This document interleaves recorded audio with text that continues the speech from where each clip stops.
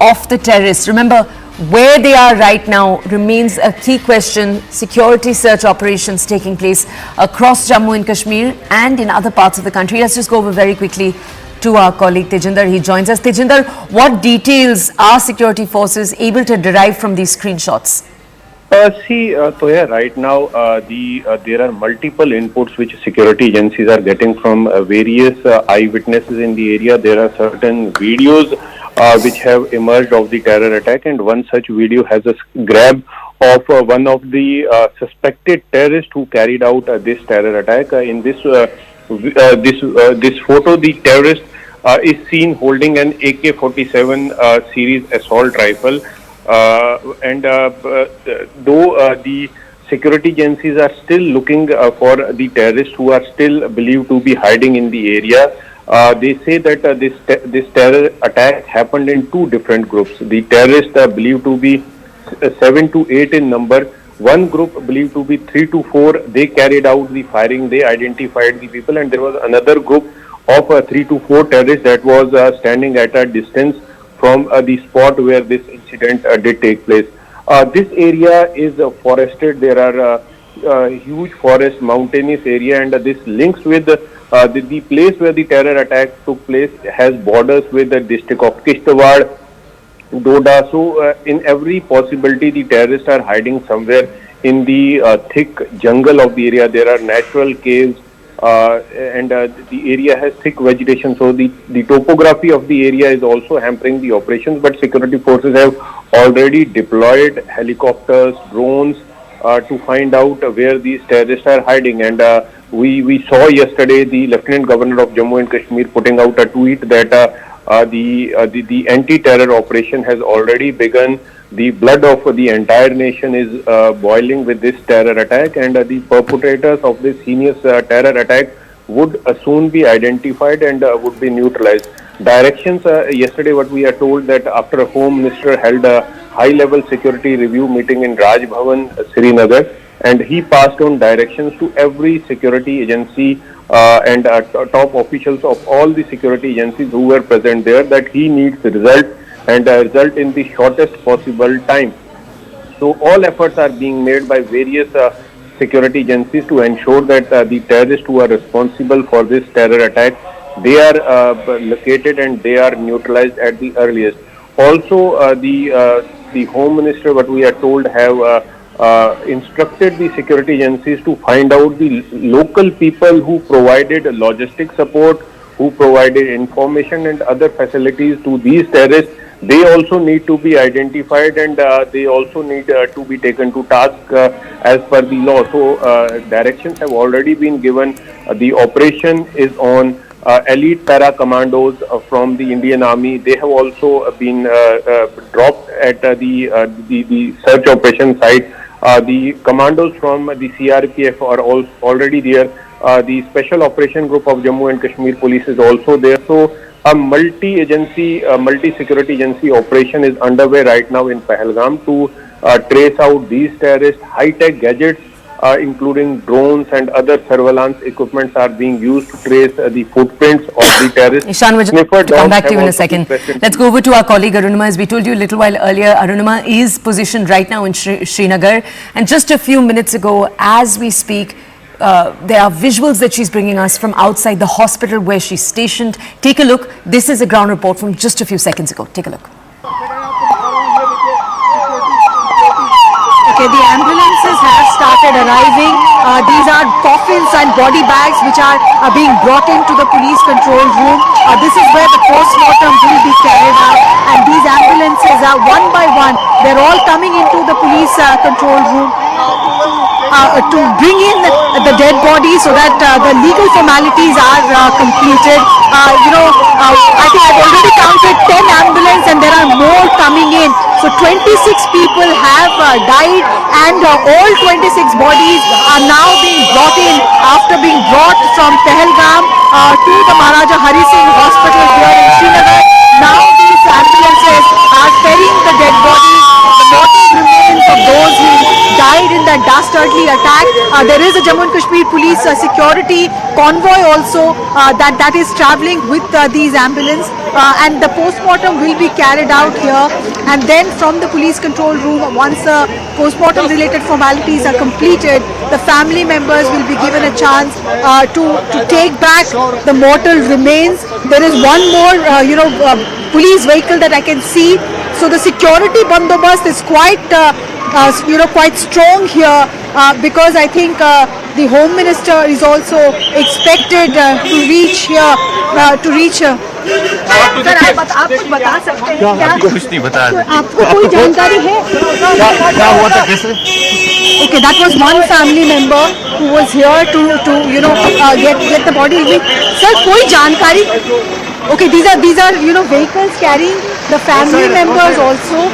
This is the vehicle which is carrying the Jammu and Kashmir police personnel for the ceremonial wreath laying that will be carried out once the Home Minister arrives. There will be a ceremonial wreath laying here. Homage on behalf of the country will be paid by the Home Minister to those who have died in this dastardly attack, and preparations are underway. You can see the wreath there being brought in. So the preparations are underway to ensure that on behalf of the country, respect is paid to those who lost their life in this terror attack. Okay, let's just go over to our colleague Arunima to understand more. Arunima, we just played out for our audiences that live report that you brought us from a few seconds ago as the bodies were brought in for the PM, the postmortem. What is the plan now? Okay, I'll just move out of the frame and give you a glimpse of the police control room. At this moment, the bodies have been taken inside. I showed in that report how the ambulances were being wheeled in. Moments after that, one bus full of family members or the next of kin of the deceased, they came here. And they will now, I think, complete the legal formalities. The bodies will have to be identified. It's a tough time for the families, but there are some legal proceedings that have to be carried out to ensure that the families can go back home with the mortal remains of their loved ones, carry out their last rites, get a closure. Because most of these people were out on a holiday. They had not even imagined in their dreams how this holiday to Jammu and Kashmir will turn out for them. They need that healing touch, they need that closure. But before all of that, this is an important legal procedure that has to be completed. So the postmortem, I think, is underway. It will take some time for the postmortem process to be completed. Home Minister is expected here at the police control room. He could meet the family members and express his condolence on behalf of the very saddened countrymen, and then he could also go to the General Hospital in Anantnag where some of the injured are admitted. My colleague Ishan has picked up after speaking to local sources that there is a plan that is being worked out for an aerial survey of Pahalgam by the Home Minister as well, but that is still work in progress. Home Minister is likely to go back for the CCS, but so that entire itinerary is still work in progress, but he is taking continuous updates from our army commanders, from the Jammu and Kashmir police and from the paramilitary about the situation in Pahalgam as a cordon and search operation continues.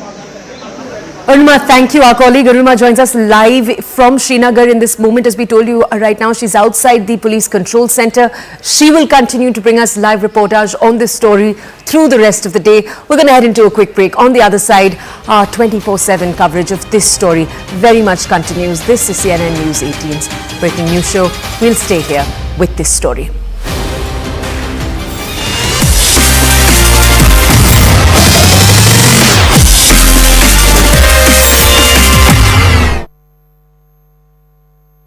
नाही sir हम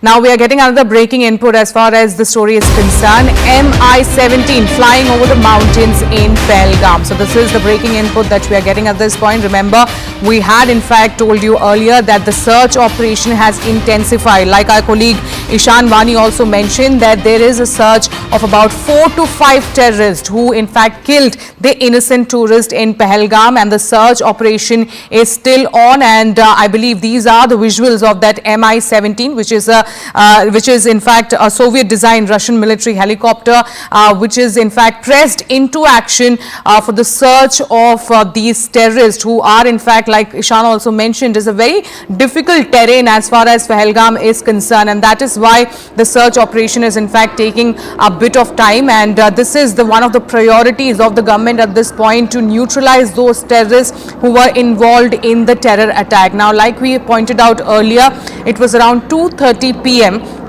when a group of terrorists, when a group of armed terrorists in fact shot a number of tourists who were in the Pahalgam area, and they were dressed in army fatigues is what we are learning at this point. And after the entire incident, the terrorists had in fact ran off to the jungles nearby is what our colleague have in fact been pointed out. And ever since then, the search operations of course is on, and this is of course the priority of the government at this point, to neutralize these terrorists so that there are no more such incidents as far as the terror attack is concerned. So we are learning that in the entire incident, the sources have been suggesting around 26 people have lost their life, and these are innocent terrorists who, innocent tourists, I beg your pardon, who have in fact lost their life as far as the entire incident is concerned. And right now the search operation has intensified, like we pointed out earlier as well.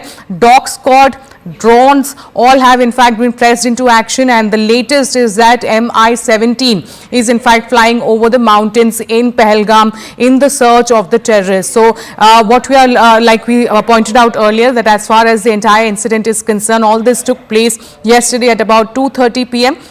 when a number of the tourists were in Pahalgam. They were enjoying their snacks. They were in fact riding the pony, which is very famous as far as Pahalgam is concerned. It's a tourist sport, very famous for these activities. All right, for more details on this, I'm now joined by CNN News 18's Ishan Vani on this broadcast. Ishan, so Mi-17 has in fact been pressed into action for the search operation. Give us more details. Well, yes, helicopters are hovering around this particular area where the attack took place, possibly to also track those down who have launched that particular attack yesterday. There is also helicopters being used for the relief and rescue operation, although most of it has been.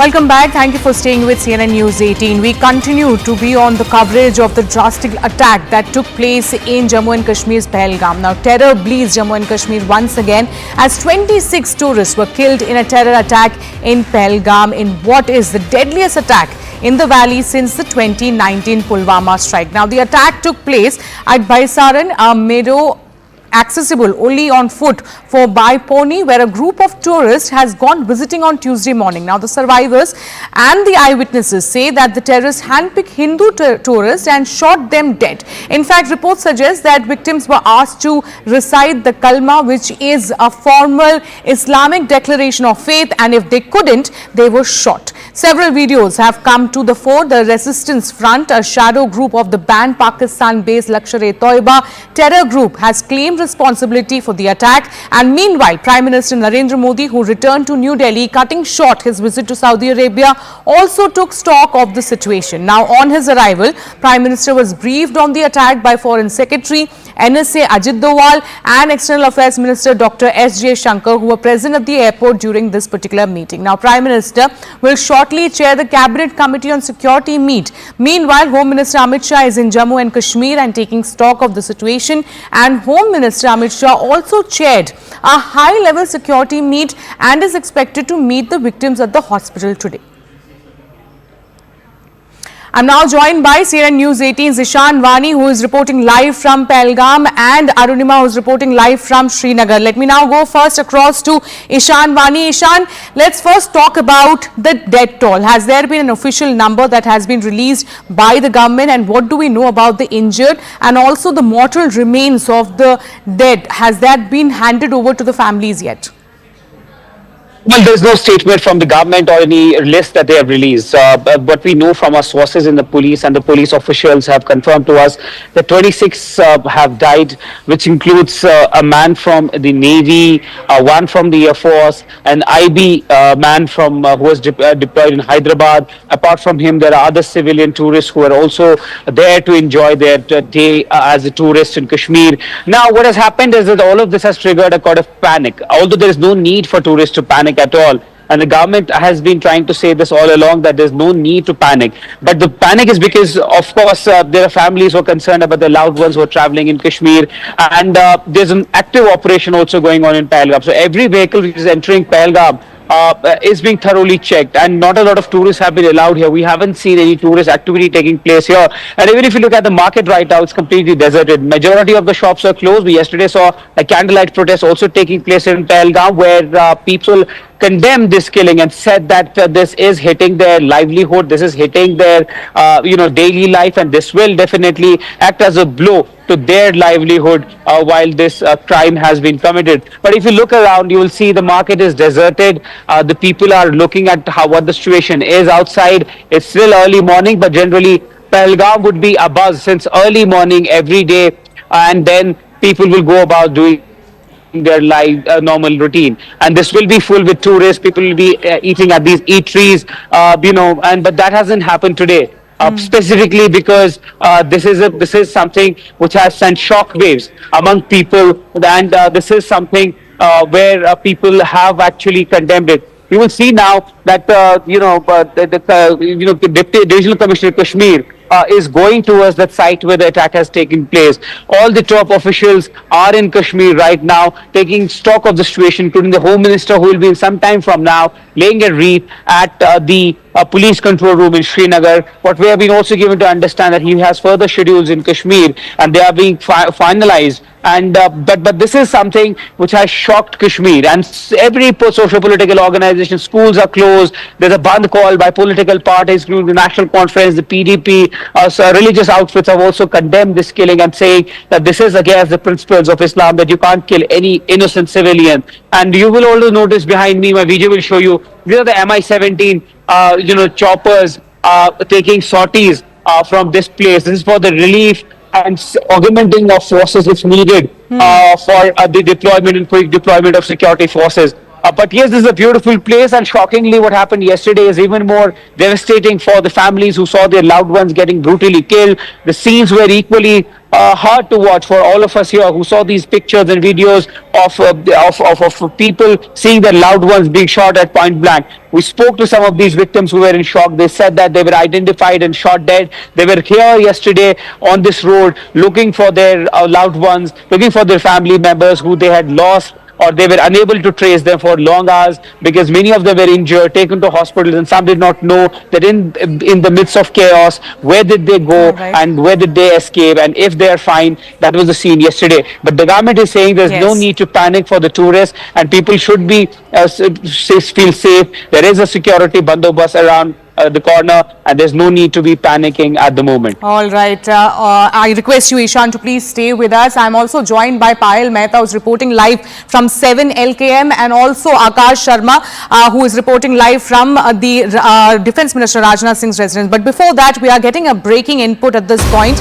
Prime Minister Modi's plane did not enter Pakistan airspace while returning urgently from Jeddah on Wednesday.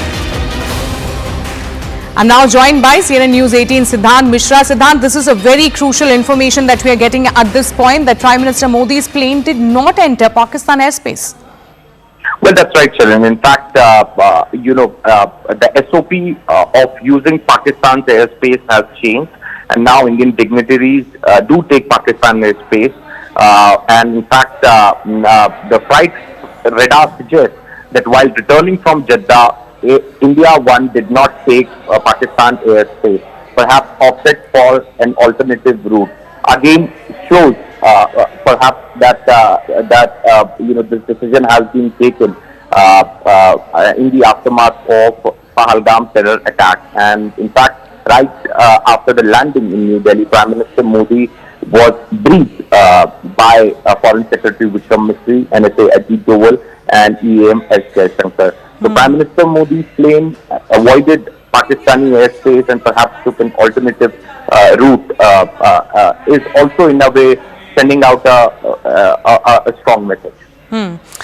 All right. And also, you know, when we talk about the security protocol of, all right, many thanks, Siddhant, for getting us all those details. Let me now go back to my colleagues. You can see on this wall, I'm joined by Payal, Akash, Ishan and Arunima. Let me now go across to Arunima, who is reporting live from Srinagar. Arunima, when we talk about the terrorists who are still at large, it is still a security concern. So what is the security that has been set up as far as the entire Srinagar is also concerned? And is this a concern of fear that there could in fact be another strike that could happen? Well, that fear always is there because we're talking about Jammu and Kashmir. Pakistan has special love for the peace in Jammu and Kashmir. It doesn't let go of any opportunity to strike terror, as we are seeing in Pahalgam also. So that concern is perennial. But is it heightened concern after Pahalgam, especially in Srinagar or other parts? I don't think that is what the agencies are expecting. However, the entire valley and also the Jammu division, the security bandobast is quite tight at the moment. There was an attempted, infiltration attempt, we are told, because there was a ceasefire violation in the Rajouri-Poonch sector. Our forces have retaliated to that too. As far as Pahalgam is concerned, it has been shut down completely. Nobody from outside is being allowed inside the Pahalgam town. There are barricades that have been set up at the entrance of Pahalgam. Even us who are from the media fraternity, we can't enter there with our equipment. So it is very tight security. And meanwhile, at the crime scene where this crime occurred, where this terrorist attack occurred, there is a multiple layer of cordon that has been laid. All the hills around this meadow, the place where this attack happened was a meadow, but there are hills around it. And the initial suspicion is that one local terrorist who was accompanying these alleged foreign terrorists, he showed them the way to come down from the hills. So the hills are also being scouted for. Air surveillance has been mounted. Technical surveillance is also on. And an IA team is here on the ground. They are carrying out their own preliminary probe, assisting Jammu and Kashmir police, the army, the CRPF, the Jammu and Kashmir Special Operation Group, the BSF at the international border. They're all trying with all their might to ensure the terrorists responsible for this dastardly act are brought to justice. And meanwhile, here in Srinagar, we are at the police control room. The family members have been taken inside where the postmortem is ongoing. The family members will have to identify, and at least in one vehicle which was carrying the family, I saw the widow of one of those who has died. It's a tough time for those who have actually seen the massacre happen in front of their eyes, but they have to complete these legal formalities too. That is currently underway here at the police control room of Srinagar.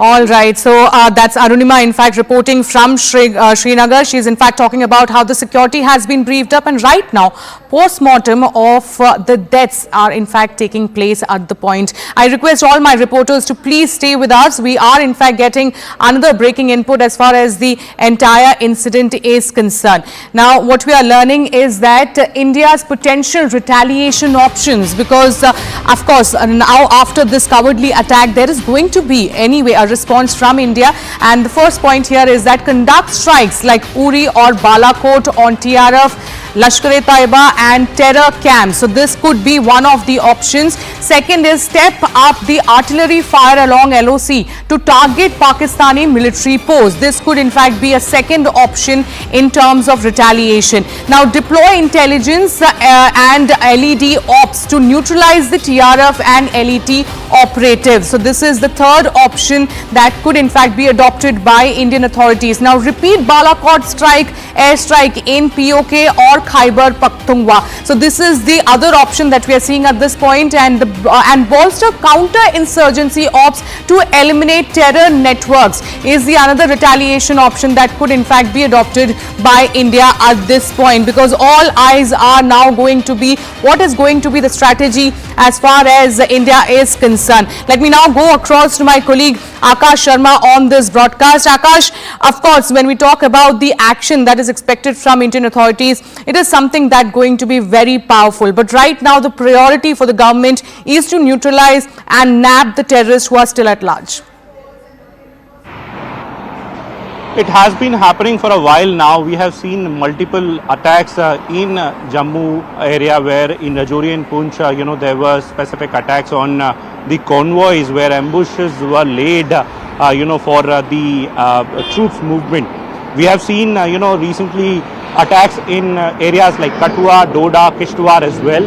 But this time around, it was against the tourists, the deadliest attacks, one of the deadliest attacks that have happened in the entire region. And when it is about the retaliation or when it is about the response, so there are, several options that can be opted.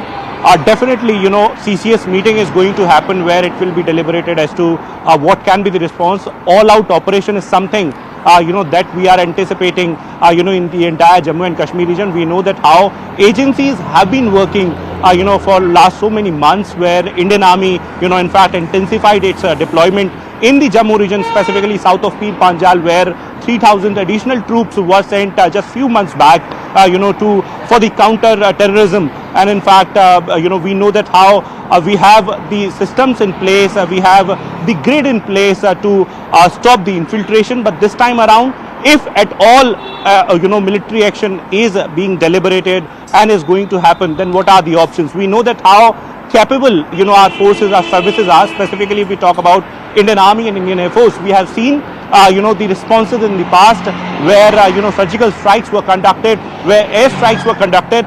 Whether or not India is going to opt some sort of similar option, it is still a larger question. But as of now, there are several sort of options. In fact, that can be deliberated upon, and we are in fact expecting this CCS meeting to happen very soon, where Raksha Mantri Rajnath Singh in fact will be a very part of it, and Prime Minister Modi is going to chair that particular meeting. Remember, Prime Minister has just landed, in fact, in Delhi just few hours back, and in fact he is going to take part in this high-level security meeting, to further deliberate as to what can be the options and, how the government is planning to deal with the current situation.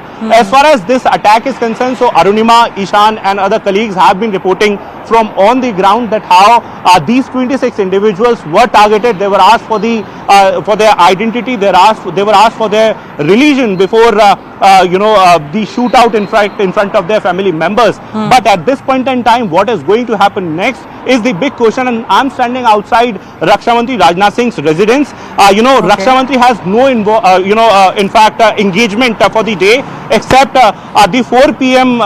Speech that is at Manek Shah. Whether or not it is going to happen, we are not sure. But yes, it was in his agenda. We are expecting that in some time from now he will be leaving from his residence for the CCS meeting, and after that we are expecting that we'll get some sort of indication as to what is going to happen next, Sharon. All right, so all eyes on that CCS meeting that is all set to take place at 11 a.m. at 7 LKM, from where Payal Mehta is in fact reporting live right now. Let me go across to Payal. Payal, Prime Minister cut short his trip to Saudi Arabia. The Finance Minister Nirmala Sitharaman is in fact coming back to India. We saw at the airport itself there was External Affairs Minister, NSA as well as Foreign Secretary briefing the Prime Minister. Amit Shah is in Srinagar. Clearly, this is all hands on deck, and clearly the entire cabinet has swung into action regarding the entire incident. Well, of course, the Prime Minister is currently at his 7 Lok Kalyan Marg residence. In a bit from now, you can expect a flurry of meetings to really take place.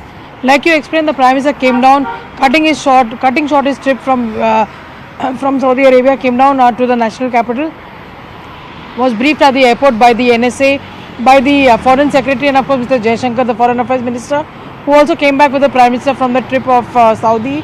And it's going to be a very, very important day to watch out for, given the fact that multiple rounds of meetings, especially meetings to take place, which will brief the Prime Minister of the security situation in the valley, what really has been going on as well. Of course, like Arunima and Ishan have been reporting that Home Minister will be reaching the police control room to pay his obeisance to the families of those people who had actually lost their lives in this dastardly attack. And in a bit from now, you can expect more activity to happen as far as this Lok Kalyan Marg residence of the Prime Minister is concerned. Multiple people have already spoken to the Home Minister. We saw Rahul Gandhi, in fact, sharing tweet in the morning that he spoke to the Home Minister, assured complete support to the government in this hour of grief and crisis. Of course, Civil Aviation Minister also being, spoke to the Home Minister, assured him that all arrangements will be taking place. to convenience those people who wanted to go back, whether it's tourists or whether it's the kin of the dead who have actually lost their lives in this dastardly attack. So special flights being organized as well by the government of India to make sure that no inconvenience is caused to those people who actually have to come back from Kashmir in a tragic manner. What had been a vacation turned out to be a tragic turn of events, and our hearts go out to everyone who's actually being impacted by this, and the locals nonetheless, because eventually it's going to be their biggest loss. Last year we saw a historic number of people actually going to Jammu and Kashmir in this season, which is the peak tourist season, but this time around of course it looks like it's going to be doom, and that's making the locals extremely unhappy, especially in the tourist locations, because they feel that livelihoods will be snatched with an incident like this. Absolutely, that is of course one of the concerns, and let me now go across to my colleague Arunima, who is in fact reporting live from Srinagar. There seems to be some movement and development. Over to you, Arunima.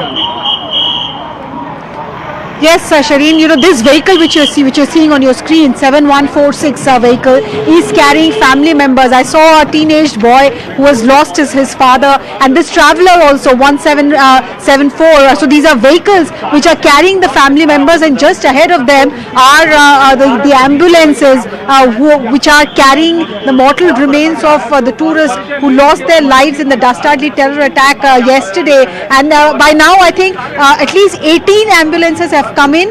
Total number, if we are being told, is 26.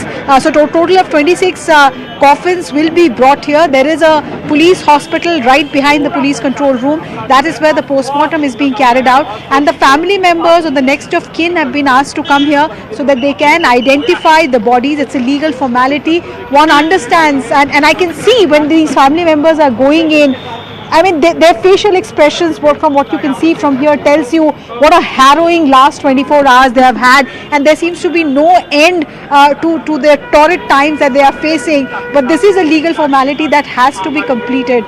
So young, wives who have suddenly become widows, young kids who were out on a holiday with their father and mother, now suddenly not realizing what had hit them. All of these people are being coaxed inside the police hospital there, because they have to complete the legal formality of identifying the body, post which the postmortem will be carried out, and only then will they be in a position to take the bodies back home.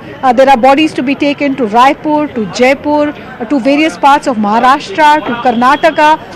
It is traumatic.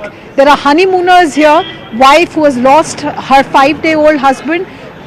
I can't really express in words after speaking to them what they are going through. All that they are asking is, let us go back home, allow us to mourn in peace with the rest of our family.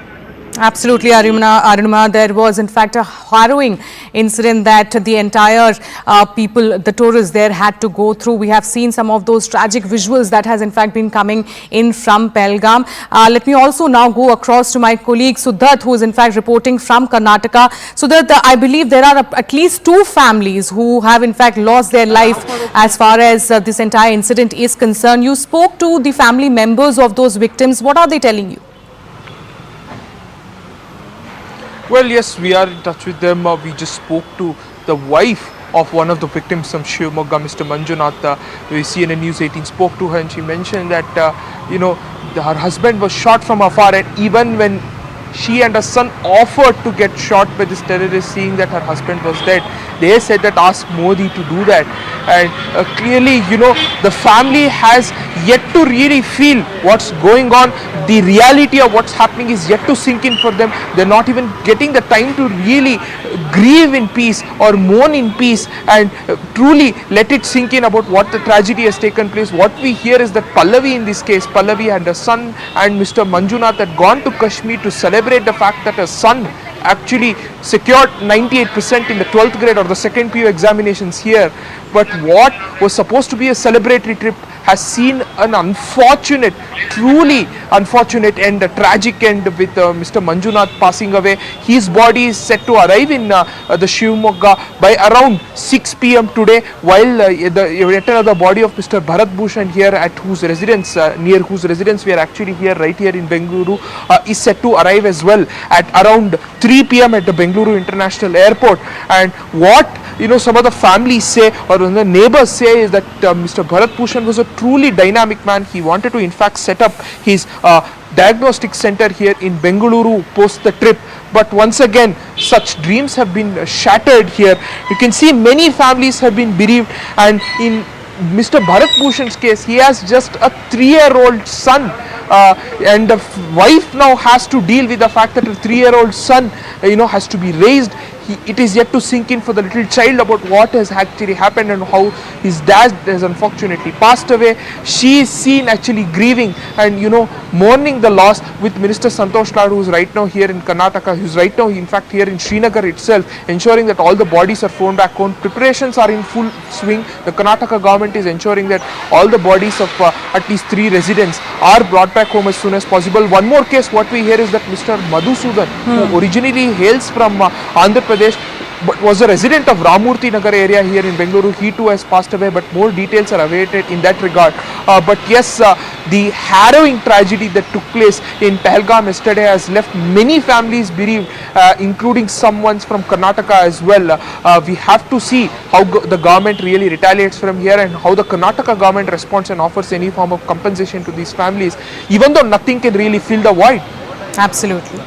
Absolutely, and of course we are seeing the family members of the victims who are seeking answers, who are seeking justice to what has really happened in Pahalgam. I request all my colleagues to please stay with us as we are getting another breaking input on the very same story. Now, Pak terror bleeds Indian civilians, but Pak minister ducks blame. We have absolutely nothing to do with it. We reject terrorism in all its forms and everywhere, says Pakistan's Defence Minister Khwaja Asif on the Pahalgam attack. Let's listen to what exactly they had to say.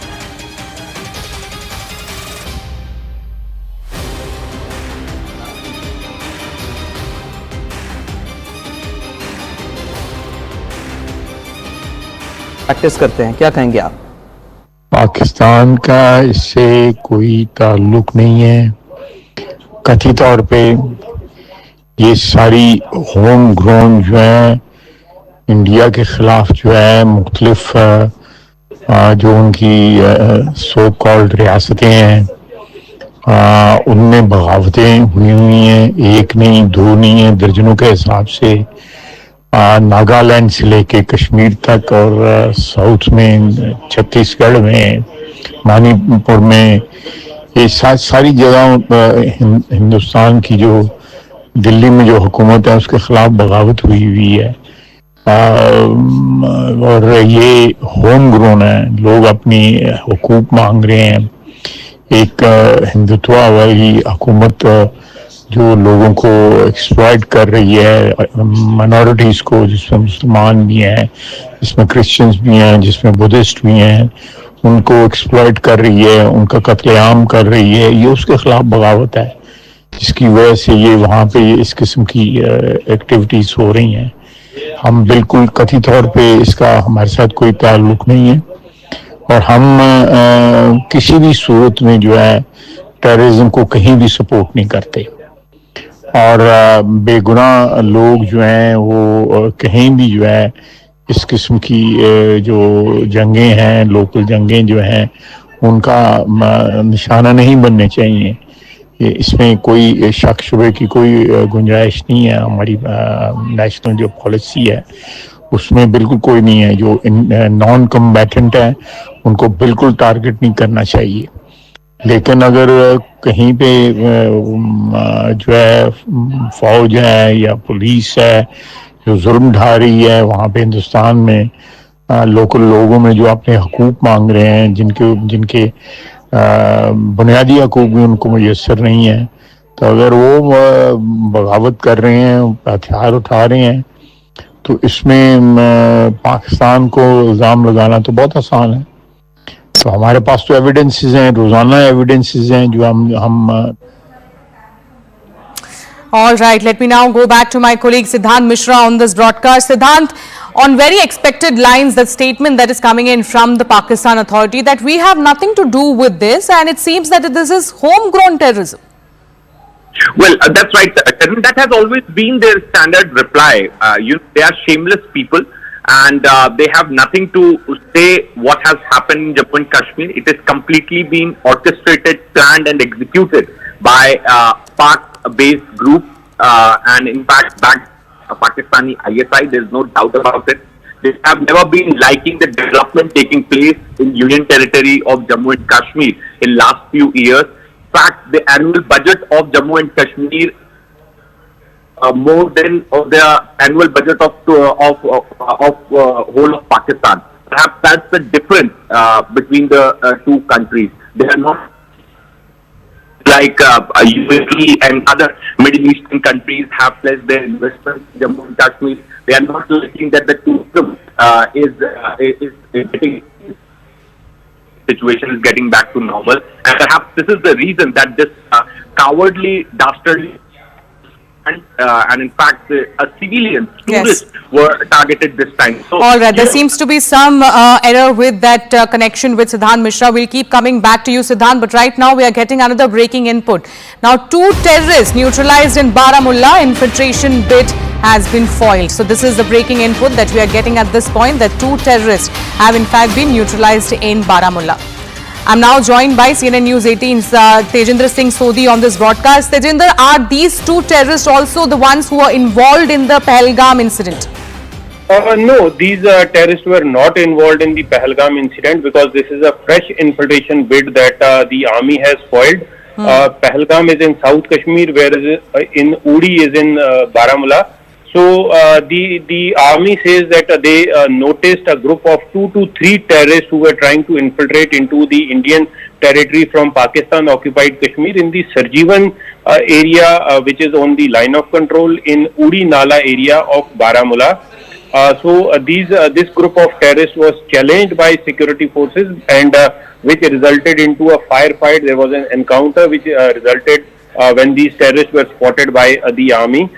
So there was heavy exchange of fire, and so far the army says that 2 terrorists have been neutralized in this encounter, as the security forces have foiled this infiltration bid which was being carried out by the terrorists. The army says that a large quantity of arms, ammunition and warlike stores have been recovered from the terrorists. So the army maintains that the operation in the area is still under progress.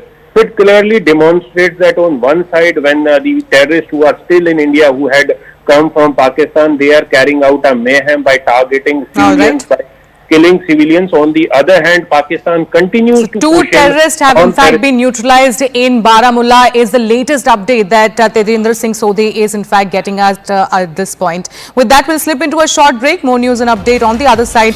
Stay tuned to CNN News 18.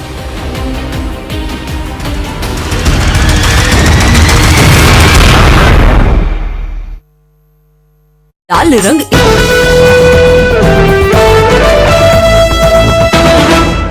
Now we are getting another breaking input as far as the story is concerned. Mi-17 flying over the mountains in Pahalgam. So this is the breaking input that we are getting at this point. Remember, we had in fact told you earlier that the search operation has intensified. Like our colleague Ishan Vani also mentioned, that there is a search of about 4 to 5 terrorists who in fact killed the innocent tourist in Pahalgam, and the search operation is still on. And I believe these are the visuals of that Mi-17, which is in fact a Soviet designed Russian military helicopter, which is in fact pressed into action for the search of these terrorists, who are in fact, like Ishan also mentioned, is a very difficult terrain as far as Pahalgam is concerned, and that is why the search operation is in fact taking a bit of time. And this is one of the priorities of the government at this point, to neutralize those terrorists who were involved in the terror attack. Now, like we pointed out earlier, it was around 2:30 p.m. when a group of terrorists, when a group of armed terrorists in fact shot a number of tourists who were in the Pahalgam area, and they were dressed in army fatigues is what we are learning at this point. And after the entire incident, the terrorists had in fact ran off to the jungles nearby, is what our colleague have in fact been pointed out. And ever since then, the search operations of course is on, and this is of course the priority of the government at this point, to neutralize the these terrorists so that there are no more such incidents as far as the terror attack is concerned. So we are learning that in the entire incident, the sources have been suggesting around 26 people have lost their life, and these are innocent terrorists who, innocent tourists, I beg your pardon, who have in fact lost their life as far as the entire incident is concerned. And right now the search operation has intensified, like we pointed out earlier as well. Dog squad, drones, all have in fact been pressed into action, and the latest is that Mi-17 is in fact flying over the mountains in Pahalgam in the search of the terrorists. So what we are like we pointed out earlier, that as far as the entire incident is concerned, all this took place yesterday at about 2:30 p.m. when a number of the tourists were in Pahalgam. They were enjoying their snacks. They were in fact riding the pony, which is very famous as far as Pahalgam is concerned. It's a tourist sport, very famous for these activities. All right, for more details on this, I'm now joined by CNN News 18's Ishan Wani on this broadcast. Ishan, so Mi-17 has in fact been pressed into action for the search operation. Give us more details. Well, yes, helicopters are hovering around this particular area where the attack took place, possibly to also track those down who have launched that particular attack yesterday. There is also helicopters being used for the relief and rescue operation. Though most of it has been completed, but yes, top officials are going to come to Kashmir, to this particular place, to get a first-hand account of how the situation unfolded and what are the security measures that have been taken. We have seen already a massive deployment of paramilitary forces and Jammu and Kashmir police being made around this particular area to basically trap them down or not let them escape from this place. But look, the challenge is that all these ridges and mountain peaks are dense and covered. You see, my video will show you the sort of foliage and the sort of thickness that this forest cover has. So it was difficult for them to even track any movement of these militants who carried out the attack from this particular area. But yes, there will be technology that will be pressed into action. You'll see the civil paramilitary forces and the forces who are carrying out this operation have been pressed into service to ensure that those who are responsible for killing them are here. Are not to let them go out of this area. You still see that there are helicopters hovering all around these mountain places. This is to ensure that to track them down, to ensure that they don't leave out of this place. You will now see that the CRPF, the J&K police, and everyone has pressed their best people into service to ensure that anyone who has carried out this attack is not allowed to leave this area. And every restrictions have been imposed on the movement of tourists who are coming here. They have been stopped from coming here, so because the operation is still on. And then later on, you will also see investigating agencies like the NIA taking over the case and investigating it further. From the looks of it, it was very clear that they were going to target, they were going to attack these civilians, and they knew that who they are going to target and why they are targeting them. They also knew it. It's post 2019 to basically what they call as the demographic change is something where they try to target non-local Kashmiri Pandits, and non-local Hindus as well were targeted, and we have seen that target killing taking place, but not of this magnitude. So that is where the problem lies, that why is it that such magnitude attack could not be preempted by the security forces? Could it have been prevented? Could there have been better intelligence gathering in terms of trying to see that if these attackers had such plans, and if they had shared it definitely with their handlers across, that too they would, because without the handlers, without the go ahead from the other side, they wouldn't have carried this attack on their own.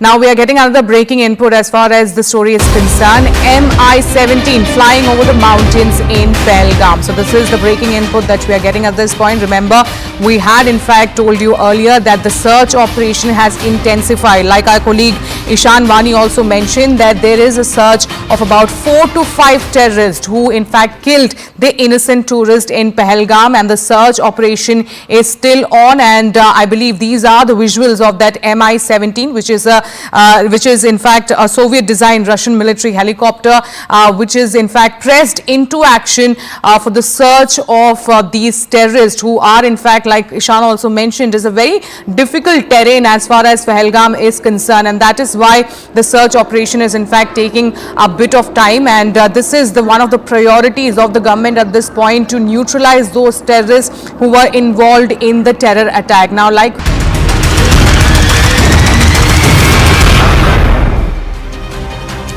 Welcome back. We continue to be on our coverage on the deadly attack that took place in Pahalgam in Jammu and Kashmir. Terror bleeds Jammu and Kashmir once again as 26 tourists were killed in a terror attack in Pahalgam in what is the deadliest attack in the valley since the 2019 Pulwama strike. Now, the attack took place at Baisaran, a meadow accessible only on foot or by pony, where a group of tourists had gone visiting on Tuesday morning. Now, the Resistance Front, a shadow group of the banned Pakistan-based Lashkar-linked terror group, has claimed responsibility for the attack. And meanwhile, Prime Minister Modi, who returned to New Delhi, cutting short his visit to Saudi Arabia, also took stock of the situation. Now, on his arrival, Prime Minister was briefed on the attack by Foreign Secretary NSA Ajit Doval and External Affairs Minister Dr. S.J. Shankar were present at the airport during this particular meeting. Now, Prime Minister will shortly chair the Cabinet Committee on Security meet. Meanwhile, Home Minister Amit Shah is in Jammu and Kashmir and taking stock of the situation there, and Home Minister Amit Shah also chaired a high-level security meeting and is expected to meet victims at the hospital today. We are in fact getting a series of reaction on this. Let's listen in. The Pahalgam attack saw a lot of honeymooners also, getting victimized by the terror attack. But did that change plans of those who wanted to come here? Vishwajit and Surbhi, recently married, have come to Srinagar. Vishwajit, जब आप लोगों ने सुना कल इस attack के बारे में, परिवार वालों ने नहीं कहा कि मत जाओ. सुरभि, आप कहना चाहेंगी? Did they tell you not to go? Yes, they are very scared, but actually we have already booked our hotels and flights, so last moment we cannot cancel it. So that's why we have come, and we'll try to cut short the trip so that we can be safe and go back safely. Is Pahalgam still on your itinerary? आप पहलगाम जाएंगे? Our second day was Pahalgam, but now we will stay at Srinagar only. You will stay at Srinagar only. But is there any sense of apprehension या कोई insecurity या किसी क्या चल रहा है दिमाग में? Insecurities तो है मैडम के चेहरे पे. There are some insecurities, but I think the government will take some security measurements. You are confident that the government will keep you safe? I think so. घर वालों से क्या कहेंगे? आज उतरते ही फोन पे इत्तला कर दी है, क्या बोला उन लोगों ने? अभी तो कनेक्ट ही नहीं हुआ है, नेटवर्क ही गायब है. We just took SIM card we just took. Okay, so wish you a good trip. I hope you enjoy yourself.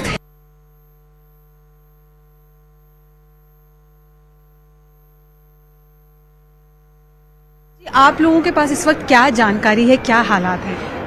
कुछ नहीं, ये हम हमारे घर आराम से एकदम सेफली पहुंच जाए, सरकार से हम यही निवेदन करते हैं. कल आप लोगों को क्या वायरल वीडियो देखकर मालूम चला? कैसे खबर लगी? वो सबका मोबाइल वो हो गया, वो बच्चे ने चुका है वहाँ पे. हमारा छोटा भाई है, उससे अपडेट मिला कि हमारे मामा जी को गोली लगी है एंड इज डेड. सो हम बस उनको सेफली ले जाना चाहते हैं, उनकी बॉडी को. आप लोग रायपुर से यहाँ तक पहुँचे हैं. रायपुर छत्तीसगढ़. आप बता रहे थे कि टिकट का खर्चा भी काफी ज्यादा है. क्या है? दिल्ली से श्रीनगर तक का 43,000 है, उसीलिए दे के आ रहे हैं, और रायपुर से दिल्ली का अलग है. आप ये भी कह रहे थे मोदी जी की सरकार से आप चाहते हैं, आप मुझसे कुछ कह रहे थे कि आपका जो नुकसान होना चाहिए इस बारे में. जो भी हुआ, हम सफ़र कर रहे हैं, हमारी फैमिली सफ़र कर रही है, बट आगे और कोई सफ़र ना करे, हम सेफली पहुंच जाए बस. आप गवर्नमेंट से चाहते हैं कि इसका जस्टिस किया जाए? या सर, एक आखिरी सवाल मैं आपको जाने दूंगी. आपने जो सीक्वेंस ऑफ इवेंट नरेट किया था कि एक छोटी बच्ची भी थी. हाँ, छोटी बच्ची भी है. दोबारा बता दीजिए क्या आपको. छोटी बच्ची भी है, वो छोटी बच्ची वो पापा के साथ खड़ी थी उसके, और उसके साइड से बस एयरपोर्ट से निकल रहा है, गोली लगी तो पीछे वाला आदमी ने खींचा तो उसको भी गोली मार दी गई. All right, joining me right now is Kamalika, who is reporting live from Beetan Adhikari's house. He was killed in the terror attack. Kamalika, what is the family members telling you at this point? See, they are very, very much bereaved and they are shocked because this is the house where Beetan Adhikari, generally he stays in US, Florida. When he used to come to Calcutta, he used to stay in this house. You can see that huge police security has been provided to them. Last night, Minister Arup Viswas, he came here. The family, he has a cousin here who is putting up here, and his parents are very old and they are staying in some other place in in Behala, and they are very much upset and bereaved, and they are not in a condition where they can talk. Only the cousin said that they have spoken even yesterday, and after that what happened, and today a while ago the uncle of Bitan Adhikari's wife, Shohini Adhikari's uncle, he came here and he was absolutely broke down because there was a 10 years of marriage. Bitan Adhikari and his wife, they used to stay in the US, in Florida, and whenever they used to come, they used to stay here, and this time they had a special plan to go to Kashmir for a vacation, and that's what they went on 16th to the vacation, and the vacation was almost at the end, and tomorrow to 24th they were supposed to come back. So it's a shock. They are very much shocked. They are not in a position to talk. The bereaved family, the parents stay in Behala, in other places. Today the body is expected to come in the evening. Here you can see that security has been provided by the police is there, but the family of Bitan Adhikari is absolutely shattered, because even yesterday afternoon they spoke with Bitan and his wife, and they have a small children who is for around 4.5 years of age. So absolutely it's a shocking atmosphere out here. The family, they are in no mood to talk. They have spoken last night a little bit, and they are just like they are just in a state of shock. Today the uncle came in and they are all shocked and they have broke down. All right, many thanks Kamalika for getting us all those details, and there are many such tragic and harrowing stories that are coming across from India, because around 26 innocent tourists have lost their life. With that, we'll slip into a short break. More news and update on the other side. Stay tuned.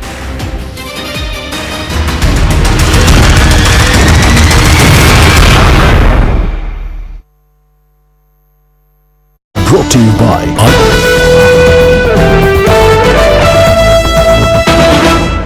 Now we are getting another breaking input as far as the story is concerned. Mi-17 flying over the mountains in Pahalgam. So this is the breaking input that we are getting at this point. Remember, we had in fact told you earlier that the search operation has intensified. Like our colleague Ishan Vani also mentioned, that there is a search of about 4 to 5 terrorists who in fact killed the innocent tourist in Pahalgam, and the search operation is still on. And I believe these are the visuals of that Mi-17, which is in fact a Soviet designed Russian military helicopter, which is in fact pressed into action for the search of these terrorists, who are in fact, like Ishan also mentioned, is a very difficult terrain as far as Pahalgam is concerned, and that is why the search operation is in fact taking a bit of time. And this is one of the priorities of the government at this point, to neutralize those terrorists who were involved in the terror attack. Now, like we pointed out earlier, it was around 2:30 p.m. when a group of terrorists, armed terrorists in fact shot a number of tourists who were in the Pahalgam area, and they were dressed in army fatigues is what we are learning at this point. And after the entire incident,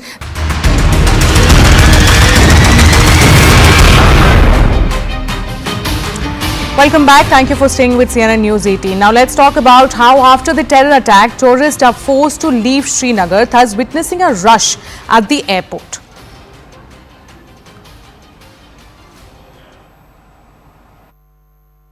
मुझे बताइए कैसा ये वहाँ का पेश आया? हम बस घूमने के हिसाब से आए थे पहलगाम, और वहाँ पे अटैक्स हो गए तो हम भाग के आ गए, जैसे तैसे अपनी जान बचा के आ गए। वो भगवान का लाख लाख शुक्र है कि हमको बचा लिए। बाकी 1 मिनट के अगर हम 2 मिनट भी वहाँ रुकते थे तो आज हम यहाँ पे नहीं होते थे। आप मुबारक यहाँ बच गए। आप मुझे बताइए उस वक्त सिचुएशन क्या हुई जब फायरिंग हुई? वो तो भागदौड़ इतनी थी हद से ज्यादा कि लोग समझ ही नहीं आ रहा था कि क्या करें, अपनी जान कैसे बचाएं। तो आपको किसने लाया फिर यहाँ पे? हाँ, आपको किसने लाया यहाँ पे? नहीं, हम खुद ही आए। अच्छा। घूमने के हिसाब से आए थे। नहीं, यहाँ हॉस्पिटल किसने लाया फिर आपको? डॉक्टर्स ने भेजे हैं, वहाँ के डॉक्टर्स ने। हाँ। तो आप मुझे बताइए जिस वक्त फायरिंग हुई माहौल कैसा हो गया? बहुत भयानक था। उस वक्त हमारा होश, यानी दिमाग काम नहीं कर रहा था या होश नहीं था कि हम खुद को कैसे बचाएं। पहलगाम में कल हुए आतंकी हमले के बाद जहां पर आज वादी भर में बंद की कॉल रखी गई है, वही सयाह से वाबस्ता लोगों में नाराजगी पाई जा रही है, क्योंकि बड़ी तादाद में जो सयाह है उन्होंने अपना दौरा कैंसिल किया है और वो अपने घरों की ओर लौट रहे हैं। हम इस वक्त श्रीनगर इंटरनेशनल एयरपोर्ट के बाहर है। आप देखिए यहाँ पर क्योंकि जो टूरिस्ट है वो अपने घरों की ओर जा रहे हैं। ये देखिए क्योंकि टूरिस्ट, काफी सारे टूरिस्ट यहाँ पर मौजूद थे और कई सारे ऐसे टूरिस्ट हैं जिन्होंने अपना जो टूर है वो कैंसिल किया है और अब वो अपने घरों की ओर लौट रहे हैं। जिस तरह से आपको मालूम है, पहलगाम में भारी तादाद से जो टूरिस्ट है वो निकल चुके हैं और यहाँ पर क्योंकि श्रीनगर इंटरनेशनल एयरपोर्ट पर सुबह से ही जो टूरिस्ट है उनका रश लगा हुआ है और कई सारे टूरिस्ट वो अपने घरों की ओर लौट रहे हैं। जिस तरह से मैंने पहले ही कहा, जहाँ पर जो कश्मीर भर में इस हमले की मजम्मत की जा रही है और बंद की कॉल रखी गई है, वहीं पर सयाह से वाबस्ता जो लोग हैं उनमें नाराजगी है। नाराजगी इसलिए क्योंकि काफी सारे टूरिस्ट वादी कश्मीर में मौजूद थे और मुख्तलिफ सयाहती मकामात पर जो टूरिस्ट है वो मौजूद थे, लेकिन अब ये टूरिस्ट आहिस्ता आहिस्ता अपने घरों की ओर लौट रहे हैं। श्रीनगर इंटरनेशनल एयरपोर्ट के बाहर ये देखिए, क्योंकि लगातार आप देखिए जो टूरिस्ट है वो गाड़ियों में आ रहे हैं और अपने घरों की ओर वापस वो लौट रहे हैं। श्रीनगर इंटरनेशनल एयरपोर्ट पर सुबह से ही इस तरह का मंजर देखने को मिल रहा है और आहिस्ता आहिस्ता जो टूरिस्ट है और जिन्होंने अपना जो दौरा है वो कैंसिल किया है, वो अब एयरपोर्ट की ओर जानिब रवाना है और वो अपने घरों की ओर लौट रहे हैं। Now, CNN News 18 spoke to families of those lost their loved ones in the dastardly Pahalgam terror attack. Listen in. Sir क्या हुआ, कैसे पूरा बताएं, कैसे पता चला, आप प्लीज़ बताएं। मुझे मालूम है ये बड़ा कष्ट की समय है, लेकिन जो हो सके आप प्लीज़ बताइए। देखिए, अराउंड 3 बजे हमें ये जानकारी मिली कि वहाँ पर कुछ अटैक हो गया है और शुभम भैया को गोली लग गई है। ऐसा बता रहे हैं कि ये 11 लोग क्योंकि 17 तारीख को गए थे और आज पहलगाम में थे। इनमें से भैया और भाभी, जिनकी अभी 12 फरवरी को ही शादी हुई है, ये दोनों लोग घुड़सवारी करते हुए ऊपर की तरफ गए जहाँ पर आतंकी हमला हुआ। वहाँ पर एक तरीके से जेनोसाइड टाइप कैरी आउट किया गया, जहाँ पर कई लोगों का नाम पूछा गया, कई लोगों को ये कहा गया कि तुम हिंदू हो और भैया से ये कहा गया कि अगर तुम कलमा पढ़ दो तो हम तुम्हें गोली नहीं मारेंगे। इसके बाद उनके सर पे गोली मार दी गई और भाभी के ऊपर, क्योंकि जस्ट बगल में वो खड़ी थी, तो बहुत ही ट्रॉमेटिक एक्सपीरियंस एक था। उनके ऊपर पूरा खून वगैरह, वो पूरा खून से सन गई थी और उनसे कहा कि तुम जाकर के अपनी सरकार को बताना कि हमने तुम्हारे साथ क्या किया। जब ये घटना वहाँ पर हुई तो फिर उन्होंने फ़ोन करके जो बाकी लोग पीछे थे उनको खबर दी और एक तरीके की जब इस तरह की घटना हुई तो भगदड़ मच गई वहाँ पर। करीबन 3 बजे हम लोगों को ये जानकारी मिली। उसके बाद वहाँ पर क्योंकि भगदड़ मच गई थी तो कुछ वहाँ के जो लोग वहाँ पर भी थे उनको भी क्लैरिटी नहीं मिल रही थी कि क्या सिचुएशन है, क्या हुआ, क्या नहीं हुआ, क्या भैया ज़िंदा हैं कि नहीं ज़िंदा हैं। उसके करीबन 2-3 घंटे बाद एक वीडियो वायरल होता है जिसमें हम लोग देख करके पहचान पा रहे थे कि वो शुभम भैया है। वो पड़े हुए थे ज़मीन पर, उनके सर का हिस्सा डैमेज था जिसमें गोली लगी हुई थी और पूरे में खून ही खून बिखरा हुआ था। वो वीडियो देख करके हम लोगों ने उनकी पहचान करी। उसके बाद जो लोग वहाँ पर थे उन्होंने भी वो वीडियो देख करके उनकी पहचान करी। उसके थोड़ी देर बाद फिर ये कन्फर्मेशन आई कि शुभम भैया की डेथ हो गई है। A man from Karnataka, Shiv Moga, identified as Manjunath, lost his life in Pahalgam attack today, and we spoke to his wife, who narrates the horrifying ordeal that turned their lives upside down. Take a look at this report. No, myself and my son are not at all hurt. We are absolutely all right, but we have lost our husband in front of our eyes. What exactly did the attackers say to you, ma'am, during the entire attack? Did they threaten anything? Did they offer a chance for you and your son to escape or anything? No, they didn't. If अगर वो हमें मारना चाहते तो हम वो मार सकते थे, क्योंकि मेरे उन्होंने दूर से मेरे पति को मारा पहले। Okay. शूटिंग दूर से हुआ। Okay. जब मेरे पति के मैं और मेरे when my and my son came near our husband, he was already no more. Okay. So that terrorist, he was handling a big, he was taking a big gun, and he was near to us.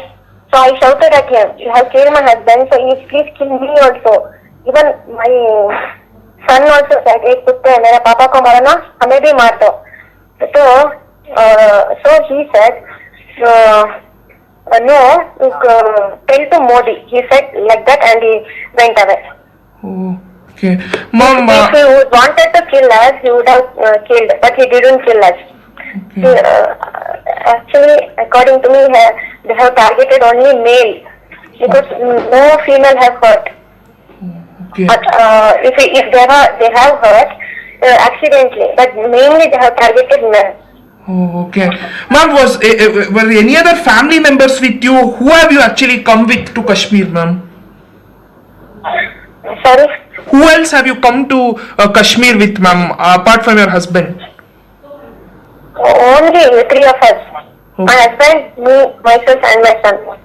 Yes, sir. I just wanted to see what are the preparations to come back home, ma'am. Is the district administration in touch with you?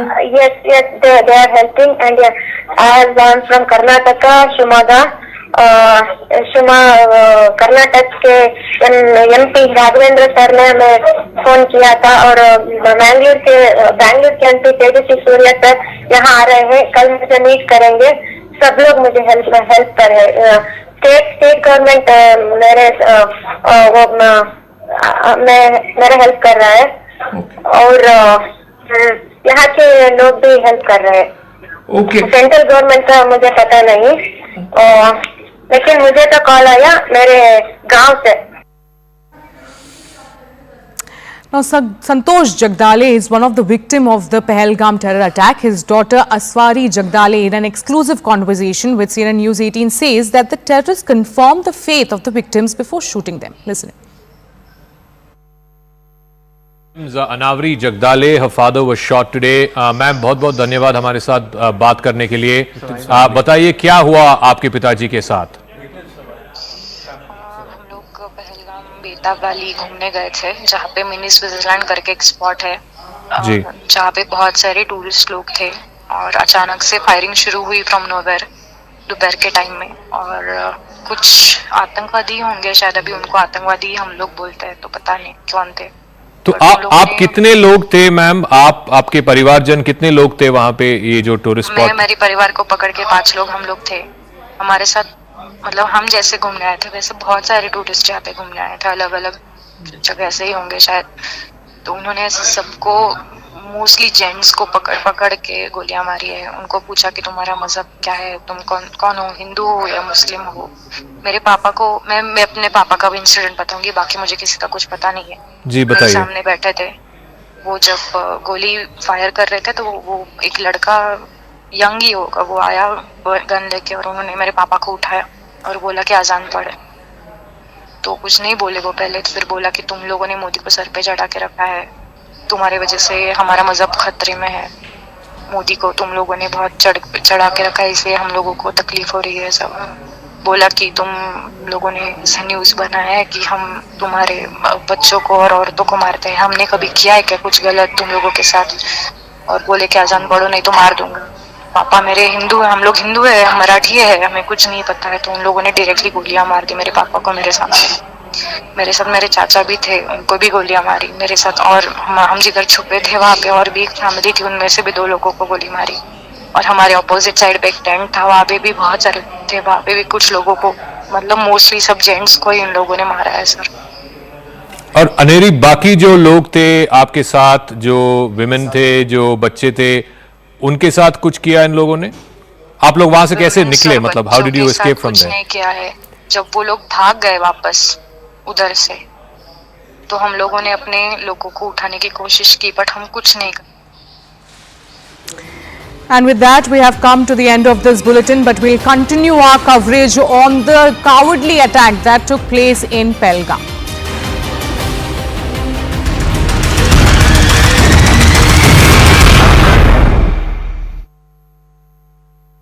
Brought to you by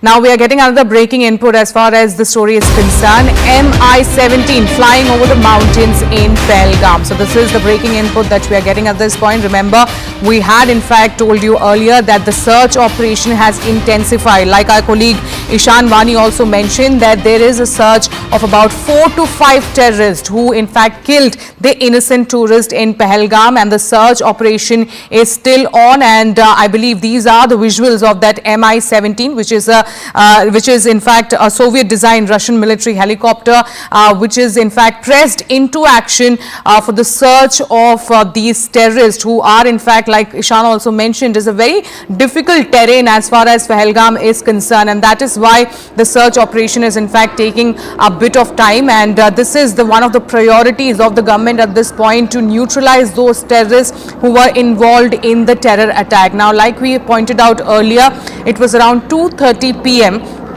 when a group of terrorists, when a group of armed terrorists in fact shot a number of tourists who were in the Pahalgam area, and they were dressed in army fatigues is what we are learning at this point. And after the entire incident, the terrorists had in fact ran off to the jungles nearby is what our colleague have in fact been pointed out. And ever since then, the search operations of course is on, and this is of course the priority of the government at this point, to neutralize these terrorists so that there are no more such incidents as far as the terror attack is concerned. So we are learning that in the entire incident, the sources have been suggesting around 26 people have lost their life, and these are innocent terrorists who innocent tourists, I beg your pardon, who have in fact lost their life as far as the entire incident is concerned. And right now the search operation has intensified, like we pointed out earlier as well.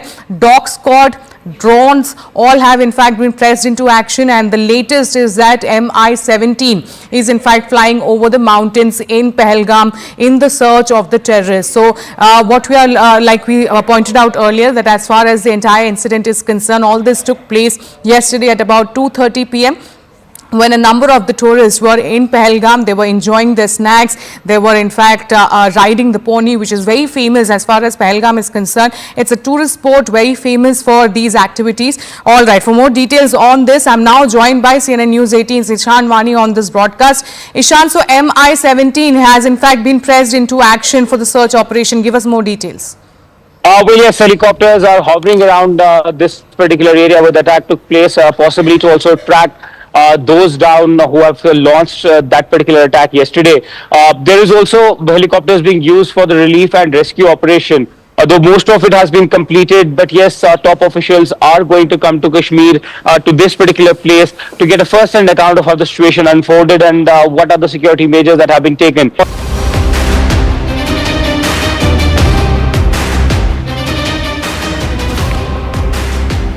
A very good morning. Thanks for staying tuned to CNN News 18. I'm Kritsween Valia, and well, we continue to track the latest as far as the dastardly Pahalgam terror attack is concerned. We are picking up more news, in the latest preliminary probe suggests, and this is as per highly placed sources in the agencies, that terrorists were also wearing helmets, mounted cameras. Entire sequence of event was videographed is what we're learning. There are more details on the manner in which multiple terrorists gathered all the deceased together, segregated them into male and female. But I do want to go across to Arunima, my colleague, who joins us with that bit of breaking news update coming in. The focus is now shifted to the investigations. We've seen the entire area cordoned off. The last 24 hours have been very, very critical in terms of, brainstorming what really went on here. A lot of introspection that is taking place. Arunima, tell us what you're making of this source-based information coming in from the agencies. So there are eyewitness accounts available. Survivors have now managed to tell the security agencies what they really saw, and based on that account, this is what the investigating agencies know so far.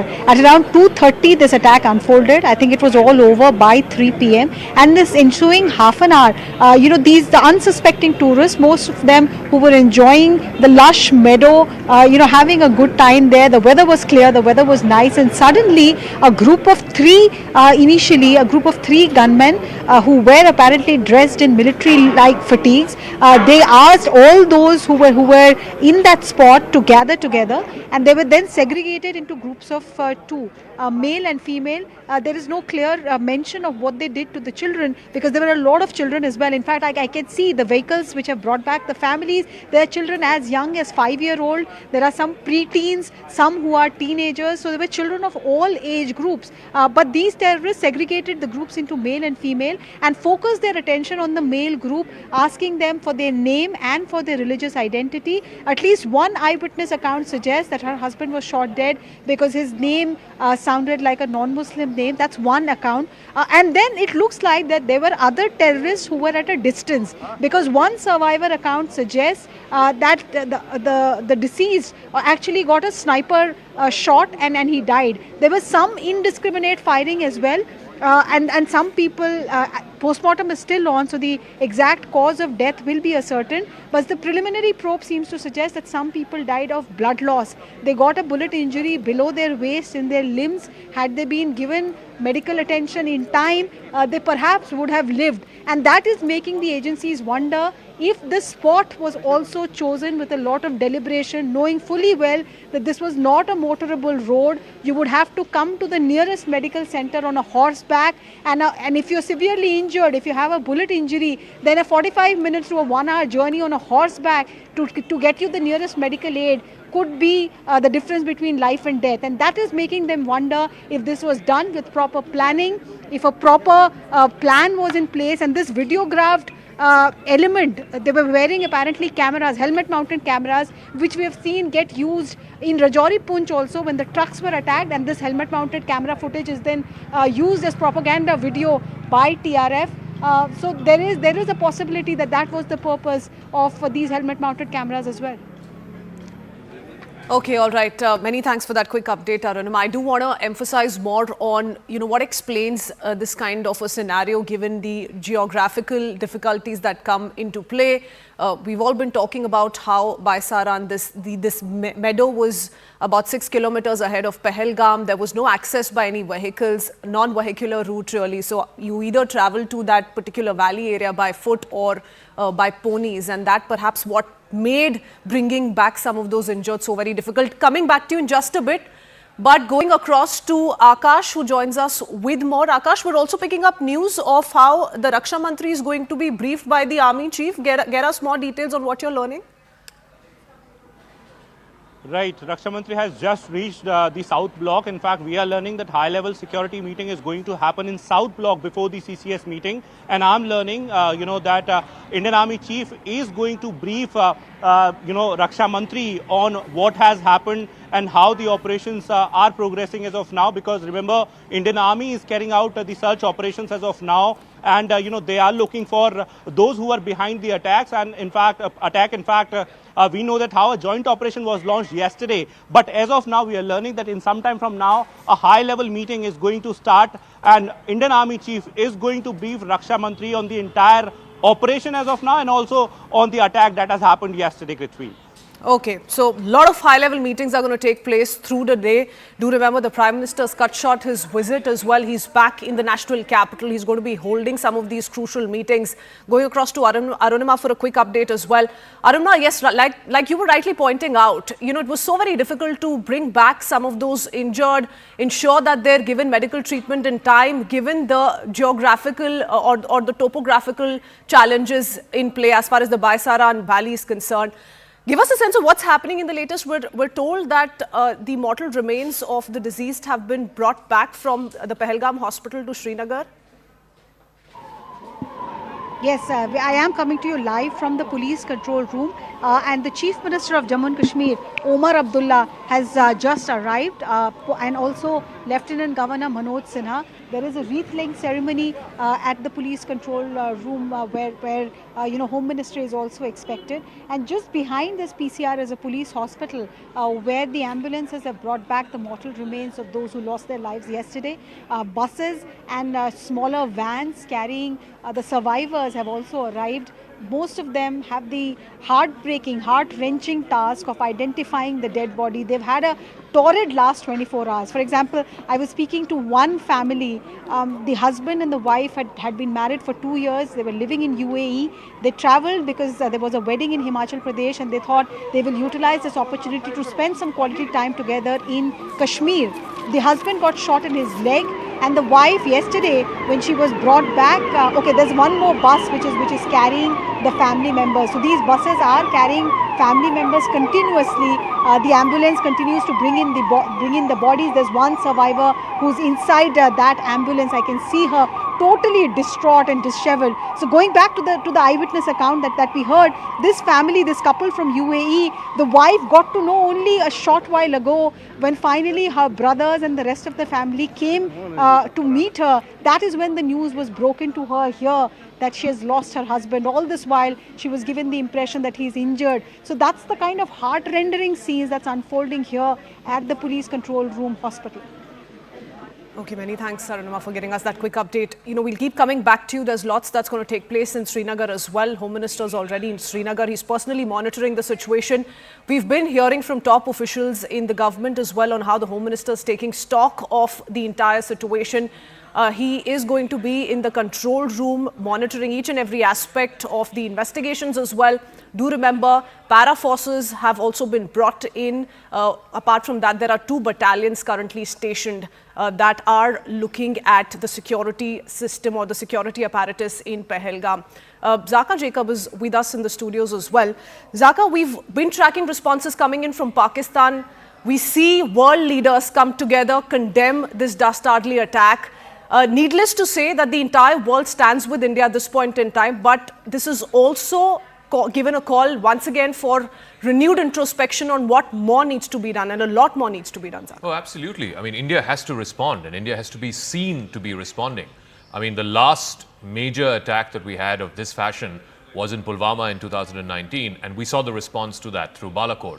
And I want to draw a distinction because Pulwama, at the end of the day, was an attack that happened on combatants. It happened on CRPF Jawans. This is the first time that civilians have been targeted, tourists who have nothing to do with Kashmir, who have nothing to do with the geopolitical situation there, as we see protests erupting there in Jammu. We've seen protests not just in different parts of the country, we've seen protests importantly, I think, in Kashmir also.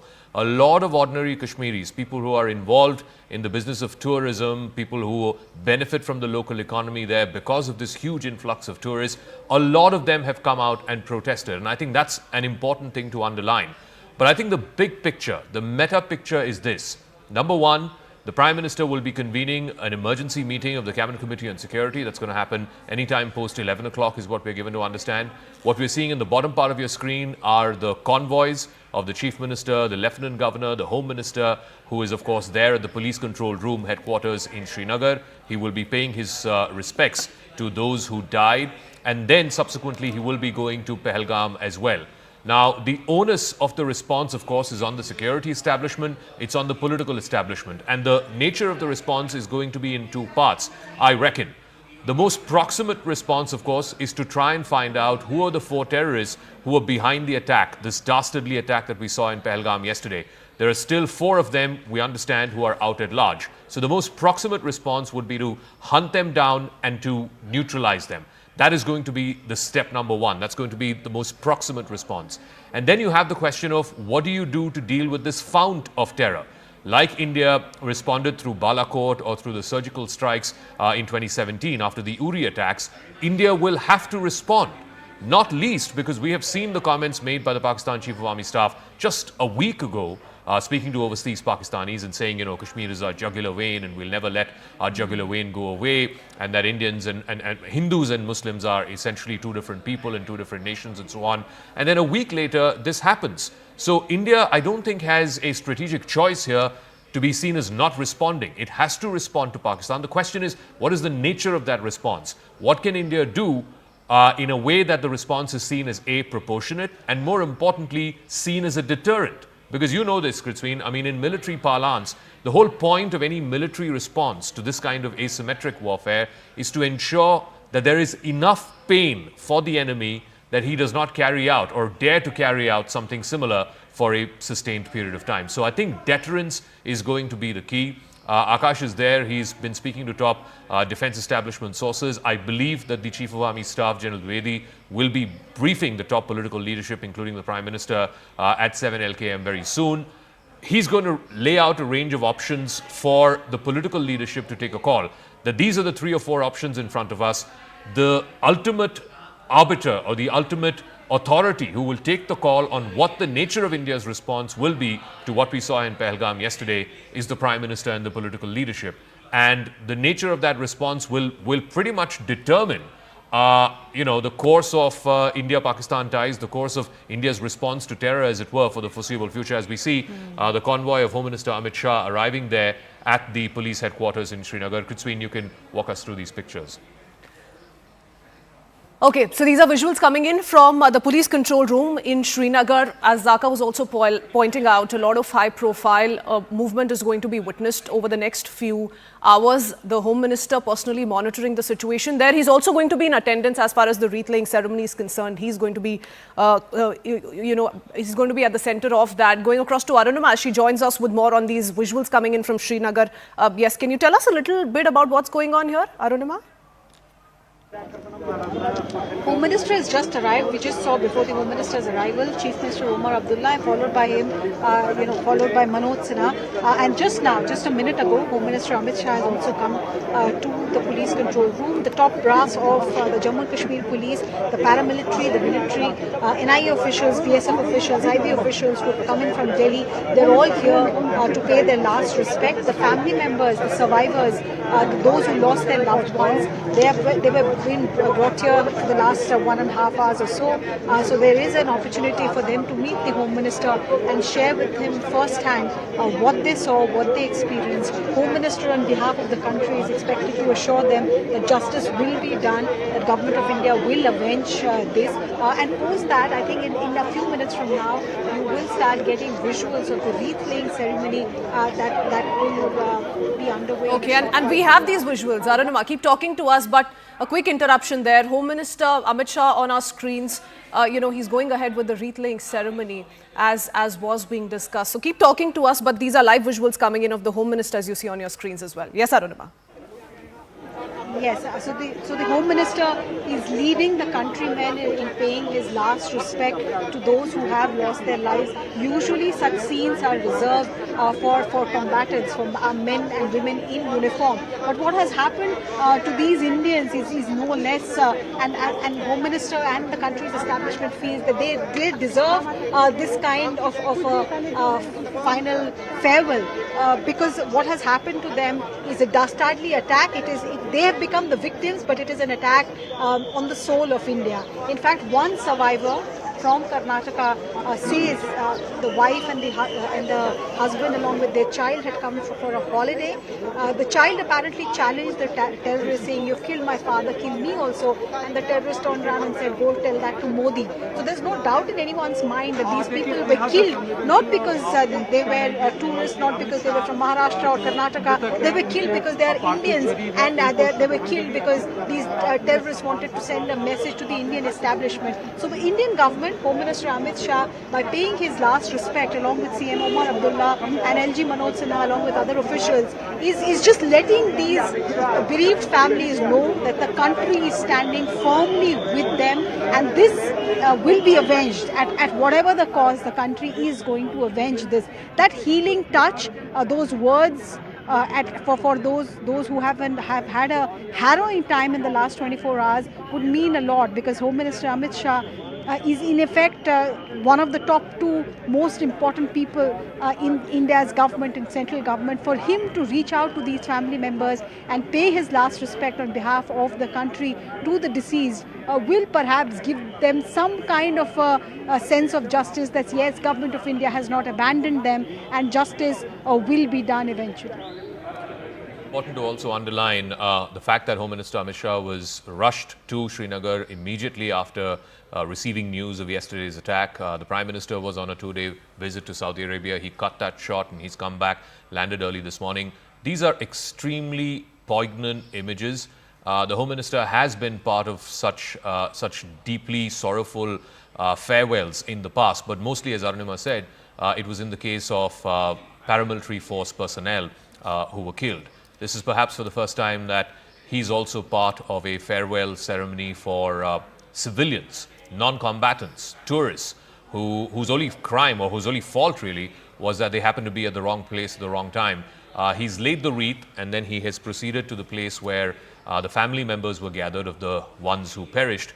He will be speaking with them He will have to offer them words of comfort and at the same time words of reassurance that the government of India, as Arunima said, will not abandon them and that their grief will not go in vain, their pain and their loss will not go in vain. This is an extremely, perhaps the toughest situation that anyone can find himself, and certainly a politician or a minister can find himself, where he's having to comfort the loved ones, the near and dear ones of those who have perished in a meaningless, in a senseless terror attack like the one that we saw in Pahalgam. But Arunima, if I can just, get your thoughts on, we have seen, in the past where people in uniform, whether they are Central Armed Paramilitary Forces, whether they are uniformed personnel of the Indian Army, members from the political establishment, have to be part of these farewell sort of ceremonies, these wreath-laying ceremonies, and there are words of comfort that they can offer to family members of those who are in uniform. But to civilians, to tourists, who even in their wildest imagination would not have thought that this is where they would end up, 24 hours after what we saw yesterday. What can possibly be words of comfort, words of succor, words of reassurance from the highest political establishment in the country? Zaka, when you are a man or a woman in uniform, even your family is trained to bear loss. Right from the time you wear that uniform, you're told that this comes with a risk. So mentally, I think at some level, you're prepared. But for a civilian, there is no such training. There is no such medical, mental conditioning. Definitely not when you're out on your honeymoon, being married only for 4 days or 5 days, or when you're celebrating the good marks that your son has scored in his class 12, or just celebrating a wedding or a picnic or an extended family holiday. You are not prepared mentally for this kind of a tragedy to strike you. So whatever little words of comfort all of us can offer them will be less. But having spoken to some of the survivors and their family members, I can tell you what's going on in their mind. They want this harrowing time to end. They want to take back the mortal remains of their loved ones to their place of origin, back home, and mourn with their loved ones. They want that sense of closure. And of course, once that is done, once this immediate final rituals, the final goodbye is bid, and they're back home, of course they would want the country to avenge what the injustice that has been done to them. That is also on their mind. One of the survivors, he's a nephew of Mr. Agarwal, Dinesh Agarwal, who was shot dead point blank here.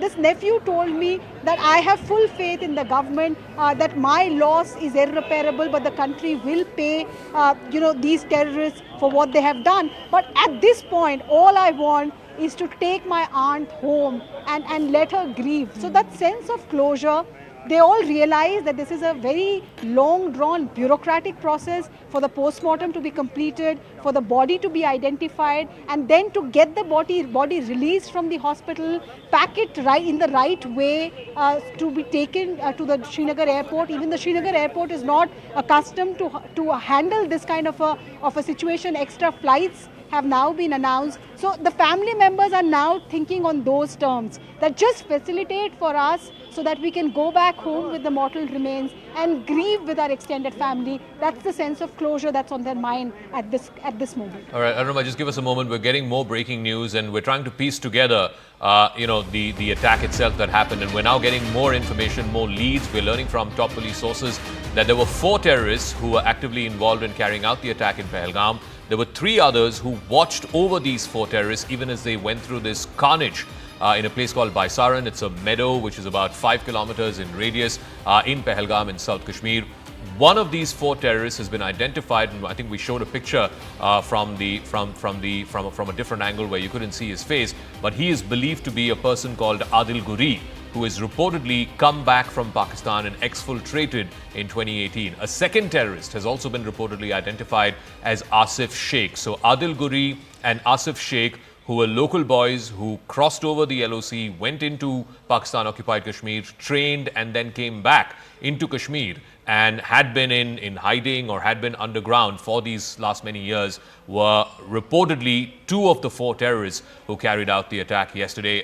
Tejinder has more details on this. Tejinder, just walk us through what further information do you have about these 2 individuals, and what about the other 2? Are they believed to be FTs or foreign terrorists?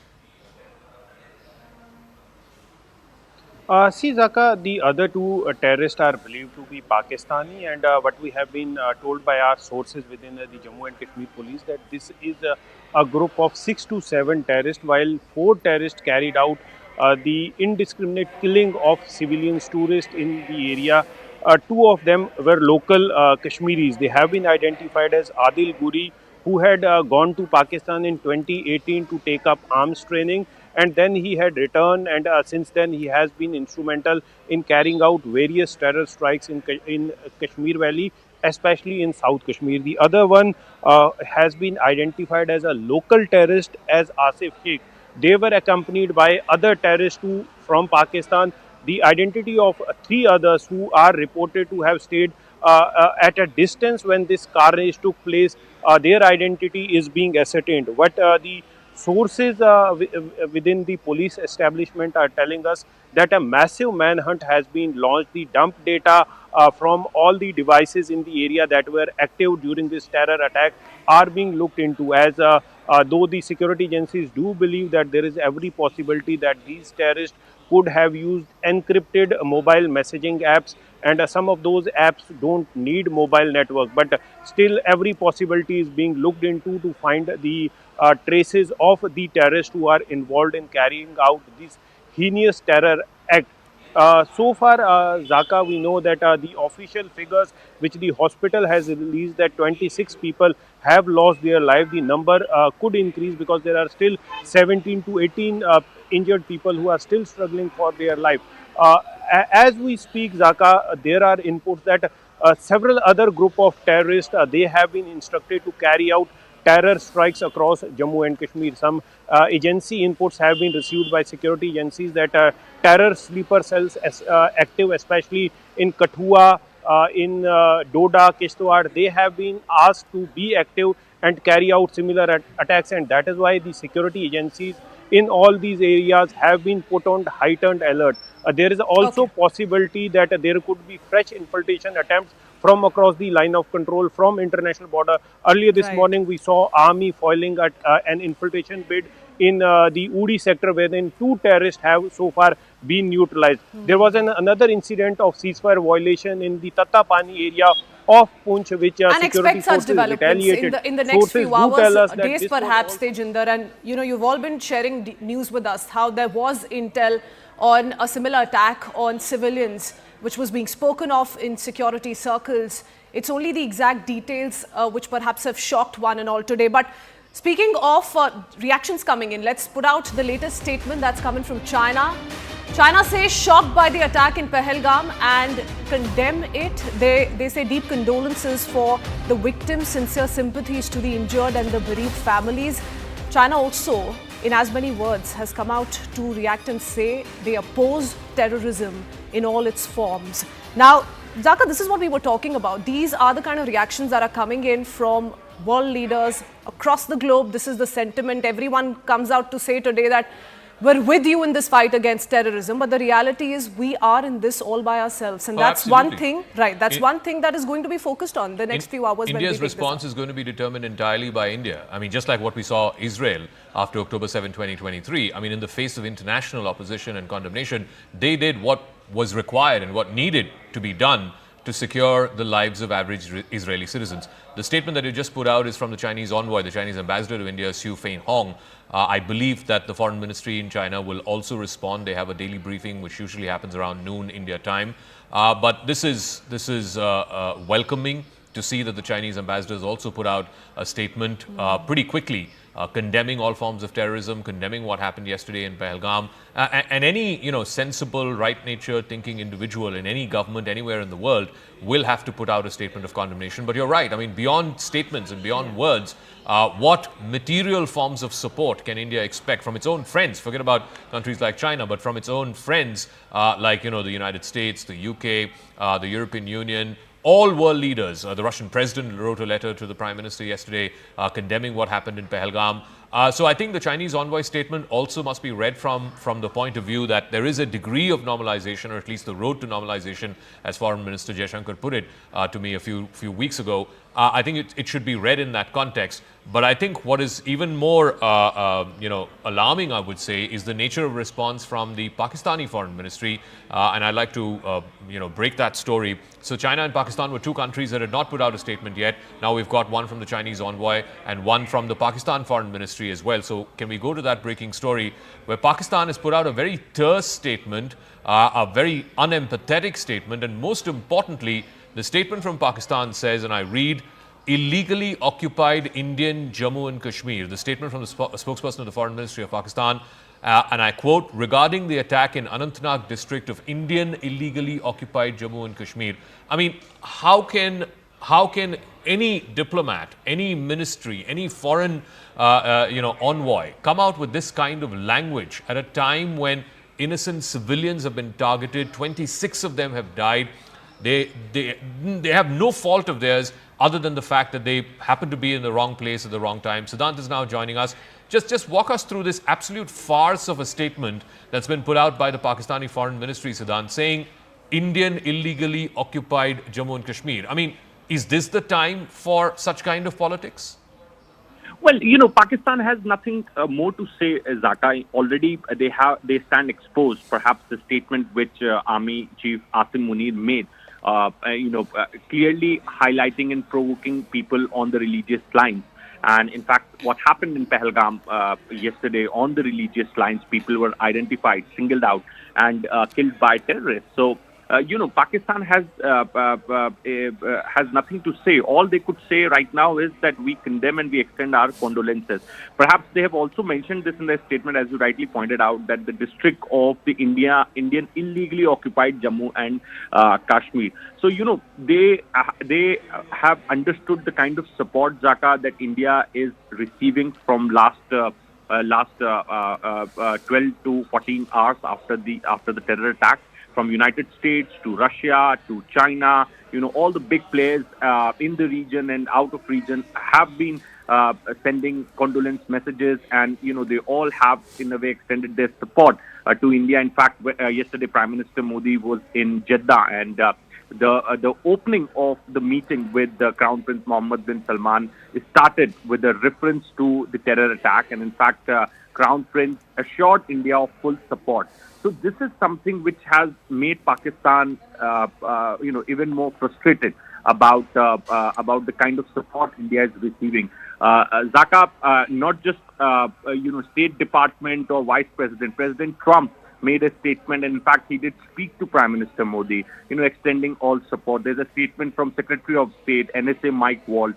President Putin writes to Prime Minister Modi. Chinese ambassador here in New Delhi, has expressed condolence. So this is what Pakistan is now, somewhere finding itself getting trapped in a chakravyuh, because this has been started by Pakistan, but Pakistan could sense what is coming, or what could rather come from the Indian side in days to come. Because we are expecting CCS meeting in some time from now, Cabinet Committee on Security, the highest committee to discuss security-related matters. Perhaps Pakistan could sense what could come from India in days to come, and especially given the kind of support. There is a time and place for language. In diplomacy, language, of course, is absolutely important. This would be standard, staple fare from virtually every Friday when the Pakistan Foreign Ministry has a briefing. They would refer to Jammu and Kashmir as illegally Indian-occupied Jammu and Kashmir. But you don't do that within 24 hours of the worst civilian attack that's been seen on Indian soil since 26/11. You don't use this kind of language if you have a degree of empathy. Forget about the geopolitics, forget about the diplomacy, at least a degree of empathy with the people who died.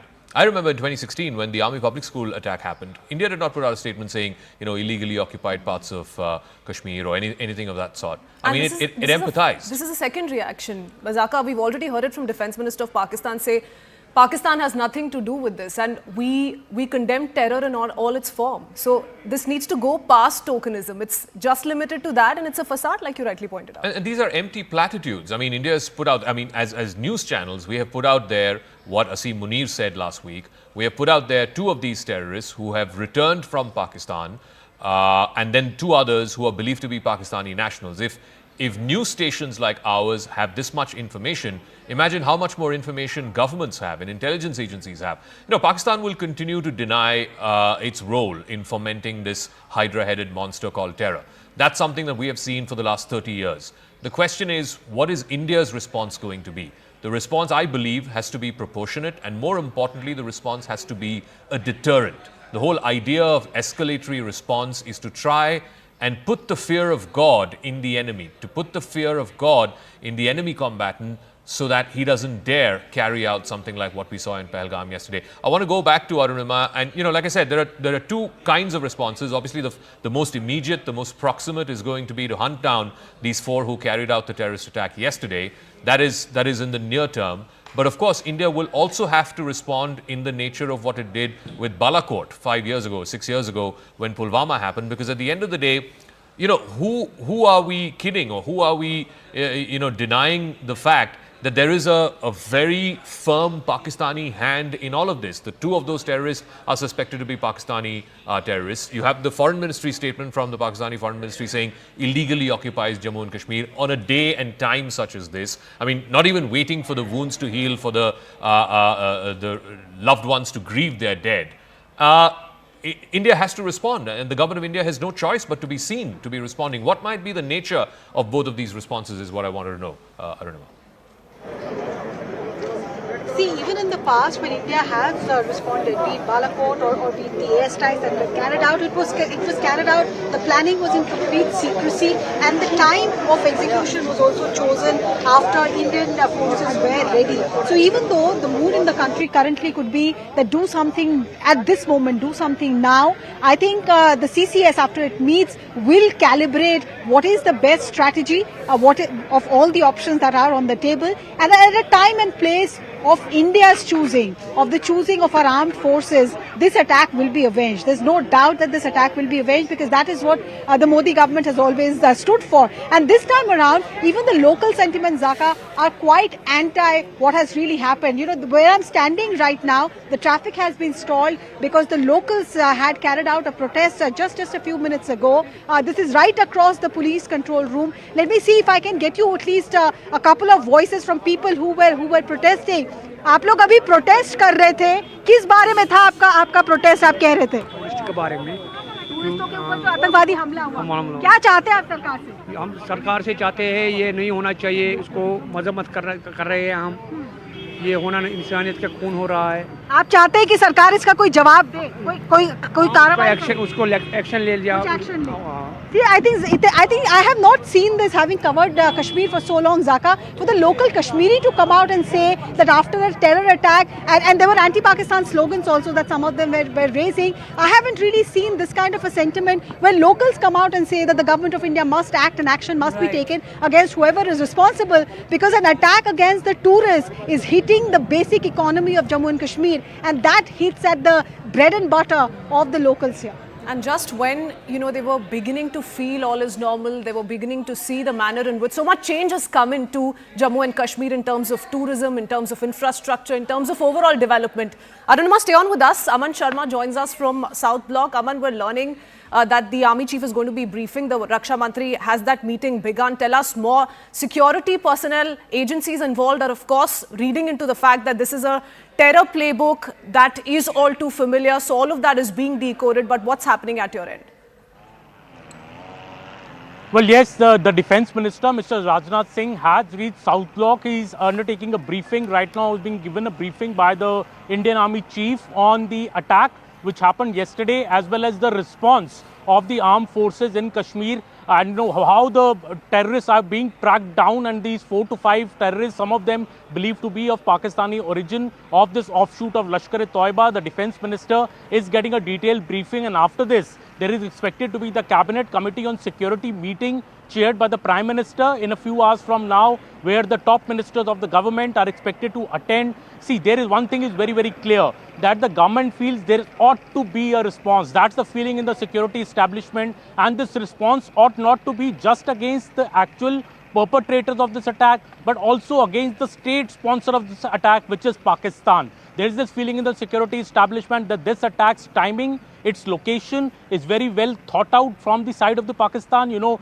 Pahalgam, a big terrorist tourism center where tourists go from across the country. And you know, this is also the base camp for the Amarnath Yatra, which starts in a few weeks. And this particular attack, 26 tourists dead, you know, from across the country. So this attack is as serious, if not more, than even the Pulwama attack and the Uri attack, where our security forces were under threat, because this is trying to erode India's, you know, very hard-earned gains in Kashmir when it comes to sense of security, when it comes to the big tourist inflow into Kashmir, and the gravity of the situation is very, very high. That is why we have seen that the Prime Minister has cut short his trip to Saudi Arabia, come back to India early today morning. Mr. Amit Shah was rushed to Srinagar yesterday night itself, and he reached there and held security review meetings. He's held meetings today also, and there'll be, as I said, a cabinet committee on security meeting as well, where the larger strategy and the response is to be, devised. As I was being told by somebody senior in the government, that the way the terrorists told the victims, the survivors, that go and tell your government what we have done, go and tell Modi what we have done. Now, this senior official in the government was telling me this is a direct dare to the Indian government. India will not sit quiet. Yes, there will be swift and quick action against the actual perpetrators of this attack, these 4 to 5 terrorists, but the larger response to Pakistan. So after the Uri and the Pulwama strikes, there is a precedent of India carrying out surgical strikes inside Pakistan. What will this particular attack, the response be? We will not speculate, but clearly there's a precedent, and looking at the gravity of the situation, the way the Prime Minister is acting, there will be definitely a response to Pakistan in the days to come. And to understand all of this, perhaps paint a closer picture to what we can expect in the next few hours, we're going to have to monitor the meetings that are to take place very, very closely. Speaking of the meetings currently underway, one is, of course, the Raksha Mantri being briefed by the Army Chief. But I do want to understand from Arunima, as we kept up with those visuals of the Home Minister also leaving the police control room in Srinagar, what's next for him? He's also later in the day going to be visiting the attack site, Arunima? Yes, and as I'm speaking to you, more and more of the dignitaries are leaving from the police control room. Arpit, if you could just pan this side and show them the visuals. The dignitaries, after the wreath laying ceremony, are now leaving. Chief Minister Omar Abdullah, LG Manoj Sinha, Home Minister Amit Shah was the first one to leave. So they have paid their homage. They've offered their condolence to the bereaved families, and now they're all moving out from the police control room. Home Minister is expected to reach Anantnag, where some of the survivors, some of those who are injured tourists, they have been admitted. So he's expected to go to Anantnag Hospital to meet those who are injured. And there is also a plan that is being worked out to see if the weather conditions and if the technical clearances permit, then there could also be an aerial surveillance, aerial survey, I beg your pardon, of the area, of the actual meadow where this dastardly attack unfolded. Home Minister will be part of the CCS later in the day. So to have a first-hand sense of what really unfolded after having spoken to the survivors, the first responders, and seen the topography, I think it will come in very handy when CCS meets and a decision is taken about the best response that India could possibly give. I think, I want to go back to what happened in Pulwama. On the 14th of February 2019, Pulwama happened, in which 40 CRPF Jawans died. And then India's response was measured, it was calibrated, it was escalatory, but most importantly, it was a deterrent. But India took 2 weeks. Eventually, the Balakot airstrikes happened on the 26th and 27th, the intervening night of the 26th and 27th of February. So it took 2 weeks. It calibrated its response. And I want to use the phrase that General Huda used when Uri had happened. He was the General Officer Commanding of the Northern Command at that time. He said, India will respond at a time and place of its choosing. That is what India will have to determine. That's what the military leadership will have to determine, and that is what the political leadership ultimately will have to give the go-ahead for. The nature of the response, the time and place of choosing will be decided by India. It will not be decided by the enemy. It will be decided by India, and it will be, as Aman said, proportionate, it will be deterrent in nature, and it will convey a signal to the state-sponsored backers in Pakistan that so far and not so much, and not anymore. I mean, it will have to be, the nature of the response will have to be in a way that it draws a line in the sand. And I want to go back to a point that Aman made, and if we could sort of elaborate on that. I would argue that the closest parallel that comes to what we saw in Pahalgam yesterday in terms of these unfortunate and dastardly terror attacks are actually what happened in 26/11, because in Uri as well as in Pulwama, like you said, it was combatants, it was uniformed personnel who were targeted. yesterday, a Manjunath from Shimoga or the Jagdale family from Pune, they have nothing to do with what's going on between India and Pakistan. They have nothing to do with the geopolitics of the Kashmir issue. They are absolutely innocent victims whose only fault was they were at the wrong place at the wrong time. And it is incumbent on the political leadership that death it does not go in vain, those deaths are avenged. And therefore, the nature of the response, I would argue, and Aman, please weigh in on this, will have to be visibly much more proportionate than what we saw in the aftermath of either Uri or Pulwama. Absolutely, Zaka. I completely agree with you. This particular attack, is a paradigm shift in also the terror attacks in Kashmir. Tourists have never been targeted in Kashmir in this manner. This kind of targeted killing, tourists, the victims, look at the victims in this attacks coming from Karnataka, West Bengal, UP, Haryana. They are coming from virtually every corner of India. These people have gone to Kashmir to just have a good time, to go to the tourist paradise of the country, to have a holiday, and they have come under this dastardly terror attack. This is very different from Uri or a Pulwama, where security forces were attacked, and there was this thing that India went back after them through surgical strikes inside Pakistan. This time, the response has to also factor in that Indian civilians, innocent tourists have been targeted, identified and attacked by Pakistan-backed terrorists. This is very, very concerning for the government. You look at the tourism figures to Kashmir, Saka, in the last few years, they have been on a considerable rise. In fact, especially after the abrogation of Article 370, we have seen a big rise in tourists to Kashmir. We have just had an assembly election in Kashmir without any major incident of violence, completely peaceful. These are India's big achievements. Indian government feels and the establishment feels this particular attack is also aimed at harming that image, that Kashmir is not safe for for tourists, for normal civilians, for people visiting from across India. And that is why the government strongly feels that not just have these terrorists have to be hunted and, neutralized, also the state sponsor of the attack, people sitting inside Pakistan who are aiding and abetting these attacks need to be brought to book. There has to be a big response. When it will come, it is as you correctly say, it will be the time and the place of choosing of the Indian government. But one thing is very clear, what I'm hearing from the government, that it has to be a twin response. One against the actual terrorists, which will be in the short term, which will be in the next few days, where they'll be neutralized. Maybe somebody is caught and spills the beans on what exactly why this terrorist attack has happened and who has sponsored it. Number two has to be against Pakistan. Pakistan has just issued a statement finally, albeit very late. Aman, while we're talking about 2611, we're talking about Pulwama, we're talking about Uri. Let's not forget 20th March 2000, when 36 Sikh villagers were massacred in Anantnag itself, and that also happened right ahead of President Bill Clinton's visit. So this terror plot, this ploy clearly needs to be exposed. It does stand exposed to an extent. How the response is going to be from the political leadership in the country is something that we're watching out for next. But speaking of the ground updates that continue to trickle in, Ishan Vani gets us this latest ground report from Pahalgam. Take a look. CNN News 18 has reached Baisaran after trekking for several kilometers through muddy patches and tough terrain. We are right now at the spot to where this yesterday cordonage took place, and you will see here the deployment is massive and the NIA teams have arrived here to carry out further investigation to this case. Because a high-profile attack wherein 26 tourists were killed very brutally, and images from this place were very shocking. And their NIA team have arrived, they are investigating and police is accompanying them. Now we are also told that there will be a Home Minister who will be arriving at the scene and getting a first-hand account of how the situation looks like. But this is how the scene looks like, and now CNN News 18 team has reached here. We'll be bringing you minute-to-minute coverage from the ground in Baisaran where this ghastly attack took place. Ishan Bani from Pahalgam, Baisaran for CNN News 18. And we've all been decoding here how the Pahalgam attack has revived some of these ghosts of the past as well. We've spoken of the several such terror incidents targeting some in our armed forces, some innocent civilians. This time around as well, we have unarmed civilians, 26 of them being targeted by these terrorists, all backed by Pakistan. So we'll try and decode that further for you in just a bit. But going across to Payal Mehta, who joins us with more details on what's likely to happen in the national capital. Payal, a lot of crucial meetings lined up through the day, but do tell us about when we can expect the CCS to start, which will be chaired by the Prime Minister.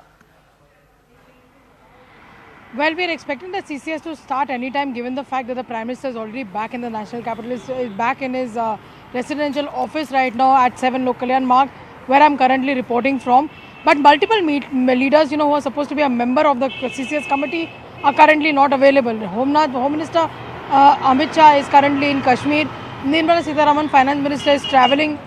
Raksha Mantri Rajnath Singh is undertaking a review meeting, as our colleagues have been reporting. So it's going to be important to see when this meeting really starts, because the Prime Minister will be getting minute by minute updates, I'm sure, from all officials across the entire network in terms of how this can really take place. But it is also part of protocol for, of course, the CCS meeting to take place.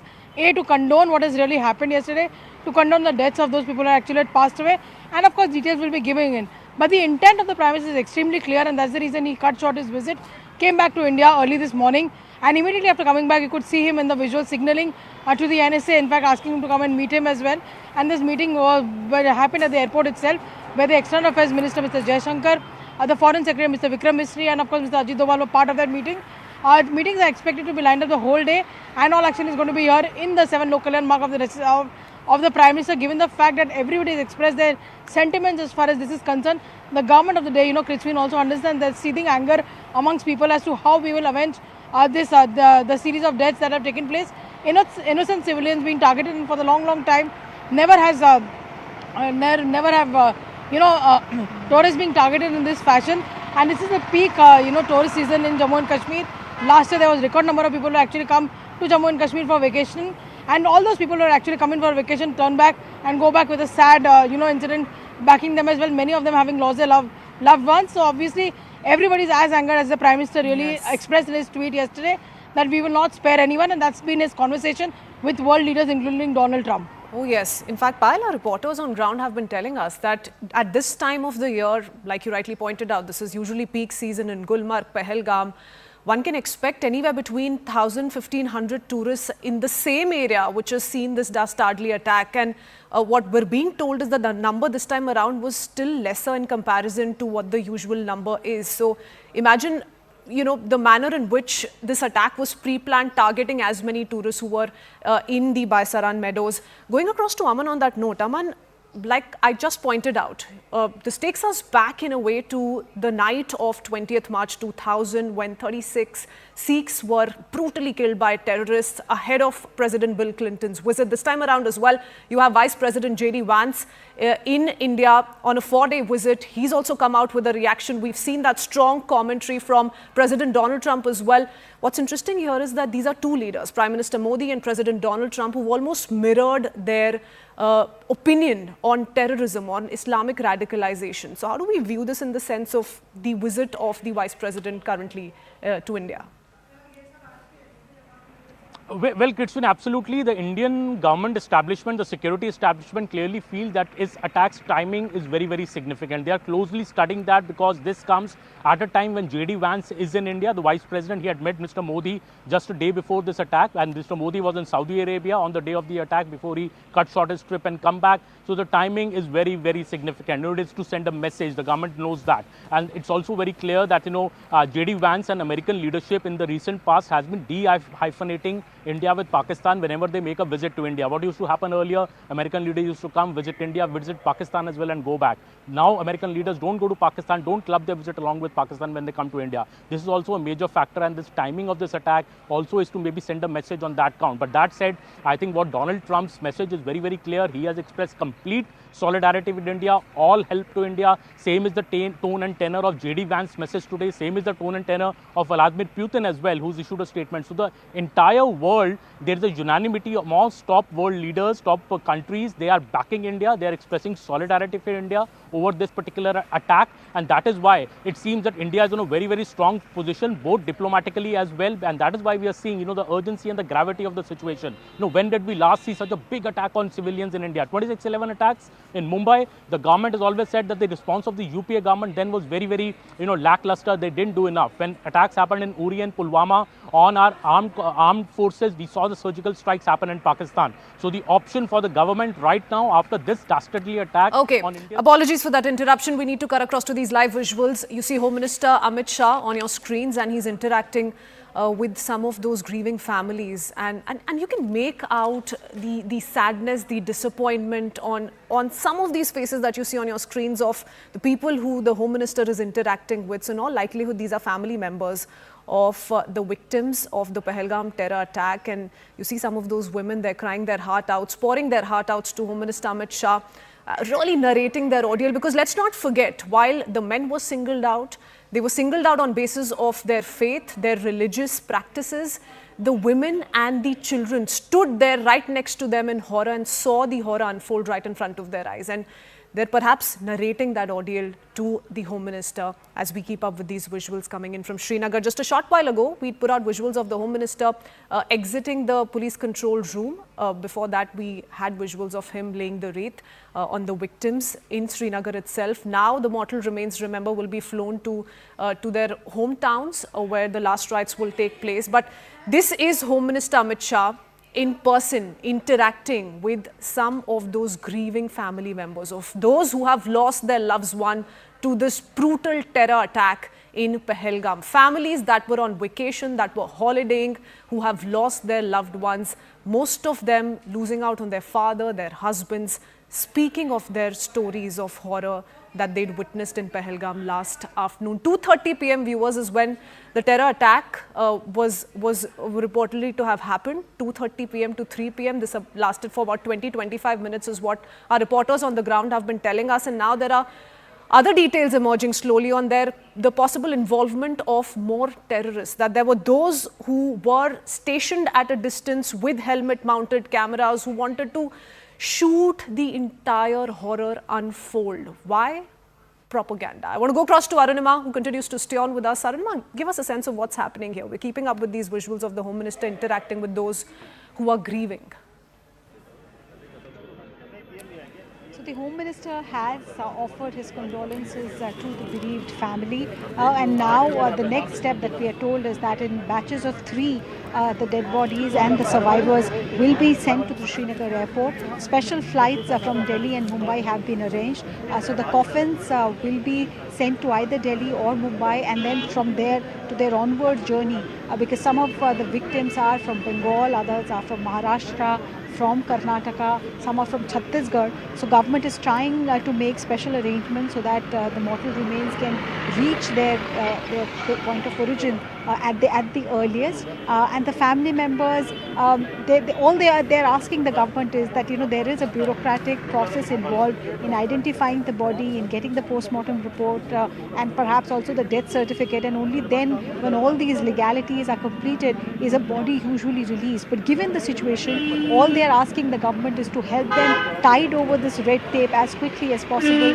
so that they can go back home and grieve with their loved ones. In most cases, it was just the husband or the wife who were honeymooning, or the husband, wife and the kids, and now the kids are without a father. That's the situation in most cases. Okay, even as I'm speaking, the Bharatiya Janata Party Committee on Public Accounts of Lok Sabha, they are here. I think I just spotted Aparajita Sarangi. Let me see if I can get you a word with Aparajita ji.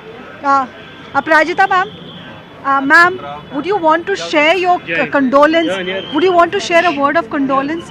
Okay, so this is a parliamentary committee which is also going to pay their last respect, and they said that once they come out, they'll speak to us. KC Venugopal was also here from the Congress party. So they're all trying to put up a united face and saying that we are one with the victims, and the victims are also requesting the government only one thing: the survivors.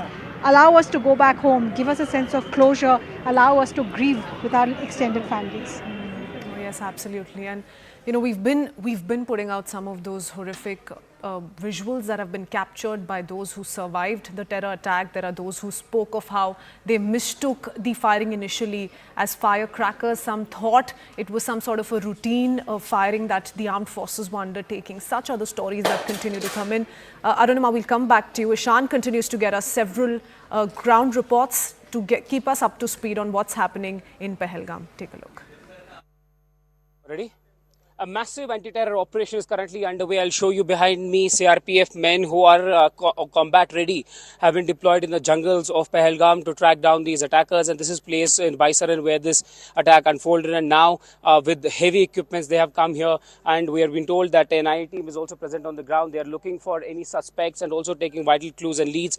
Multiple teams of the security force are on the ground. We are told that Amit Shah will shortly be also visiting this place, try to get a first-hand account of how the situation is, how the things look like. But forces have been deployed in numbers. A difficult trek. It took us several hours. It was sweaty to even come here, and one could just imagine what the tragedy for those who were stranded here, who were stuck here, who were injured. How difficult was it to bring them down, and took a long time to reach here in Baisaran. And on my right-hand side is the area where this carnage yesterday unfolded. But this is the jungle. Look at the dense and silence of the jungle. When no one speaks, this is how it looks like. Very scary to even come here. But there, yes, there's a massive operation that is underway. You see, there are thick pine trees which cover the entire area. And already? For now, it's time for us to head into a very quick break. There's lots of meetings that are currently taking place in the national capital in Srinagar. We'll be right back after a very quick break to get you more details on the same. Stay tuned.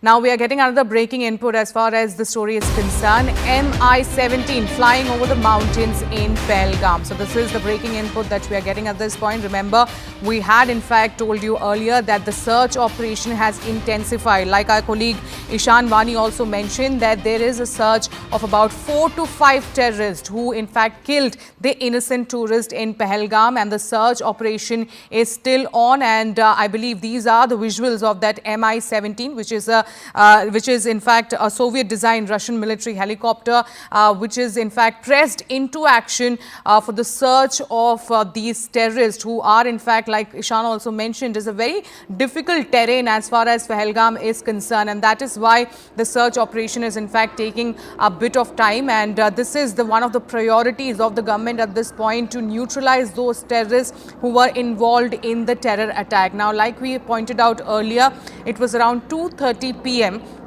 when a group of terrorists, when a group of armed terrorists in fact shot a number of tourists who were in the Pahalgam area, and they were dressed in army fatigues is what we are learning at this point. And after the entire incident, the terrorists had in fact ran off to the jungles nearby is what our colleague have in fact been pointed out. And ever since then, the search operations of course is on, and this is of course the priority of the government at this point, to neutralize these terrorists so that there are no more such incidents as far as the terror attack is concerned. So we are learning that in the entire incident, the sources have been suggesting around 26 people have lost their life, and these are innocent terrorists who, innocent tourists, I beg your pardon, who have in fact lost their life as far as the entire incident is concerned. And right now the search operation has intensified, like we pointed out earlier as well. Dog squad, drones, all have in fact been pressed into action, and the latest is that Mi-17 is in fact flying over the mountains in Pahalgam in the search of the terrorists. So what we are, like we pointed out earlier, that as far as the entire incident is concerned, all this took place yesterday at about 2:30 p.m. when a number of the tourists were in Pahalgam. They were enjoying their snacks. They were in fact riding the pony, which is very famous as far as Pahalgam is concerned. It's a tourist sport, very famous for these activities. All right, for more details on this, I'm now joined by CNN News 18's Ishan Vani on this broadcast. Ishan, so Mi-17 has in fact been pressed into action for the search operation. Give us more details. Well, yes, helicopters are hovering around this particular area where the attack took place, possibly to also track those down who have launched that particular attack yesterday. There is also helicopters being used for the relief and rescue operation, though most of it has been completed. But yes, top officials are going to come to Kashmir, to this particular place, to get a first-hand account of how the situation unfolded and what are the security measures that have been taken. We have seen already a massive deployment of paramilitary forces and Jammu and Kashmir police being made around this particular area to basically trap them down or not let them escape from this place. But look, the challenge is that all these ridges and mountain peaks are dense and covered. You see, my video will show you the sort of foliage and the sort of thickness that this forest cover has. So it becomes difficult for them to even track any movement of these militants who carried out the attack from this particular area. But yes, there will be technology that will be pressed into action. You'll see the civil paramilitary forces and the forces who are carrying out this operation have been pressed into service to ensure that those who are responsible for killing them are here. Are not let them go out of this area. You'll still see that there are helicopters hovering all around these mountain places. This is to ensure that to track them down, to ensure that they don't leave out of this place. You will now see that the CRPF, the JNK police, and everyone has pressed their best people into service to ensure that anyone who has carried out this attack is not allowed to leave this area. And every restrictions have been imposed on the movement of tourists who are coming here. They have been stopped from coming here. So because the operation is still on, and then later on, you will also see investigating agencies like the NIA taking over the case and investigating it further. From the looks of it, it was very clear that they were going to target, they were going to attack these civilians, and they knew that who they are going to target and why they are targeting them. They also knew it. It's post 2019 to basically what they call as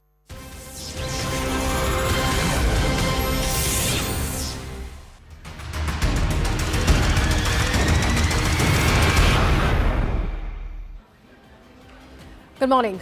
You're watching CNN News 18. I'm Griha. It's a difficult day to be bringing you news as we learn of what has happened and what has emerged in Kashmir. It's a bloodbath. Civilians have been targeted. Terror is bleeding in the Kashmir Valley. We're talking about what has emerged out of the meadows of Baisaran in Pahalgam. And this is something that we track. All the developments to do with that is something that we are tracking ever since the attack took place yesterday at about 2:30 p.m. in the afternoon. So we are learning of how 26 tourists have been killed in that terror attack in Pahalgam in what is being seen as the deadliest attack in the valley since 2019 Pulwama strike. And this time it is not the security forces or the men in uniform who have been attacked. It is the innocent civilians whose lives have been taken away by these terrorists. We are constantly putting out ground reports from our colleagues who have been tracking all the developments and the investigation. What are the security forces really doing now that the attacks have taken place and the injured and also the people who have died have been brought down? Because remember, this particular Baisaran meadow that we talk of is only accessible on pony and on foot. It's a difficult trek. It's called Mini Switzerland, by the way, and it has been thronged by tourists in Kashmir Valley, whoever has visited the Kashmir Valley ever since. But what we see unfold yesterday and the developments that have come about today, in fact, are telling a very, very difficult story. Now, the cordon and search operation by the joint forces continues near the Baisaran Valley of Pahalgam. All roads leading to Baisaran meadows have been sealed off by the security forces, and the top security officials of different security agencies are continuously visiting the area and are taking stock of the situation. Let's take a look at this ground report that's been filed by my colleague Mudassar.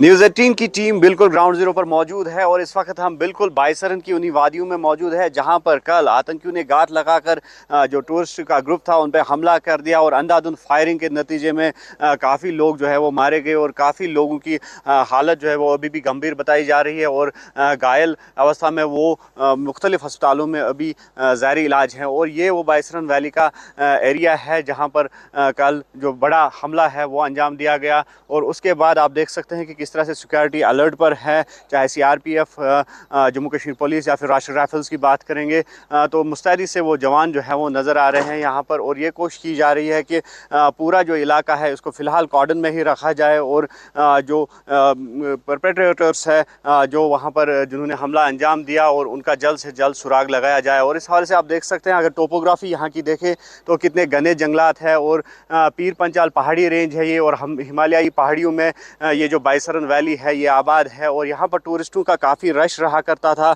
और इस वक्त हम देख सकते हैं कि ये रास्ते जो है सुनसान पड़े हुए हैं और टूरिस्टों का दूर दूर तक कहीं पर भी नामो निशान नहीं है। हालांकि सिक्योरिटी के बड़े बड़े दस्ते जो है वो यहाँ पे दिख रहे हैं, सिक्योरिटी तैनात है यहाँ पे। और जो उच्च अधिकारी है, जो पुलिस के आला अधिकारी है, फ़ौज के आला अधिकारी है या फिर पैरामिलिट्री फोर्स के आला अधिकारी है, वो लगातार यहाँ पर गश्त करते नज़र आ रहे हैं। और जो केस है, जो ये मामला कल अटैक जो अंजाम दिया गया, तो उसको हर जाविये से, हर एंगल से देखा जा रहा है। और ऐसा बताया जा रहा है कि जो ये मामला है ये NIA के सुपुर्द होगा। और ये भी सूत्रों के हवाले से बताया जा रहा है कि NIA की जो टीम है वो यहाँ पर पहुँच चुकी है और इन हालात का वो जायज़ा लेंगी। और जिस तरह से अभी हमारे पास इतला मिली है कि जो वज़ीर दाखिला अमित शाह है वो कल श्रीनगर आए थे और उसके बाद अब वो अनंतनाग आएंगे और वहाँ पर GMC में जो ज़हरी इलाज टूरिस्ट्स है तो उनका भी वो खबर पुरसी के लिए वहाँ पे जाएंगे और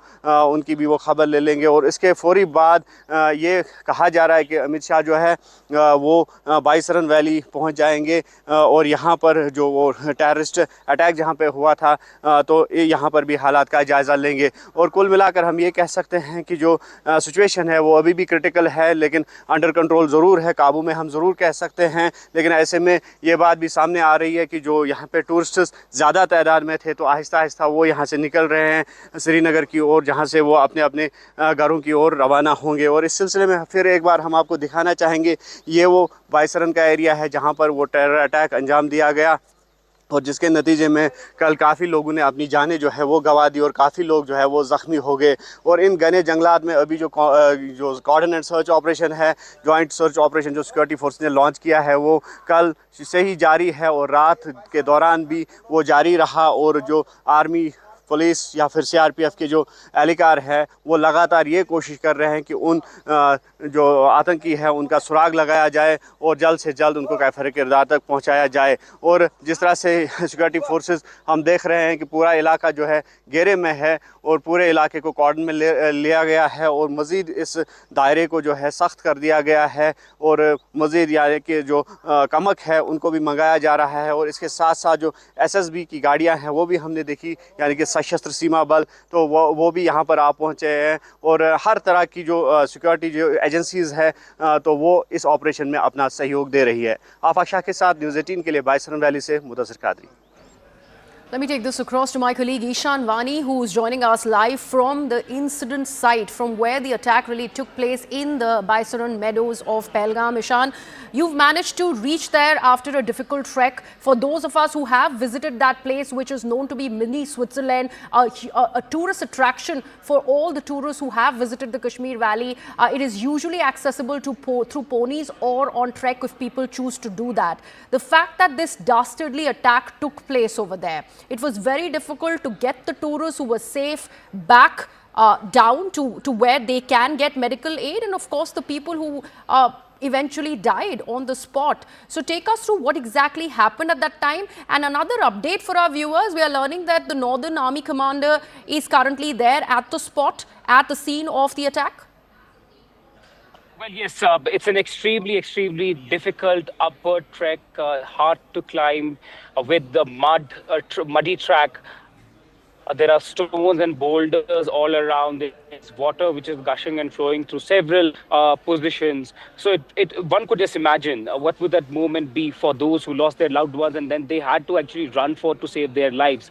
We are exactly reached after more than an hour of trek to reach here. And even if the best of the best would be challenged to reach here. And that's why generally tourists who are not fit enough, they take ponies to reach here. And this is the sort of area that is behind me where the attack took place. So let me give you an overview. Behind this is the area where the attack has taken place. I'll take you there to show you what really transpired. This is the place where yesterday, this is what is called the Baisaran Valley. If you are able to see that green patch where this is where the attack has took place yesterday, and you will see that there are still deployment of paramilitary forces there on the ground. The security forces are trying to ensure that the cordon search operation is not limited. It is maximized so that those responsible for carrying out this attack are are held responsible and they are put behind bars, or their encounter is done as soon as possible. We are told that the Northern Army commander has reached the spot. You will also notice some movement there, where the Home Minister Amit Shah will also visit this particular spot, get a first-hand assessment from the top officers of the Indian Army, the J&K police, the NI team is also there, who are taking vital clues and leads from the spot and are trying to assess to what really had happened, because this will all be given to the NIA for further investigation. You will further see the sort of area that is here. There are long pine trees. It's difficult to navigate through for even the forces and Jawans, and it's deep forest area. It goes on for several kilometers deep into the jungle, and that's why we say that it is one of the difficult operations that one can undertake in this particular area. You'll also notice the presence of the CRPF has been made around this area to ensure that a tight cordon is laid. Amit Shah coming here is also messaging that the Home Minister of the country is actually personally monitoring the situation. He's personally trying to get a first-hand account of how things look like and what the forces and Jawans are doing on the ground. There's an even the network connection here is very poor, because it's in the middle of it's almost the middle of nowhere where this incident has unfolded, and that's why it becomes very crucial for the forces to carry out this operation, try to ensure that this operation is done well on time, because now you have Home Minister, Prime Minister, even CCS meeting taking place in Delhi. Yes, absolutely. In fact, to get in that update, I will quickly, in fact, bring in our colleague Akash. Do stay with us, Ishan. We'll also talk further about the topography of that particular place and how at all did the terrorists really remain holed up over there without being detected. That is also a big question that needs answering. But Akash, a crucial meeting currently underway. The Army Chief will be briefing the Raksha Mantri. More details on that? Right. In fact, the meeting is underway, and not just Army Chief. We are learning that, three service chiefs, all three service chiefs are very much there. CDS is a part of this meeting, and also NSA, is a very part of the meeting. Rajnath Singh is very much present, and Rajnath Singh is somewhere understanding the current progresses as far as the operations are concerned, and also the attack that has happened yesterday. Remember, CCS is scheduled for the later in the day today, and ahead of that we have this sort of meeting happening here in South Block, and Greha, you see, this particular update is important given the fact that this is generally the procedure that Army Chief generally briefs the Defence Minister on the happening, on any such happening. And this time around we have all three service chiefs along with CDS and NSA in this particular meeting. This meeting is underway, and we are expecting that within 15 to 20 minutes it will be concluded, after which Rajnath Singh is expected to go to our Prime Minister's residence.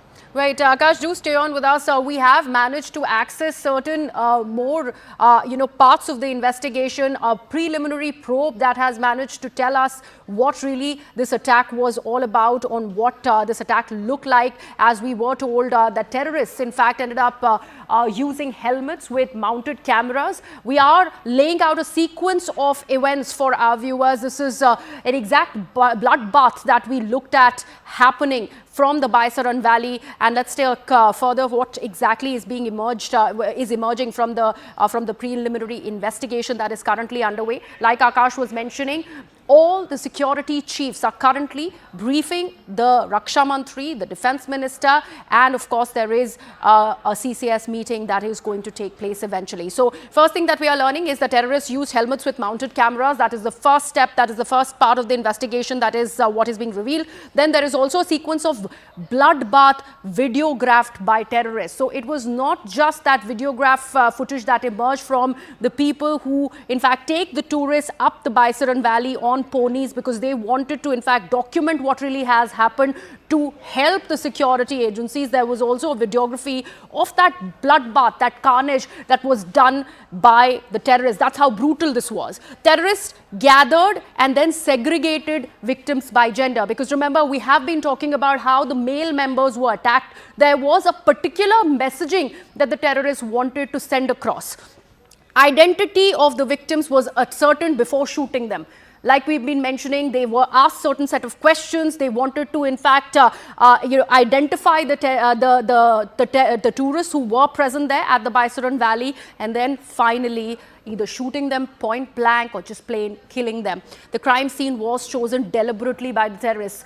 Ishan was just mentioning about the topography of that place. It's difficult to reach there. It's up there. It's either on the pony or a difficult trek that you manage to, in fact, go to that place. And that's why it was even difficult to come down from there for the victims who survived that entire dastardly attack. We're getting more updates. Now, government sources are also telling us that the government will likely take the opposition into confidence on the development, and post this attack, all of these developments are coming about. The government also may mull over calling an all-party meeting. That's also another crucial development, because remember, India is standing united in the face of this terror attack. There is no politicking that we see happening, and that's something that is a welcome step.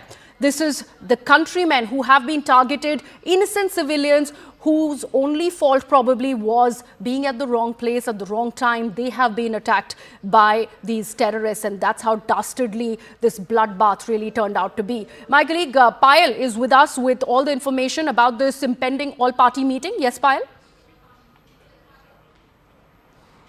We do understand that several leaders within the opposition parties have in fact asked for an all-party meeting to be called, and they be taken into confidence on a dastardly attack like this as well. But multiple leaders, within the opposition rank, whether it's Rahul Gandhi or otherwise, have in fact expressed solidarity with those people who have actually lost their lives, and also had said to the government that they stand completely united as far as this issue is concerned, because nothing and nobody is over and above the country. So having said that, it has been a general practice, when MPs in the opposition camp are taken into confidence, when an issue like this really happens. But like I said before, that the CCS needs to really happen, because the Prime Minister needs to be briefed about what developments are there, what is the security situation in the state, what's really being done about the rescue and relief as far as sending the bodies back, etc. is concerned. So what we are now going to understand by way of government sources is that meeting of the Cabinet Committee for Security, in which top ministers of the government are to take place, might take place only after the Home Minister returns to the national capital this evening. Also, we do understand that Foreign Minister is already back in the country along with the Prime Minister. He is also a member of the CCS. Ajit Doval, the NSA, is also back as well. And Nirmala Sitharaman, the Finance Minister, is expected to come back late this evening. Right, Payal, do stay on with us for these updates that you're bringing to us. Like Payal is mentioning, the CCS meeting only is going to take place after the Home Minister returns to the national capital. Now more updates that we are bringing to you. We're learning that there is a possibility that 4 to 5 terrorists were involved in this dastardly attack. One, in fact, was holding the gate just in case the forces reach there. Rest of the terrorists spread and started identifying the tourists, and they were particularly targeted because they belong to the Hindu religion. So these are the details that we are in fact learning of now. 4 to 5 terrorists possibly who were there present at the Baisaran Valley to attack the tourists. Ishan has all these updates for our viewers. Yes, Ishan. Well, what sources are telling us is that it was a group of 4 to 5, and they spread and it started identifying one after another the tourists, their religion, and asked them sort of specific questions so as to identify them. And in certain cases, they were told to recite kalima, as we have been saying since yesterday. Yes. And one of the eyewitnesses actually had told us that they did not say anything else. They did not utter any word to them specifically. Whenever they asked any question, they would say recite kalima. And if you did not, they would shoot point blank. And possibility of one of them was holding the gate just in case forces reach, there is a deployment of forces which comes through this place. That's why they had kept one of them possibly there at the gate. But these jungles are very hard to navigate, extremely difficult to carry out operations. We have seen it in south of Pir Panjal, Doda, Poonch, Rajouri. That's where we have to learn lessons that how they try to carry out attacks and then spread out into these jungles. Jungle warfare is something which is being witnessed after a very long time in Kashmir Valley specifically. There were certain challenges in the jungle warfare. fair, but not as they are now, because they're stationing themselves, rationing well, keep making hideouts in the jungles, those locations where no one can reach, using technology to navigate through these forests, even those technology which are paid, Yes. So downloading Ishan, them you're offline on their essentially phones. also saying that all these terrorists were very much present. There was no instance of any kind of, let's say, a sniper attack-like situation, nobody shooting from a distance. All these tourists who have unfortunately died in this carnage were shot point blank or from a very close range. Well, absolutely right. They were shot point blank, and what we have been told is that they were specifically seen, chosen, and then targeted. I mean, the specific thing was that basically they wanted to identify them, and each of them was shot from a very extremely close point of view, from into their forehead. Most of them had received shot or chest or those vital areas where loss of blood is heavy, and then it becomes difficult to actually move them out from this location. And that was the case here as well, that they tried to do it and they specifically wanted to do it. And, that led to a lot of injuries and casualties. And now forces what they will try to do now is that they will actually move out of this location, and they will try to navigate through this forest area to ensure that the operation is kept intact. Absolutely. These are gut-wrenching images. Ever since they have started emerging, and our newsroom has been ringing with all these images, and something that was documented by many of these people who in fact take these tourists up to the Baisaran meadows on ponies. Many of these pony operators, in fact, recording those images, even they were, gushing out with a sigh, in fact, crying out to the Almighty on what really they saw unfold after many of those tourists were shot point blank.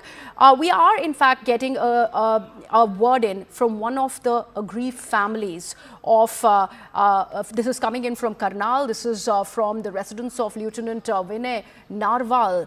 And that's where he was, in fact, he was very much present at the Baisaran Valley. He was killed in the attack. And my colleague Anshul is live with us from Karnal. He is at the residence of Lieutenant Vinay Narwal. Anshul, you managed to speak with the family. They are distraught because what has unfolded. Vinay Narwal, unfortunately, was there at Baisaran, ended up losing his life. Well, definitely. This entire household was actually celebrating just 5 days back when Vinay Narwal just got married, and he was on his honeymoon in Pulwama on the fateful day that was yesterday. And yesterday the family got to know that he has been shot dead by terrorists. Even before the celebrations at the home could end, the entire family is now mourning over here. Just I show you in the visuals that people from in and around this area have all gathered over here trying to extend their support to the family in this very, very difficult and grieving moment. At this point in time, the Chief Minister of Haryana has spoken to the family of Vinay Narwal, and in fact he has assured them that all support would be extended to them. Not only this, but also the Speaker of the Haryana Assembly had just arrived over here at the residence, and he has also spoken to the family members over here. But definitely the pain, the grieving is something that can be seen, that can be sensed, and there are few days where we even as journalists do not want to face, do not want to see, and today is probably one of those days where seeing the faces of all these people is definitely something that is hurting a lot at this point in time. We'll try and get in a word from a few of people who have reached over here. Sir, आपको अभी कुछ दिन पहले यहाँ पे शादी हुई थी, अचानक से ये कल खबर आई, तो पहला रिएक्शन क्या था और कैसे पता लगा आप लोगों को कि इतना बड़ा हमला हो गया और जिसमें विनय जी की भी जान चली गई? जो विनय नरवाल जी की मिसेज थी, उन्होंने दिल्ली फ़ोन किया अपने पिताश्री के पास। उनका फ़ोन आया विनय के पिता के पास दोपहर को, तो इन्होंने फिर फ़्लाइट की बुकिंग करी, वो 7 बजे की मिली। 7 बजे इन्होंने फ़्लाइट पकड़ के विनय नरवाल के फादर साहब, ससुर जी और जो उनकी बहन है छोटी, वो तीनों 7 बजे फ़्लाइट पकड़ के श्रीनगर पहुँचे। तब तक उनको यही बताया गया था कि एक्सीडेंट हुआ है, आप आ जाइए, विनय नरवाल ठीक है। लेकिन जब वहाँ पर गए, जाने के बाद तब पता चला कि उन्होंने बड़ी बेरहमी से उग्रवादियों ने उनका गोली मार दिया, 2-3 गोली, एक सिर में मारी, एक। तो रात को पता चला, फिर 9 बजे करीब सभी न्यूज़ चैनलों पे चल गया, बाय नेम और बाय सब। तो उसके बाद पता चले सारे गांव में फिर गमगीन माहौल है, सारा गांव बहुत उदास है। अभी क्या उम्मीदें हैं, सरकार से कुछ उम्मीद बची है अभी कि इतना बड़ा हमला हो गया पुलवामा में, कश्मीर में एक बार फिर से ऐसा हमला हो? जो हमारा दुख है वो तो अब बटेगा नहीं, खुशी जो मातम में बदल गई है। एक ही लाल था हमारा, एक ही भतीजा था, वो चला गया है, अब उसकी भरपाई तो कोई हो नहीं सकती। बाकी वैसे परमात्मा की दया से सब काम ठीक था। उनके फादर साहब भी सर्विस पे हैं, दादाजी भी सर्विस पे थे, रिटायर है पुलिस से, तो सब कुछ अब तो यही है भी जिन्होंने ये घिनौना कार्य किया है, सरकार सख्त से सख्त कानून बना करके उनको इसका जो उन्होंने कृत्य किया है उसका उनको अपराध का दंड मिले और आगे ऐसी घटना ना हो, आगे किसी घर का किसी परिवार का लाल ना छिना जाए। चीफ मिनिस्टर साहब की भी बात हुई यहाँ घर वालों से, और उसके बाद ये बताया जा रहा है कि अभी ये विधानसभा अध्यक्ष भी आए थे, तो क्या बात हुई उनसे और क्या आश्वासन दिया उन्होंने? बस वो आए थे, वो कहते थे प्रशासन की तरफ से हर तरह का आश्वासन मिलेगा, जो भी पॉसिबिलिटी होगी सरकार की, अब सरकार आपके साथ है, वो यही आश्वासन देगी। So as you heard there, that yet again they have been given a confidence that something will happen, but the larger question is, are words enough? Do these words actually suffice the loss that this entire family and this entire village has to face because of this dastardly and cowardly terrorist attack that happened in Pulwama? Definitely a lot of questions still remain unanswered, but talking more specifically about Vinay Narwal, it is expected that by 12 noon the body of Vinay Narwal will land in the national capital, and then by 5:30 p.m. This evening the last rites will eventually happen at his home. His wife is coming along with the body of her husband. Any updates on that? So the wife is not accompanying him at this point in time. He is being accompanied by his father, who had gone over there last evening, and he is in fact in the same flight that is bringing the body, whereas the wife and other family members who had reached over there will be travelling on a separate flight, and they will be reaching over here in Karnal in the next few hours. It is expected at this point in time. Remember, there was a haunting image of a wife sitting next to her husband's lifeless body, her silence almost deafening. That's how drastic that entire scene of revelry and honeymooning really turned out into death.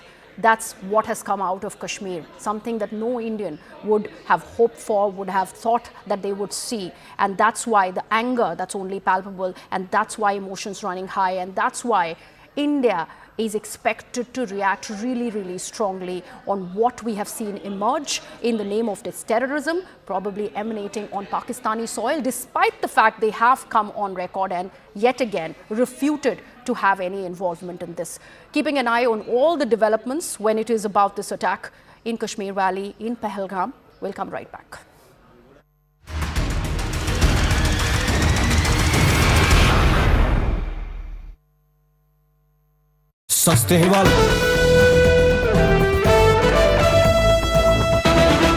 You see Home Minister Amit Shah on your screens, and he's interacting with some of those grieving families, and you can make out the sadness, the disappointment on some of these faces that you see on your screens of the people who the Home Minister is interacting with. So in all likelihood, these are family members of the victims of the Pahalgam terror attack, and you see some of those women, they're crying their heart out, pouring their heart out to Home Minister Amit Shah, really narrating their ordeal. Because let's not forget, while the men were singled out, they were singled out on basis of their faith, their religious practices. The women and the children stood there right next to them in horror and saw the horror unfold right in front of their eyes. And they're perhaps narrating that ordeal to the Home Minister as we keep up with these visuals coming in from Srinagar. Just a short while ago, we'd put out visuals of the Home Minister exiting the police control room. Before that, we had visuals of him laying the wreath on the victims in Srinagar itself. Now, the mortal remains, remember, will be flown to their hometowns where the last rites will take place. But this is Home Minister Amit Shah in person interacting with some of those grieving family members of those who have lost their loved one to this brutal terror attack in Pahalgam. Families that were on vacation, that were holidaying, who have lost their loved ones, most of them losing out on their father, their husbands, speaking of their stories of horror that they'd witnessed in Pahalgam last afternoon. 2:30 p.m. viewers is when the terror attack was reportedly to have happened. 2:30 p.m. to 3 p.m. This lasted for about 20-25 minutes is what our reporters on the ground have been telling us. And now there are other details emerging slowly on the possible involvement of more terrorists, that there were those who were stationed at a distance with helmet-mounted cameras who wanted to shoot the entire horror unfold. Why? Propaganda. I want to go across to Arunima, who continues to stay on with us. Arunima, give us a sense of what's happening here. We're keeping up with these visuals of the Home Minister interacting with those who are grieving. The Home Minister has offered his condolences to the bereaved family, and now the next step that we are told is that in batches of 3, the dead bodies and the survivors will be sent to the Srinagar airport. Special flights from Delhi and Mumbai have been arranged, so the coffins will be sent to either Delhi or Mumbai, and then from there to their onward journey, because some of the victims are from Bengal, others are from Maharashtra, from Karnataka, some are from Chhattisgarh. So government is trying to make special arrangements so that the mortal remains can reach their point of origin at the earliest. And the family members, they're asking the government is that there is a bureaucratic process involved in identifying the body, in getting the postmortem report, and perhaps also the death certificate. And only then, when all these legalities are completed, is a body usually released. But given the situation, all they are asking the government is to help them tide over.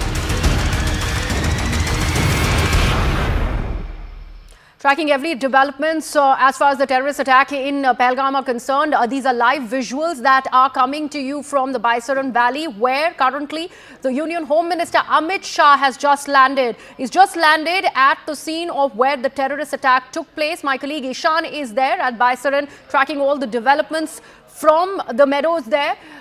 Ishan, the Home Minister is there. We had seen how he was rushed to Kashmir only last night when India woke up and learnt about the attack, and now we see these images of Amit Shah, the Union Home Minister, who has reached Pahalgam, who's reached that very site where the terror attacks took place in Baisaran. Ishan. Absolutely, it's a messaging in itself that the Home Minister of the country came down directly to the location, a very high mountainous area, to monitor for himself, to get a first-hand assessment of how the carnage actually unfolded. There's a team of top officials who are stationed here who will brief him about the situation.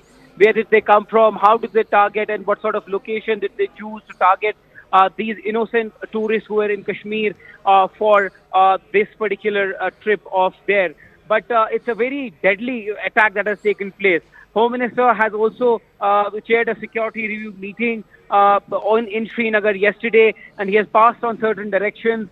And now all eyes will be on CCS meeting. But Amit Shah, as you see in your visuals, has landed. Along with him is the Lieutenant Governor of Jammu and Kashmir and the Chief Minister, who are going to be briefed. All of them are going to be briefed by the senior officials of the police, the paramilitary apparatus that is present on the ground, the intelligence and other forces as well. But the scene here is very grim. While you climb up to this place, you see footwear, belongings of people in mud. That tells you how devastating the scene was and how difficult it was for those who wanted to escape this location. Since it was raining for a couple of days in Kashmir, it made it difficult even for them to go down because of the mud and the sort of terrain that was there. But nonetheless, that security forces are now in control of the situation. Massive deployments being made, as you see in your visuals. That Home Minister being now briefed about the situation. There's an NIA team also which is on the ground. Strong directions have been passed to bring the perpetrators to justice as soon as possible. Carry out multiple operations, as much as resource you need. Go hard on those who are responsible for carrying out this attack, and don't spread anyone. Don't stop from carrying out operations in these areas. The push is fresh. The push is to ensure that these jungles are dotted by the security forces, and the strategy will be formalized. How does the India actually respond to this? Now, Amit Shah will go later on to Delhi, where he will be also part of that important crucial meeting. What transpires there will be very interesting to see, that what kind of directions or what kind of decisions does the government make to ensure that the situation is under control. Yes, And there absolutely. are... And Ishan, you were earlier telling us how the Northern Army commander is there on that very spot where the attack took place. Is he going to be now briefing the Union Home Minister, considering he reached the spot, he ascertained what the situation really is looking like, how at all did the terrorists really came into this place, remained holed up, and then eventually targeted these people on account of their identities? Well, absolutely right. The Northern Army commander, the 15th Corps commander, the top officials of the Jammu and Kashmir police will all brief him. The briefing will be about the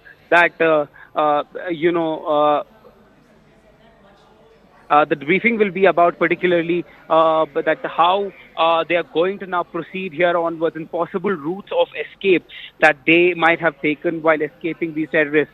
And that is why, this operation gets very interesting, because they were carrying sophisticated weapons. They precisely knew who to target, when to attack, went very close to them. Even if you see these visuals, those heartbreaking visuals tell you that how clearly they wanted to target those specific body parts where you have a minimum chance of survival. So it was very easy to determine that they came with a strong intention to basically take revenge, take down certain people who belong to a certain faith, and that is what is very clear and specific about this attack. Though a Kashmiri boy from Anantnag, a Muslim boy, has also died in this particular attack. How did he die? Was he trying to save them? What is his story? That remains to be seen, because these are times when still the situation is unfolding, and later on we'll know about each of these stories and how people were actually here on honeymoon, including a young lieutenant who was in Kashmir Valley on his honeymoon just 5 days after he got married, who got killed in front of his wife. A heartbreaking visual that we saw on our television screens, on our mobile phones, and a grim reminder that how situation can turn volatile in Kashmir at any given point. Also, Ishan, the reports that emerged after that attack, they spoke about not just that gruesome identification parade and then killing these men point blank. It was also singling out the male members from a particular family. Children were also involved. We also learnt that one particular child might have been the target of these terrorists. We hear the conversations that we have had, or the eyewitness have spoken in the media. They clearly said that while they were specifically targeting men mostly, but they did not spread any other person there. Even those innocents were targeted who were just with their families, the children. And one of the children, according to an eyewitness, told one of them that, "Why did you kill my father? We'll take a revenge of this." And he reportedly had said, "Tell this to Modi." And this was the response of the attacker. It seems like they were highly motivated. And generally such kind of attacks, there's the involvement of Pakistani militants in such kind of situations, because they're highly motivated, highly trained. They know how to use weapons. They know how to carry out specific targeted attacks. And that seems to be the case here as well, that they knew very well that how to target, how to navigate, how to go about these mountains, and highly motivated, and then carrying out these attacks. Indoctrinated locals who have crossed over to Pakistan, taken that training over there, then they have come back to the valley to carry out this dastardly attack. The situation right now is being assessed by the Union Home Minister himself, who's reached the scene of the terror attack. My colleague Arunima is also tracking all the developments. Arunima, the Home Minister wasted no time in going to the Kashmir Valley last night. He's also met with the aggrieved family members who have come down from the Baisaran Valley, who were very much present on the scene when the terror attack took place. They have seen their family members being killed in front of their eyes, and now he's there at Baisaran. So it does make a difference when you have a first-hand experience of what a victim has gone through. And if you're trying to think of a suitable response to bring justice to the victim, then that first-hand experience matters a lot. I think that is what Prime Minister gave as the task to the Home Minister yesterday when they spoke, and Home Minister briefed him. And the Home Minister has wasted no time. He landed, he spoke to the DGP, he met Chief Justice Omar Abdullah, met Manoj Sinha, the Lieutenant Governor, then held a security review meeting. This morning, he met the family members at the wreath-laying ceremony, and now he's at the spot. So in the evening, when the Cabinet Committee on Security meets and decides on what is the best way to avenge this terror attack, I think Home Minister Amit Shah's experience over the last 24 hours will play a huge role in deciding India's response, because he's now seen all sides of the story, from the security point of view, from the survivor point of view, and also from what could be a possible response. Also, Arunama, we had earlier, showing our visual viewers these visuals of the Union Home Minister not just meeting with the aggrieved families, he's also paid his last respects to all of these people who've lost their lives. There was a proper wreath-laying ceremony, something that is reserved so far for people who belong to the security forces. But that kind of a farewell that is given to the civilians who don't even know what it is like to react in the face of such an attack, because here we're talking about innocents who have been shot at, many of them at point blank range. Yes, and I think the decision to have the wreath-laying ceremony was taken because there was no doubt in anyone's mind that before the terror attack that these were people who were killed for just being Indians. They were selected, they were segregated, their identities checked. There was only a specific set of people that the terrorists wanted to target. The men were segregated from the women. The religious identity of the men were also ascertained. Yes, one local from Anantnag also lost his life, and the preliminary information seems to suggest he was trying to save the tourists. So anybody who tried to interfere with the game plan of the terrorists was also mercilessly persecuted. So there was no doubt when this wreath-laying ceremony was planned and Home Minister decided to lead the country in paying their homage, that these people, even though they are civilians, deserve this kind of respect, and their family deserves this kind of condolence, because in this hour of grief, they need to know that the country stands firmly with them, and this injustice will be avenged. Right. Arunama, you mentioned about this one person who's probably a local who lost his life in, I believe, trying to, save the lives of many of these tourists. That is the general sentiment among many of the Kashmiris who have responded very, very strongly to this terror attack, something that the valley, that Jammu and Kashmir particularly hasn't seen since the 1990s. And that's why probably those candlelight marches, those protest marches that have taken place, many of where you have been reporting live from yourself, and you've managed to speak to the local Kashmiri, and that's the kind of sentiment that they have, that they should not be seen as one with what has emerged out of Kashmir in the name of this terror attack by the resistance front. So far, the attacks which happened in the valley were usually against men in uniform or sometimes against people who were labeled police informers. But these are tourists who had nothing to do with the local politics of Kashmir, with the geopolitical situation between India and Pakistan. They were just, here to have a good time. And their coming to Kashmir was giving livelihood to the local Kashmiri. As a result of this attack, if the tourist refuses to come back to the valley, then it's a matter of bread and butter for the local Kashmiris as well. And that's also perhaps a reason. Of course, there is a reason for humanity also. The local Kashmiris realize that suddenly children being orphaned, just married wives being made into widows, that is not something that they can defend under any circumstances, because they were not combatants. But there is also a question of economy. There is also a question of bread and butter. Hitting tourism, hitting tourists. Even earlier, during an Amarnath Yatra, when a Yatri bus was targeted, there was a sentiment that this was crossing the line. This time, however, the line has been crossed by far. And Arunama, you mentioned the Amarnath Yatra. Incidentally, the registration for the Amarnath Yatra this year had only just begun. So this is pretty much in line with that. There's also the US Vice President J.D. Vance, who's present on Indian soil. This attack has been in line with his presence also. That's something also which is rendering it that kind of global significance. And that's why you're seeing these very, very strong reactions emerge from the United States of America. And not just US for that matter, even China and other world leaders also reacting. Now that the Union Home Minister is currently in Baisaran assessing the situation, the Northern Army commander is also going to give him a debrief, going to give him a lowdown, and once he returns to the national capital is when that CCS meeting is going to eventually take place. So what do you think the kind of assessment and then later the response of India should be like? Because there are also parallels that are being drawn after what was said by the Pakistani general Asim Munir, the dog whistle, and how that entire attack is also being aligned pretty much after that, after what he'd said in Pakistan. After the Balochistan train incident happened, there was this sense of heightened alert in the valley. And the security establishment generally felt that Pakistan, just to save face, because ISI had blamed India for what had happened in Balochistan. So as a face-saving measure, they would want to do something in Kashmir to tell their local constituency that we have avenged.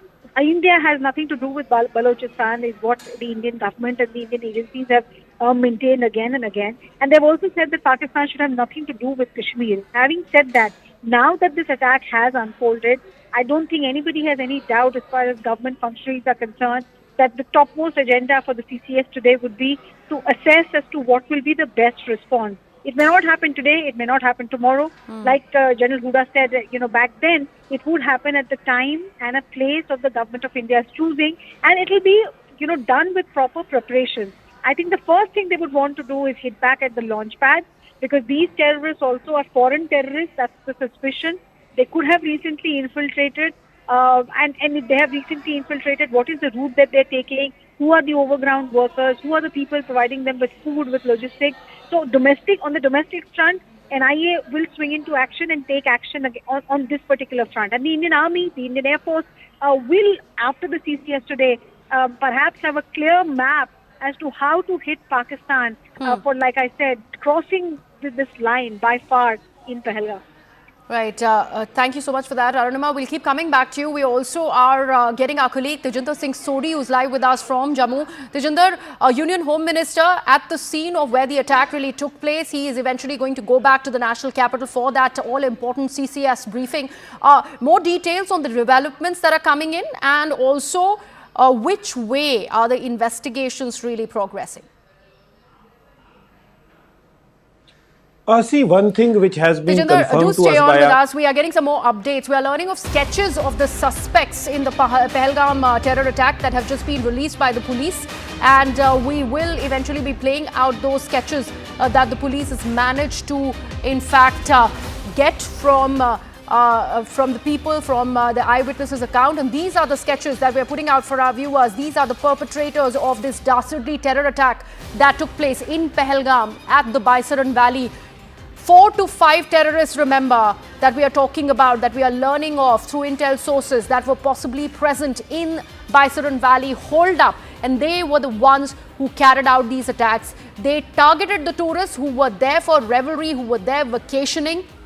They, in fact, singled out the men, singled them out on account of their religion, and then eventually shot at them and killed many of the family members who were present there on vacation to the Kashmir Valley. These are the images that have just been released by the police, and these are the terrorists who we are looking at, possibly members of the resistance front. Tejinder, the sketches are out. More details on this. Yes, these sketches which CNN News 18 has exclusively accessed clearly show these terrorists, and you can see in one of those sketches, one of the terrorists is wearing an ammunition pouch. The other one is carrying a backpack. So it clearly shows that these terrorists, they had come heavily armed, heavily equipped with sophisticated arms and ammunition.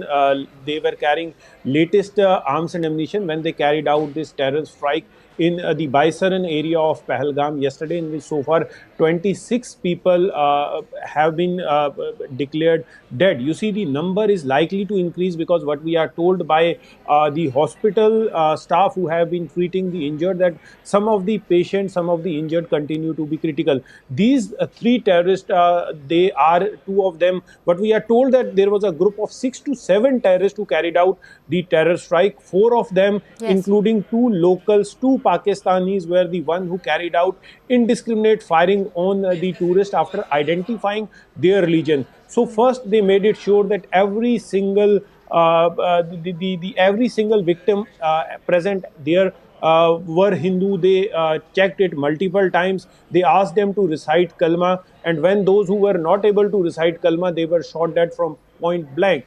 What we are also told that 2 to 3 terrorists, they were also watching over this group of 4 terrorists which carried out the mayhem to ensure that they could keep a check if security forces or any other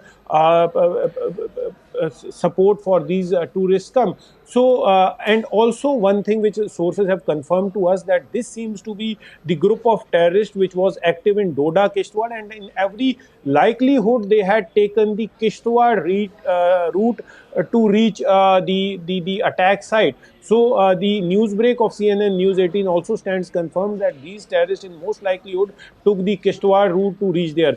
Union Home Minister Amit Shah was in Baisaran. He has just left from Baisaran. Okay. He will be reaching to Srinagar. Yesterday, he held a high-level meeting in Srinagar with the LG Manoj Sinha and other senior officials from the Jammu and Kashmir Police, Army, the CRPF, and other security agencies, wherein these agencies have been instructed that these perpetrators of this hold on to that heinous thought. terror In fact, attack. this entire update of the Union Home Minister assessing the situation and right now leaving from Pahalgam is an update that has been brought to us by our colleague Ishan Vani, who is constantly present there at the Baisaran Valley. He's managed to trek for several hours to reach that entire location where the terror attack took place. Ishan, Union Home Minister is just about left from that scene, from that spot. Any developments that you're learning of that took place after he managed to assess the situation and take stock? Specific instructions were issued. As you see, Home Minister's chopper on your screen leaving right now from the location. He has spoken to the DGP, top brass of the police, and everyone possible.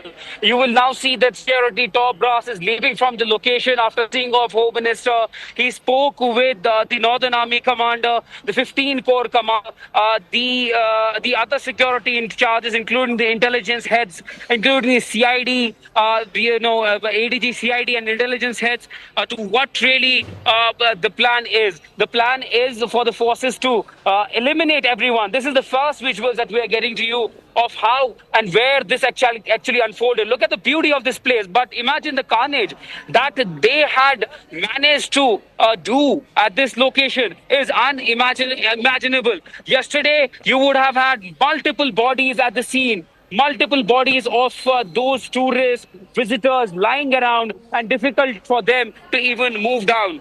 There's a massive scale operation that is still underway. You will see here that the forces are leaving now after being briefed, but the operation continues full scale. It's going on right now as we speak. The choppers are leaving from here, carrying every dignitary that had come here to get a first-hand account of how the situation is. But let me show you this place. I'm going to now show you that how this place looks like. And this is the Baisaran Valley. The first visuals we are getting to you of Baisaran Valley, where this attack took place. We had to trek for several hours, but this is how it looks like. Maybe beautiful, but yesterday it was extremely, extremely scary for all of those who came here, all of those who had come here for fun, entertainment, and joy. But it turned deadly for them. It turned very ugly for them. Expected that they will have to see all of these things on the ground here. But yes, that is the reality that Kashmir can unfold to you when you are here. Ishan, how long did it take for the security forces to arrive on the scene of this attack yesterday when this entire carnage was reported? Well, what we know is that it took them a couple of, hours to reach there. Okay. What we know from our sources is that at least a couple of hours it took for the forces to be here to actually get a hand on the situation, how it looks like. This is the entry of that particular location. Yes. And the forces will try to now maximize their attempt to track them down. Just Ishan, in case I they're know around that you this are particular giving area. certain visual references of this place that you are at, but from your reports you have mentioned how the bandwidth and the network at that area, because it's at a high altitude, it's rather low. So we would wait for you to send your report so that we are able to play that out for our viewers. But right now we're not able to exactly show those images as Ishan reports live because of those network constraints. But right now, this is what we are learning of. The Union Home Minister has just left Pahalgam. His chopper had landed a short while back. Ishan there reporting live from and getting us all the updates of what really has transpired. He's met with the security forces. He's met with the Northern Army commander. He's taken stock of the situation. Remember, he was the one who rushed to Kashmir after learning of this dastardly attack. He's met with the family members of the victims. He's also been part of that entire wreath-laying ceremony of the civilians who've killed, something that has never been seen before, a service that is only meant for security service personnel, but that was the kind of farewell that was given to the civilians who lost their lives.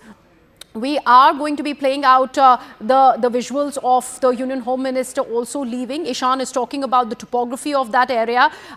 He arrived in a chopper. There are security personnel who've had to trek to this entire scene to reach where the attacks took place last, afternoon at 2:30, and then they had to get the civilians down from that area because that was the first responder.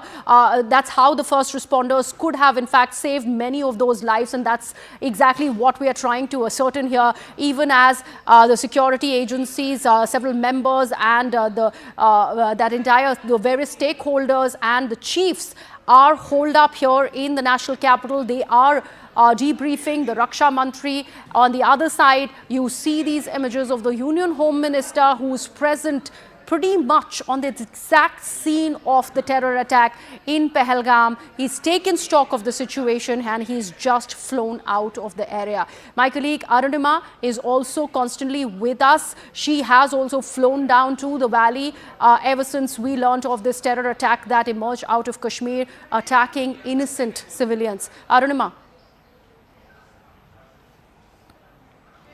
Yes, so Home Minister has spoken to the army commanders. He's also interacted with the local police and he has got a sense of the spot where this attack unfolded. Meanwhile, there are the first leads which are now coming in, even as the jungles of Baisaran are being scouted by foliage penetration radars and by aerial surveillance. The survivors have given the agencies a clear sense of at least 3 terrorists, and based on the survivors' account, sketches of these 3 terrorists have been released. Yes. Asif Fuji, Abu Talha and Suleiman Shah. Out of a total of 6 or 7 terrorists, at least 3 have now been identified.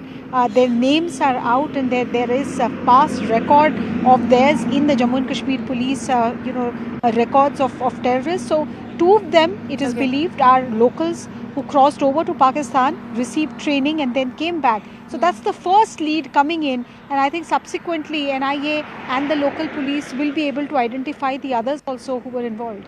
Absolutely, Arunima. Thank you so much for all those updates. And I'd request my producers to, in fact, put out those images, those sketches that have been released by the police. All these 3 terrorists who have been involved in this dastardly attack.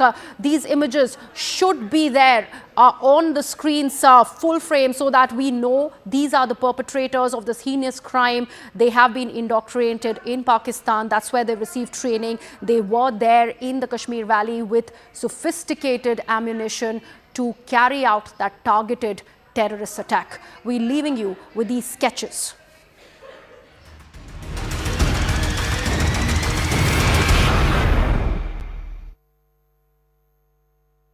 Mahi sir.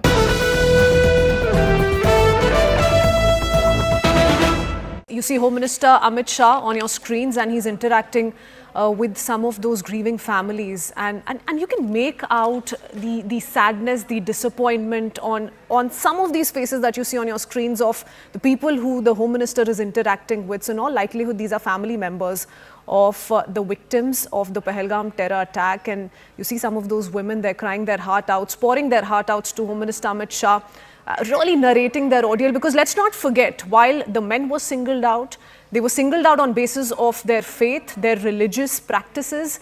The women and the children stood there right next to them in horror and saw the horror unfold right in front of their eyes. And they're perhaps narrating that ordeal to the Home Minister as we keep up with these visuals coming in from Srinagar. Just a short while ago, we put out visuals of the Home Minister exiting the police control room.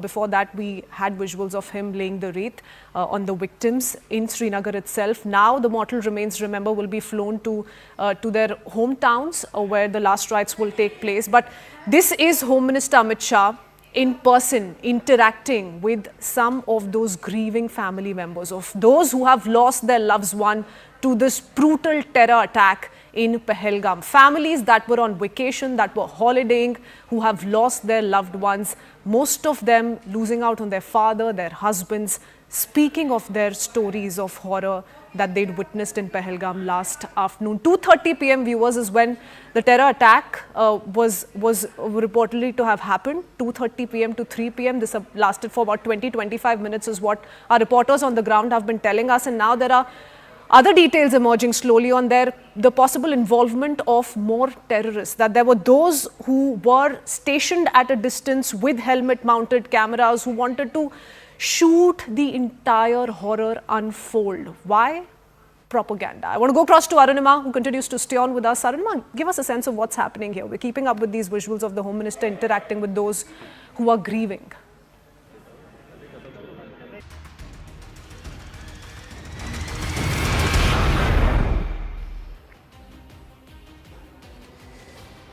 The country is mourning today, mourning the deaths of 26 innocent civilians, tourists in Jammu and Kashmir in one of the most deadly attacks on civilians in Indian history. In fact, one of Jammu and Kashmir's most visited tourist spots, Pahalgam's Baisaran, popularly known as Mini Switzerland, became a site where terrorists unleashed bloodbath on April 22, as tourists were enjoying pony rides and snacks. The gala time was interrupted by a group of armed terrorists in army fatigues. The group of terrorists rounded up victims and segregated them by their gender and then their religious identity before shooting, many of them point blank. Agency sources have informed that the site was deliberately chosen and the aim was to cause maximum casualties. The NIA has joined the investigation now. Army and CRPF have joined the search operation. An all-out operation has been launched to nab the cowardly terrorists. Just a short while ago, sketches of the suspected terrorists have also been released. Of course, the likes of Home Minister Amit Shah and Prime Minister Narendra Modi themselves are taking stock of the situation. Let's also get you some more breaking news coming in.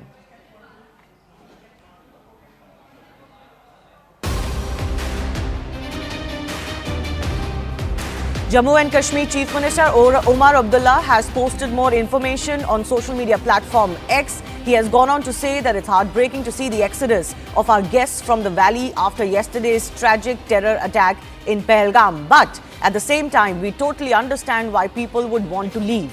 He also gives details of how the DGCA and the Ministry of Civil Aviation are working to organize extra flights. Remember, there has been an exodus of sorts of tourists. They are thronging to the Srinagar airport. Many of them want to get back home, which is absolutely understandable. The DGCA has also asked airlines to cooperate in this situation, not charge cancellation fees, etc.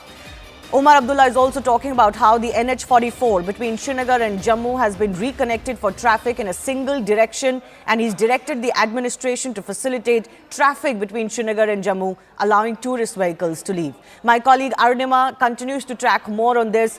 This is also a facet that the administration will have to take care of. How can tense tourists who are left behind in the valley get back home? Yes, and it is a big problem for them because a lot of people are scared now. Pahalgam is out of bound. When you come to Kashmir, usually your itinerary is 2 days in Gulmarg, 2 days in Pahalgam, 1 day in Srinagar, 2 days in Sonmarg. So it's a very important part of your Kashmir experience. If you can't go to Pahalgam, one part of that experience is gone in any case. And if you're still brave enough that you want to give the rest of Kashmir a chance, and I have met some of the tourists who are willing to do that, but even then there is pressure from family. There are people calling saying, what are you still doing there? Please come back. There are honeymooners who were willing to give Kashmir a chance, but because honeymooning couple were also targeted, there is this sense of unease amongst tourists, and that's, I think, exactly what Omar Abdullah is talking about in his social media post. The Srinagar airport was chaotic this morning also. Even when we arrived early this morning, parts of our luggage, parts of our equipment was left behind because there's so much pressure on the Srinagar airport at the moment. And now they have to accommodate an immense load for cargo also because there are coffins that have to be sent back. 26 coffins, but the load of that 26 coffin is much more than you and I can imagine. So Srinagar airport is also under a lot of pressure, but like Omar Abdullah said, that the Ministry of Civil Aviation and DGCA are trying to ensure that things don't get even more traumatic for the families who are already facing the worst nightmare perhaps of their life. Yes, and actually this is compounded by the fact that the NH44 was actually unavailable for vehicular traffic because of weather-related incidents. But Jammu and Kashmir Chief Minister is saying that they will try to, in a controlled and organized way, arrange for vehicles to go from Srinagar to Jammu because the road is still unstable in places, and we are working hard to clear all the stranded vehicles. We'll keep going back to our correspondents who are joining us from Srinagar, from Delhi and other parts of the country. Remember, most of the victims of this terror attack come from rest of India, not from Jammu and Kashmir. And there is an absolute pall of gloom that has descended on the entire country. The country is also awaiting a strong response from the leadership. We'll get you more on that in just a bit. But first up, let's also take a look at this exclusive report that my colleague Ishan has sent from inside the Baisaran Valley. News 18 has managed to reach Baisaran Valley. It might look beautiful to you, but this is the scene of that carnage which unfolded yesterday here, and massive firing was witnessed in this valley. Though there is a massive deployment in these mountains behind me, but just now, the Union Home Minister has instructed security forces to carry on massive operations around this place. You will still see a large presence of security forces behind me. We are among the first few channels to reach here by foot after trekking for several hours, and the Home Minister has just left behind us in a helicopter. We have been told that, best possible treatment and care will be done to them who are injured right now, and the government has also announced compensation. But look at the situation here. Must have been really deadly yesterday when the things unfolded. You can also notice somebody's slippers, shoes and belongings are still lying around, and this is the scene where the NIA and the forces are also investigating now to what really transpired yesterday. Ishanwani from Baisaran for CNN News 18. The first channel to get you that exclusive report from the site of the carnage. Picturesque, but has turned out to be deadly as far as innocent civilians and tourists are concerned. The stories are, of course, extremely heartbreaking. Many of them were there for their first trip to Kashmir. There were couples who were on their honeymoon, and particularly male tourists were singled out in front of their female partners, their children in many cases, husbands, wives, parents in many cases as well, and they were shot dead at point blank range. The women were told to take this message to the government of India. You can imagine the kind of vitriol that has been sought to be spread as far as this terror attack is concerned. Let me go across to my colleague Ishan joining us live. Ishan, we are running those pictures of the sketches that have been released. This will be extremely crucial for the administration to be able to nab these. What is more do we know of the background of the terrorists that have been identified?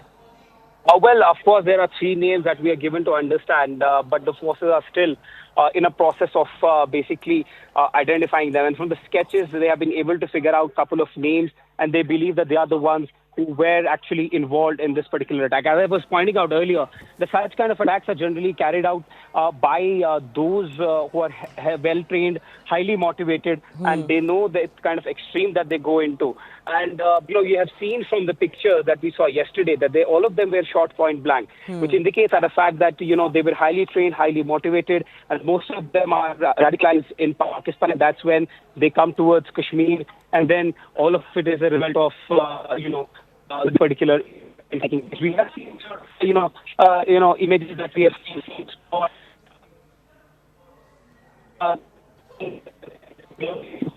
shoes of children, in the foot wearing. Right. Ishan, just give me a minute. I'm going to try and get a better connection with you. But of course, Ishan bringing us details of the fact that many in the security apparatus are also echoing that this is a highly planned, sophisticated attack. This is not, attack of a group of individuals who've just decided to carry out carnage. This seems to be very well planned. Of course, the timing of it cannot be overscored, because the timing is when the Indian Prime Minister is not in India, is on a foreign visit, and the Vice President of America is in India, who's of course condoled the deaths of civilians in this attack. What has been extremely noteworthy is the outright and unequivocal support that India's friends, allies have given. US and other countries have come out in unequivocal support of India, and in a way have given a tacit backing to any action that India may need to take to protect its sovereignty and, of course, to avenge the lives of its citizens. The government, the security apparatus is all in a huddle. Several meetings are taking place at various levels. The Prime Minister himself is taking stock of the situation. He cut short his visit from Saudi Arabia last night and, of course, came back to India to take stock of the situation. The Home Minister has been in Srinagar himself. Now, CNN News 18 has accessed these images of the suspected Pahalgam terrorist. In fact, one of those images is of terrorist named Asif Fauji. He is one of those suspected to be part of this attack. We brought out the sketches that have been released by the administration to help in nabbing them. There could be an element of some sort of local support. It is, of course, questionable if something like this can be carried out without knowledge of what are known as overground workers in Kashmir. But there is more and more photographs that are now coming. We are accessing more of these photographs of the terrorists that have been identified as once part of this attack. So those you can see at the top of your screen on the left is the photograph, the actual photograph of one of the suspected terrorists. On the bottom, we are running the sketches that have been released of as many as 3 terrorists. It is suspected that there could be anywhere from 4 to 6 terrorists, 4 who could have opened fire themselves, and a couple others who could have provided other support while that attack was being carried out. More photographs being accessed by CNN News 18. Arunima continues to be with me. Big challenge this, Arunima, to be able to nab them. How's the security forces looking at this challenge? See, in the past also, terrorists have managed to gain an extension of their lifeline by trying to hide in the jungles after carrying out a terror attack, but eventually the upper hand has been achieved by the security forces. In this case also, though it took some time to respond, I think it took more than an hour for the security forces to go up the non-motorable road and reach the victims. But once they realized what had happened, immediately after that a cordon was laid. There is a multiple layer cordon that is already in place in Pahalgam. Nobody is being allowed inside the Pahalgam town. Even from the hilly sides, there is a cordon. The Rashtriya Rifles, the Jammu and Kashmir Police and the CRPF. There are 3 layers and the jungle is also being scanned thoroughly. Foliage penetration radars are at work. So the security forces are, with all their might trying to look at possible hideouts of these terrorists. But it is true that they could have gotten at least a head start of an hour, if not more. How much have they managed to utilize that head start, since there are some locals involved who know the topography, who perhaps have overground workers supporting them? Worst case scenario, have some of them managed to go back towards the Rajouri Poonch area and then try and cross over to Pakistan? That's also something that the agencies are not rejecting, but they suspect that these terrorists could be in that general Pahalgam area, and they are trying to ascertain that they are brought to justice. You know, we're running also these pictures of the Home Minister himself visiting the site. Now, it isn't always the case that the Home Minister himself will go to the actual site of a terror attack. The significance of the fact that the Home Minister is there himself, personally, Arunima. So he was there a short while back, and now he has left. We just saw his chopper leave from the Anantnag area. I think shortly you will get visuals also of him reaching the airport. He has to reach Delhi for the Cabinet Committee on Security's meeting too. But yes, it is quite significant when the Home Minister of the country, within 24 hours of a terror attack, reaches the spot. And this we had not seen even when Pulwama attack happened, because there's always a concern that, when a VIP visits, then the focus moves towards the VIP protocol and ensuring the security of the VIP, and the actual investigation or actual operation might suffer. That's also a view that has been exercised in the past. But Home Minister and Prime Minister, in their wisdom, thought that the Home Minister must be in Jammu and Kashmir. So the moment he landed, he took a briefing, and then subsequently today he decided. He did not spend too much time there, just got a general sense of what was going on, and that left the field open for NIA to carry out its investigation and for the RR, for the JKP and CRPF to carry out their cordon and search operation. So I think Home Minister tried to maintain a balance between ensuring that VIP protocol did not damage the actual operation, and at the same time getting a first-hand sense of what is really happening there. That first-hand sense could be very useful when CCS meets this evening and decides what is the way ahead for India in terms of an option to this terror attack. Speaking of that CCS, Arunima, doesn't need reminding that the entire country is really waiting for what the government's response is going to be. There is an escalation matrix. There are standard operating protocols in such situations. But do you sense that the government has made up its mind that it's time to do something that Pakistan wouldn't have thought would come from India? There's no doubt about that. I have been telling our colleagues yesterday also, to me, having covered Jammu and Kashmir for almost 2 decades now, this is nothing like what we have seen before. Yes, Pulwama was horrific, but Pulwama was targeting of men in uniform, targeting innocent people who have nothing to do with combat, targeting fathers before their sons, targeting newly married husbands and making their wives widow. This is unheard of. I think the closest parallel I can think of perhaps is Chhattisingpura in the year 2000 when in Anantnag Sikhs were gathered together. They were identified by their name, by their religion, and then they were shot dead in cold blood. So similar, but Pahalgam in a sense what has happened is Kashmir's 26/11 movement, and this government, the Modi government, does not want to give the kind of reaction for which they had criticized UPA after 26/11. This government has made its image of a decisive government, a prime minister who takes action, a home minister who believes in taking action, a Raksha Mantri whose forces are forever getting the right leadership to be ready for whatever operation they're tasked to do. We have seen it in Balakot, we've seen it in the aerial strikes that were carried out. So we may not get to know today, we may not get to know tomorrow or in any near time as to what the CCS decides, but the sense that we have is that this government will avenge Pahalgam at a date, time and place of their choosing. Right. Speaking of the government response, I also want to go across to my colleague Aman Sharma, political editor, joining us. Aman, the Prime Minister himself, just yesterday, when we were reporting live on this issue and the Prime Minister's first tweet had come in, still on foreign soil, the tone and tenor of the tweet itself gave an indication of the mood and the mindset that the government is in. They're in no mood to let this be. There's not going to be business as usual, but all eyes on the government as they come together for that CCS on what they could decide.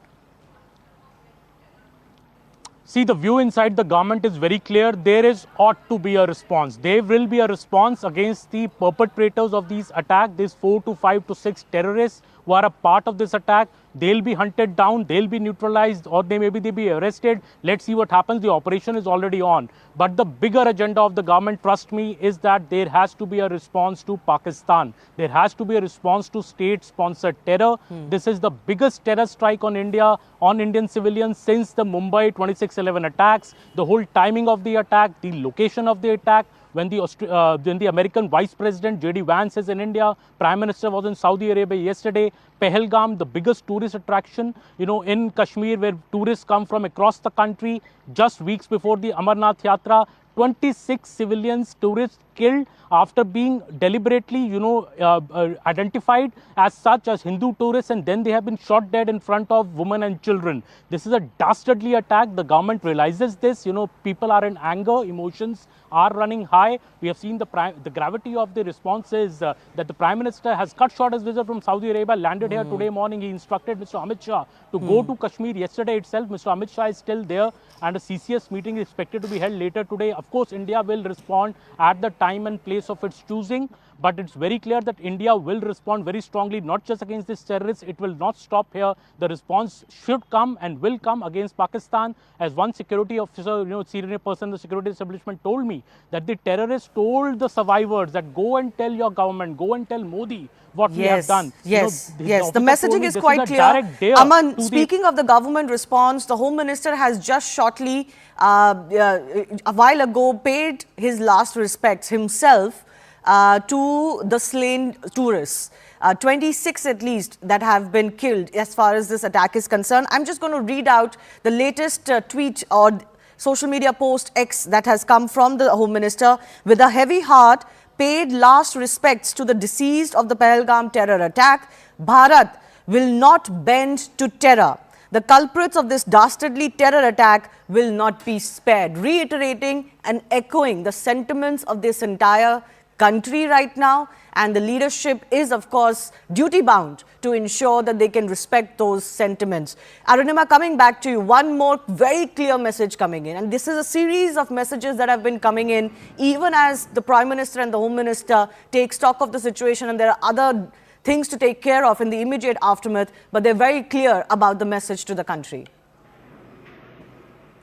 Yes, the last two sentences of that social media post is actually what is indicative is what the government is thinking. The last two sentences: Bharat will not bend to terror.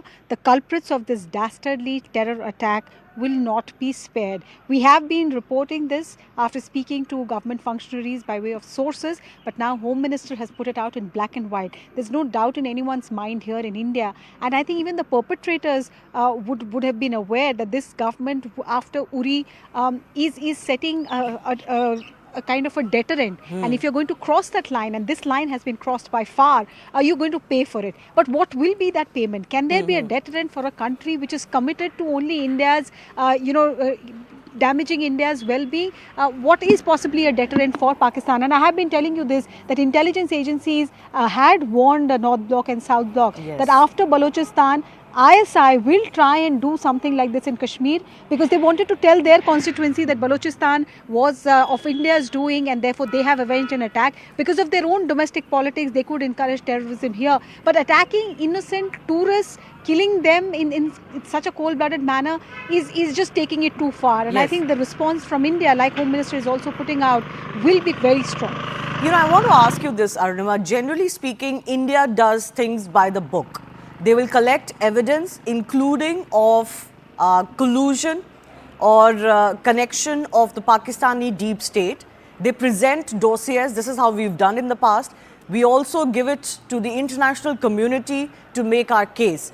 In this situation, do you think India will be doing all of those formalities as well, or does the establishment have enough to go ahead with a reaction? See, India's response has been multi-pronged. After 26/11, we tried doing the dossier approach. We tried taking the dossier approach. We've seen how things have gone there. Hafiz Saeed, one day in jail, other day getting Pakistan government's hospitality. Same with Zakirur Rahman Lakhvi. Others are still, Pakistan is still in denial about the role of others like Major Iqbal, Major Samir. Tawahur Rana is in our custody. He has a lot to tell us about how Pakistan ISI was involved. So the dossier approach hasn't worked in the sense of getting Pakistan to act. However, it has worked wonders in getting FATF to act against Pakistan, in ensuring that Pakistan scales down its funding of terrorism. Then was the second approach, which was what we saw after Uri, of direct strike, of taking down launch pads in Pakistan and sending a message that if you are going to attack us, you will have a bloody nose. That was the second approach. But there is also a third approach, which is to take down the perpetrators and making a deterrent for them. And that is also an approach that India will have on its table. When the CCS meets, I think that will also be on the table. People, these 5 or 6 terrorists who are responsible for this attack, I think the main focus, the primary focus for everybody in the Kashmir Valley at the moment will be to ensure that they are brought to justice. Whatever happens as step 2 vis-a-vis Pakistan will be decided in Delhi, but immediately this is what the government wants, and therefore Jammu and Kashmir police has already released 3 sketches. 3 people have been identified. We have been reporting that survivors saw at close quarters 3 terrorists who segregated the tourists and then carried out the attack. The others who were possibly at a distance, their identity might take some time to be revealed, but if these 3, if something is known about them, it will be a head start. You know, Aman, there is, of course, that primary focus on getting these perpetrators to their fate. But there is a sentiment across the country and even in the military establishment that just an airstrike or a surgical strike no longer serves India's purpose. And Arunima was right. How do you even deal with a neighbor, a so-called state whose only existence is about troubling you and killing innocent civilians and otherwise? But there is a sentiment that we need to hit where it hurts the most. This is no longer about just hurting launch pads alone. This is about Pakistan and its deep state and its army itself. And I think that this is that moment, that test moment for the Indian government and establishment in itself, whether they're willing to cross that line. Well, absolutely. Something big is to happen. You are absolutely correct. See what happened after Uri and after Pulwama as well. These were attacks, terror attacks on security forces. We saw an ground strike, we saw an air strike after Pulwama. So these were the responses of the Indian government. This particular attack, I think, changes the paradigm. It is for the first time such a terror strike on innocent tourists to Kashmir. You know, this is trying to show that maybe Kashmir is not a safe place. That is what the idea of this whole strike is, to strike terror in the minds of Indians from across the country who visit Kashmir. Okay. We're getting more images. CNN News 18 exclusive, bringing you the group that was active in Pahalgam since the last 1 month. These are details that we're picking up. We've accessed the photograph of the suspected terrorists. No confirmation if these were indeed part of the Pahalgam attack, but possibly they have done some base work or helped in the execution of the Pahalgam attack. There is also a sentiment that some of them could be infiltrators, foreign terrorists, but there could be some support locally, at least 1 or 2 local terrorists. Arunima, what is the suspicion likely on? More foreign terrorists who have infiltrated several bids at infiltration over the last 1 year, and of course, as soon as winters were away by Pakistan, or could there be a local hand as well? See, like I have been telling you that, eyewitnesses and survivors have told the police and the agencies that they clearly saw 3 people. But there could have been more, because there were also sniper fire. They were firing from a distance, and there could be 6 people, there could be 7 people, but at least 3 were clearly seen. Were those 3 part of this particular group? 3 names that have been identified by the local police here. Asif Fauji, you see him wearing that backpack kind of a thing. He has 2 pouches right in front. That is Asif Fauji. There are 2 others also who have been identified as Suleiman and Abil, and these are all people who are locals. Jammu and Kashmir police has picked up intelligence that they have been active in the Pahalgam area, and therefore getting to them or getting any information about them could be a head start. It could be a starting point to try and figure out who was behind the Pahalgam attack, because these attacks are carried out by 1, 2 or 3 terrorists, but behind them are a network of overground workers, some who provide them with milk, others who provide them with bedsheet or vegetables, or even a packet of Maggi or dry fruits, some food item. If somebody has taken it, in Rajouri and Poonch, for example, there are natural caves, but even in those natural caves to cook, you require mustard oil, you require some other product. Who's providing all of this? If you get to that overground worker, that's a good way to start your investigation, is what JKP and NIA have realized in the past. Yes. So this is a group that is believed to be active in Pahalgam itself for about a month before this attack took place. Some of them could be part of this attack, some of them could have helped in planning or in some other kind of logistical support. But these are the individuals who are being linked as far as this attack is concerned. We're also identifying some of the individual terrorists who've been suspected to be part of this attack. Those sketches and individual photos have also been released. 3 names have come to light, 3 sketches have come to light, but there are, of course, bound to be more. Aman, more and more details now trickling in as far as the perpetrators are concerned. This is a job that the Indian Armed Forces are very good at. They're going to take care of the perpetrators, the actual individuals involved. But it is, as we were discussing, the larger message and the larger action that is much awaited. Absolutely, the larger action is awaited, and we will know when we know. It is that the government, of course, will do it at their time and place of choosing. But that said, as I was explaining, this terror strike is different from Uri and Pulwama. After Uri and Pulwama, we saw the surgical strikes in Pakistan. This is perhaps even worse than that. This is targeting of innocent tourists from across the country. Look at the victims from Karnataka, from West Bengal, from UP, from Delhi, from Haryana. So these victims are spread. The government clearly feels this was an attack to spread fear, to show that maybe the Kashmir Valley is not safe. that to deter tourism in the valley, because tourism is a big success story of J&K ever since the abrogation of Article 370. This comes just ahead of the Amarnath Yatra. There are multiple messages in this terror strike. The government is cognizant of the same, and you see that in the tweets of the Prime Minister last night, the tweet of Amit Shah today, which has just come, that the government is saying we will act with very, very tough response.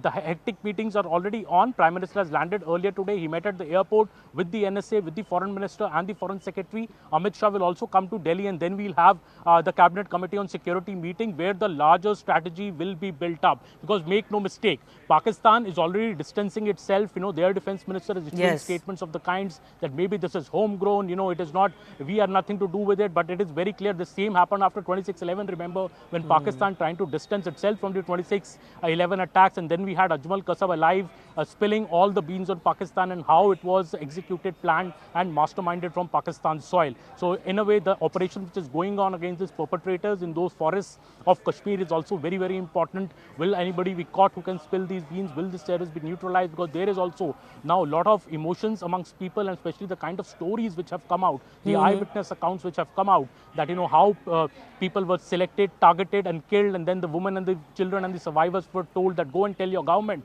what we have done. It's a dare to the Indian government, and knowing the way Modi government has acted in the past, a strong response is coming.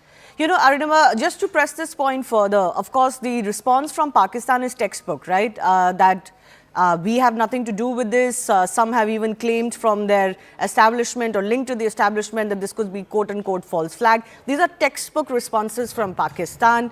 But there is, of course, in the global world order, always a challenge for those who follow rules versus those who don't follow rules, like Pakistan. So for India, the challenge will still be to make sure that the international community is on board and accepts that India has enough proof to act on Pakistan, not just terror groups operating out of its land or in control of Pakistan, but on Pakistan. So that base has to be set by India very quickly.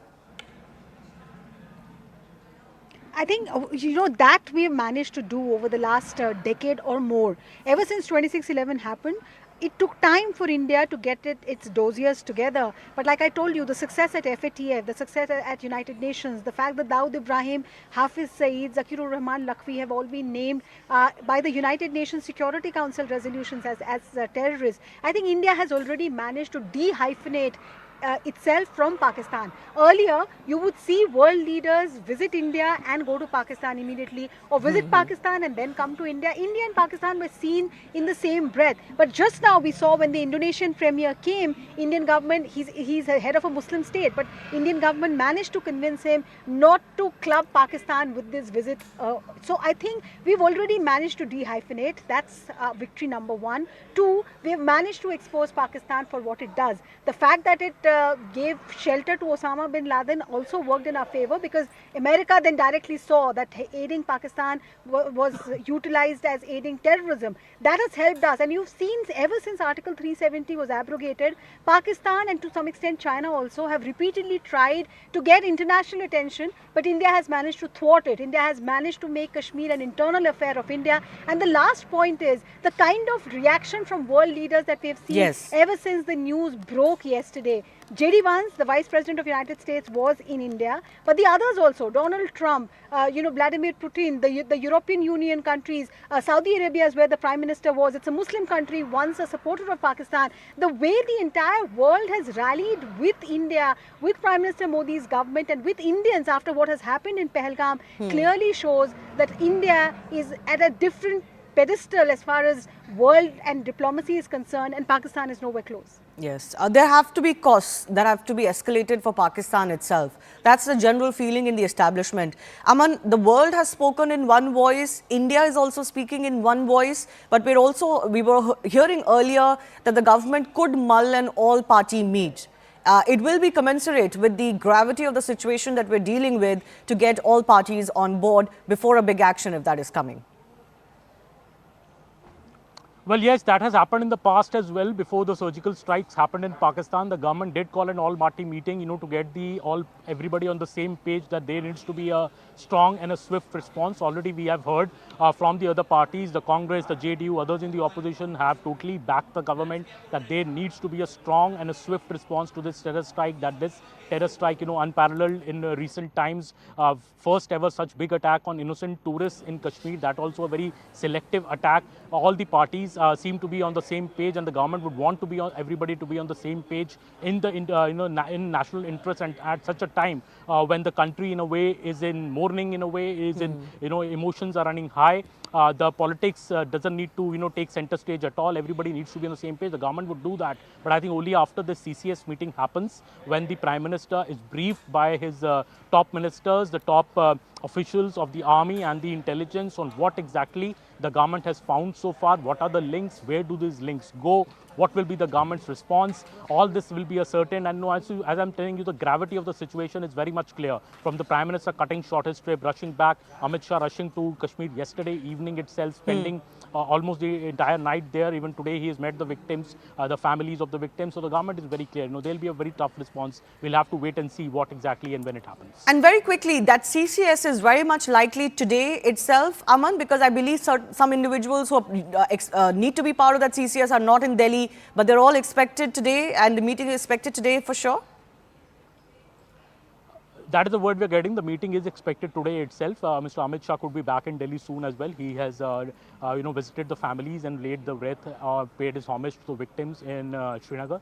And he could also be back soon in Delhi. The CCS will happen soon enough. That's what we are hearing as well. And I think the government also is, greatly also backed up by all the major world powers. You see Donald Trump's statement. You see Vladimir Putin's statement. You see the European Union. Total solidarity for India. Even help being offered by many of these countries to act against the perpetrators. So in a way, India on very strong footing. I think Pakistan getting isolated increasingly on this front. Yes, if you read between the lines, very much there has been tacit support for any action that India needs to take. In fact, many heads of state have gone on to say that perpetrators need to be answered, and there has to be avenging of these mindless killing of innocent civilians. And Arunima, since you've covered this situation for a very long time, what is going, talking of that escalation matrix, what is going to be most likely as far as the Indian response is concerned, let's say in the interim, but also long term? Because there are long term measures that India can take as far as some of the diplomatic options are concerned. The Indus Waters Treaty has been mentioned. I'm going to come to you, Arunima, in just a bit with that. I want to go across to Ishan, my colleague who's joining us from the spot. He's been getting us more from the spot and the attack site. Ishan, give me a sense of what you're seeing around you. There is still a massive deployment of security forces. CRPF, Indian Army, Jammu and Kashmir police are searching through the mountains that you see behind me. And these are the mountain ranges from where they believe most of these men came, and then they opened indiscriminate fire. We have been inside. If our producers can pull out these visuals which we just sent, you will see that there are still chairs at Daba which are still lying spread. There are belongings of people who had brought them with them that spread over the place. We have seen shoes, boots of all these tourists who lost them, who were running to save their lives and left their belongings behind. Those are all spread behind the scene. Now, the NIA team will come here. We're waiting for the NIA team to come. They will take further the investigation. What we also understand is that this investigation will also be carried out by the J&K police simultaneously. There are multiple teams of J&K police who are camping here.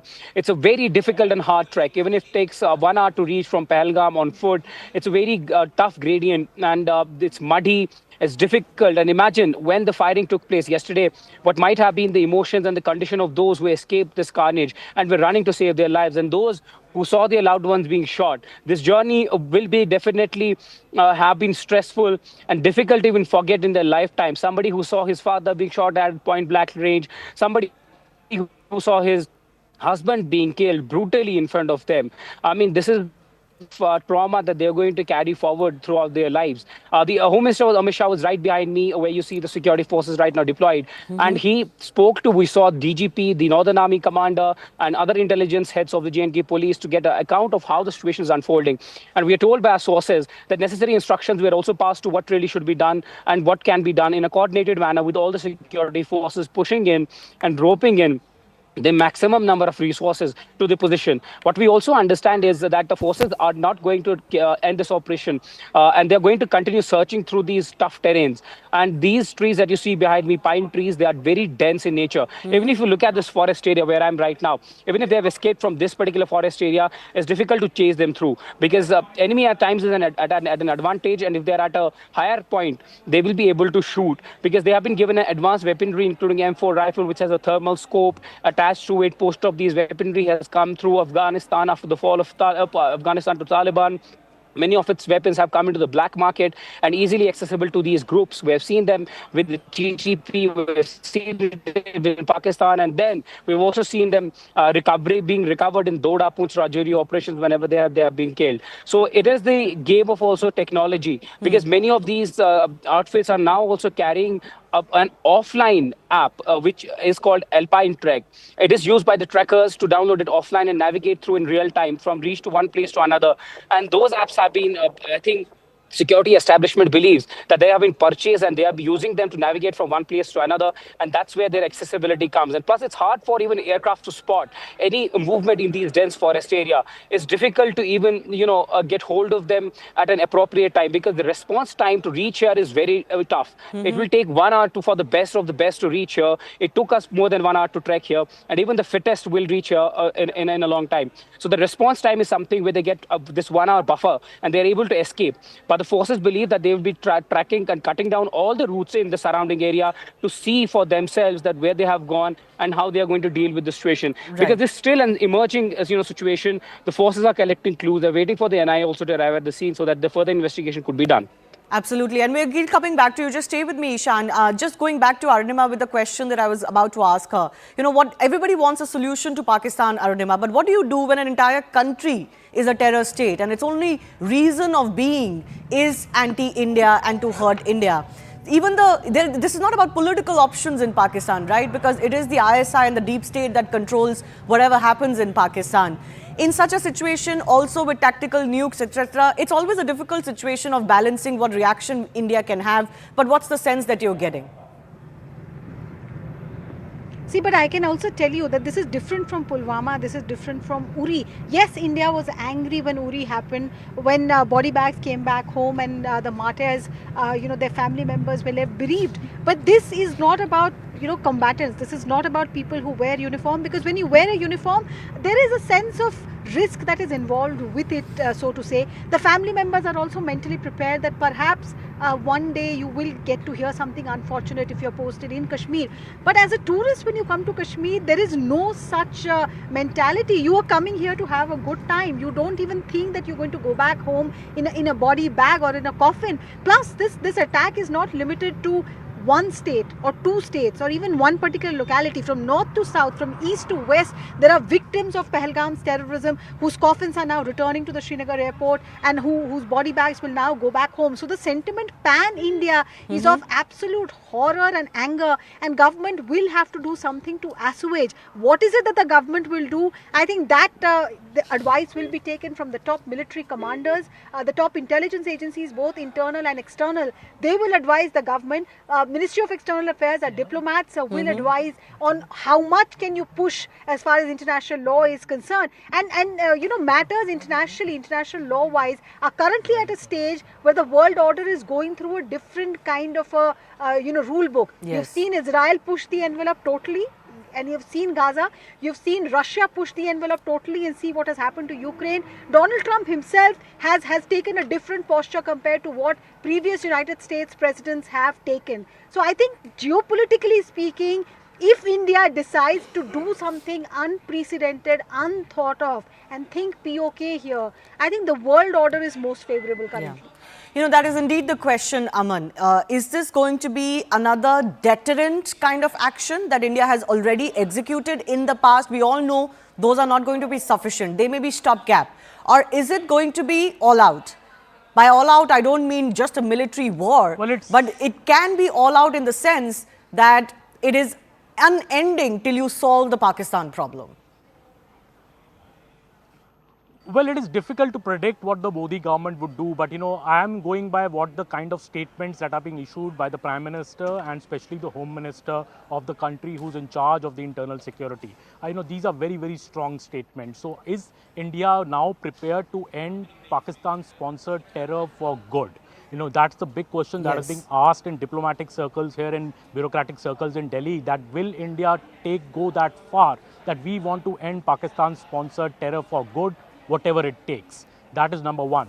Number two is, if you've seen recent statements of S. Jaishankar, Rajnath Singh, all the top ministers of the government, Amit Shah, they have been saying that the only unfinished business with Pakistan is the return of Pakistan-occupied Kashmir to India, that Pakistan-occupied Kashmir is an integral part of India. The only unfinished agenda, the only thing on which we are interested in a dialogue with Pakistan or any interaction with Pakistan, if Pakistan is agreeable to return POK to us. So I think these two things need to be studied and analyzed very, very closely. That could determine what the Indian government's response to this horrific terror massacre is to be, because the government is very clear. And we have seen that in the past, as Arunima was mentioning, Uri and Pulwama were attacks on security forces. Yes. But this changes the paradigm totally. This is an attack on the Kashmir positive story of the Modi government. This is the positive story that after abrogation of 370, things have normalized. Tourists are coming in huge numbers, over 2 to 3 crores tourists every year coming to Kashmir. This is an attack on that. And this affects even the livelihood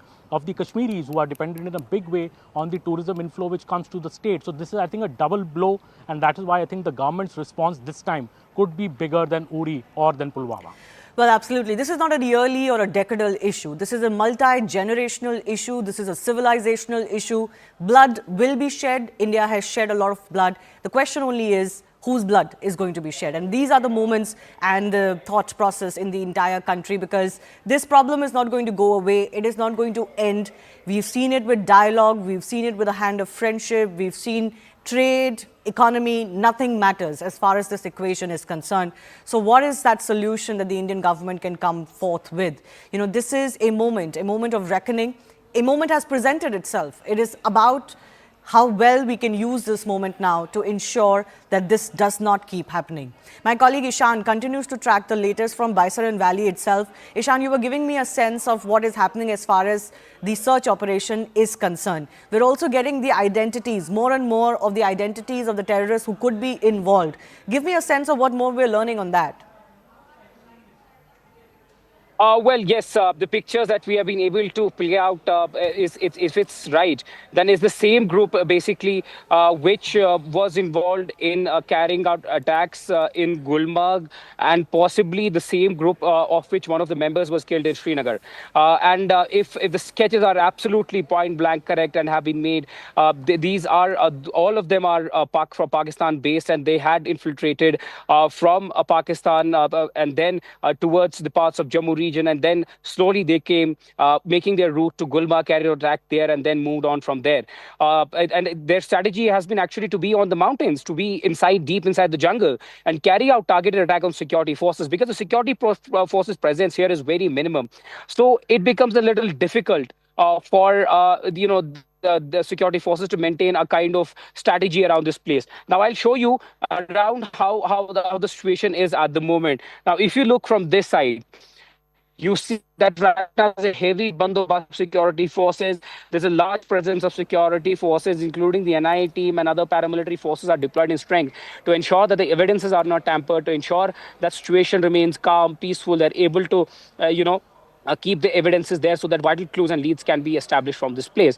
Now, this is a massive ground. Imagine where they would have run once the gunfire started. And if the sources are correct, and if they were exactly at the gate, which I'm showing to you right now, then even the exit was difficult, because the visuals, what we saw was that there was one body actually lying on this particular gate. Somebody was shot at this gate, clearly point blank, and this body was lying there. And then if I recollect correctly, this towards the end and exit part of this area, this where I'm pointing at right now, there were multiple bodies which had come, which were lying there. And then on the left side, where you look, there are these small dhabas where possibly many of them were having chai or snacks at this time, having some water, sitting there for rest. And that is where also, we went inside, we saw chairs scattered, the stuff they were carrying, including their bags, clothing, is still lying there. It was a massacre, nothing less than a massacre. Yes. We're talking about India's response. We don't know yet what kind of response will follow, because we have seen a massive response when Pulwama happened, when other times happened. So yes, one has to wait and see what follows from the government. We're learning more of what the deliberations could be. My colleague Akash is bringing us more from the defense establishment. They're telling CNN News 18 that the forces are very much capable of carrying out operations to destroy the terrorists that are present within the boundaries and beyond. That's an important word. All options are open, and the top hierarchy and the leadership will decide on a suitable option. This is an important line that we're picking up from the defense forces. Attacking tourists is an act of war, and suitable steps will be taken. That term, act of war, is the important one here. That gives India the opening to respond in the manner that it deems fit. This is by far one of the worst attacks that have been carried out on Indian soil, but this has also happened against unarmed, innocent civilians. People are calling it Kashmir's 26/11. Many are also equating it to October 7 attacks on Israel by Hamas. My colleague Akash is joining us with more on what he's picking up. Akash, significant words. Not more will be revealed, but significant words that you're picking up. Right, Shivani, I have had a word with a number of people since morning, both in the Defense Ministry and those who have retired now, the former officers, the former commanders of Indian Army and in fact the Indian Air Force. And they are very clear. They are saying that this is first of its kind of attack where tourists were targeted, and it was a planned attack where the incident happened. In fact, the attack happened at around 2:30.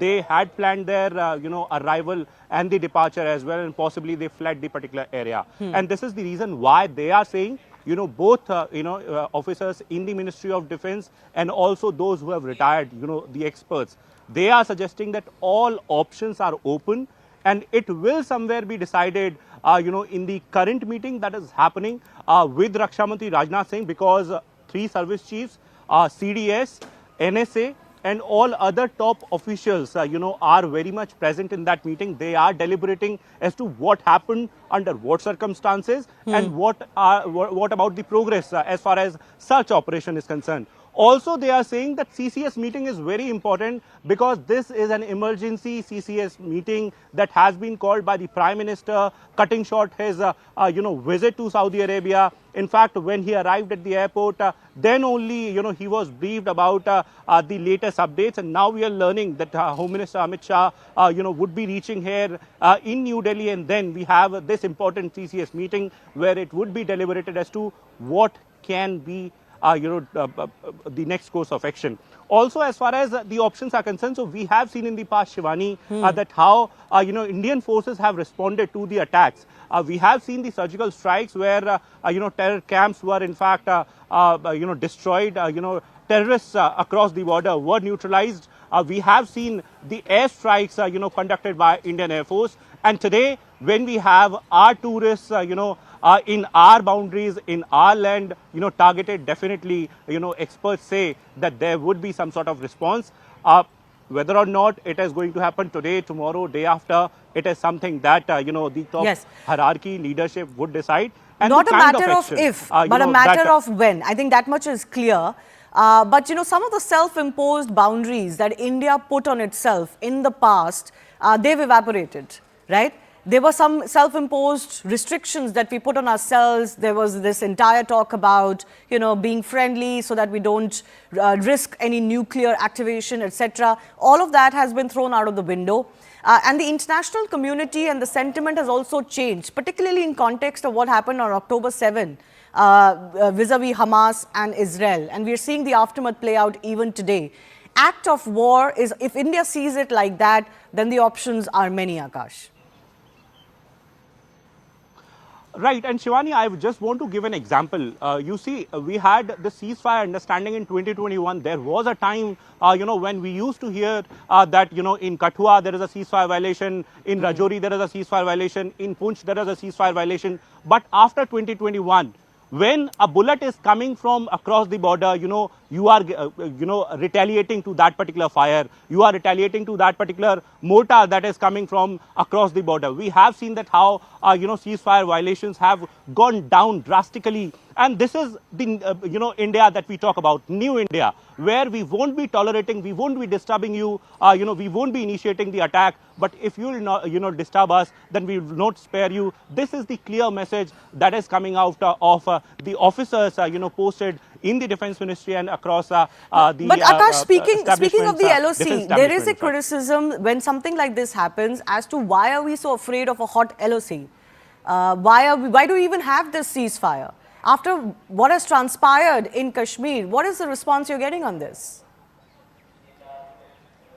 There is a boundary, Shivani, there is a boundary. Officers say that, they want to operate within their boundaries, and this is something that top hierarchy decides as to what is going to happen, what they have to, how they have to act. And this time around also, while they are saying that, they are all open for any sort of plan, they are also saying that it will depend on top hierarchy, top leadership as to how they are seeing the plan, how they are seeing the situation, condition, and how they want the forces to respond to it.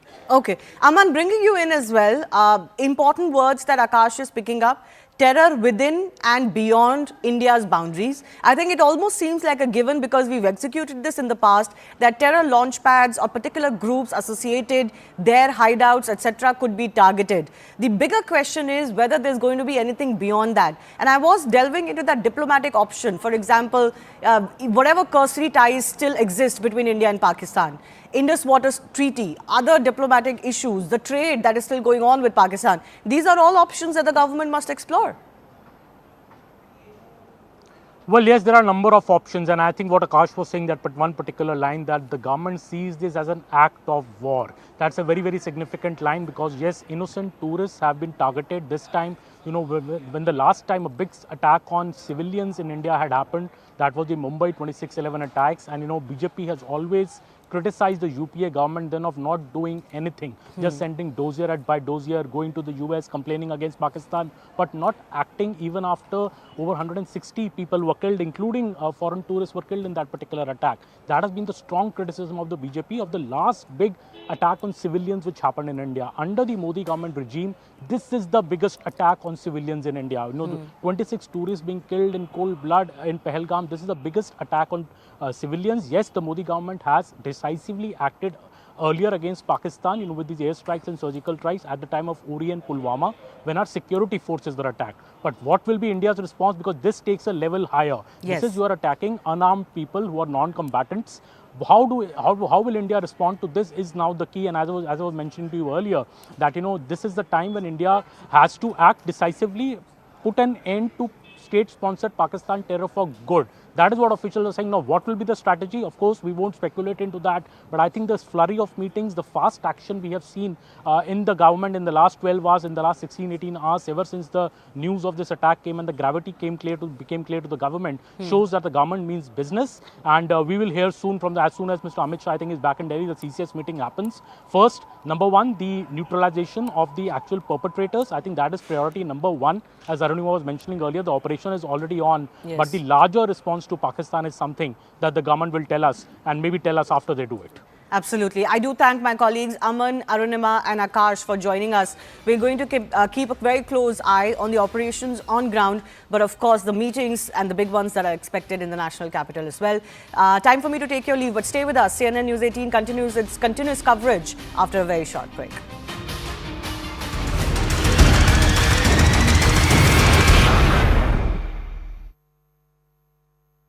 सस्ते वाले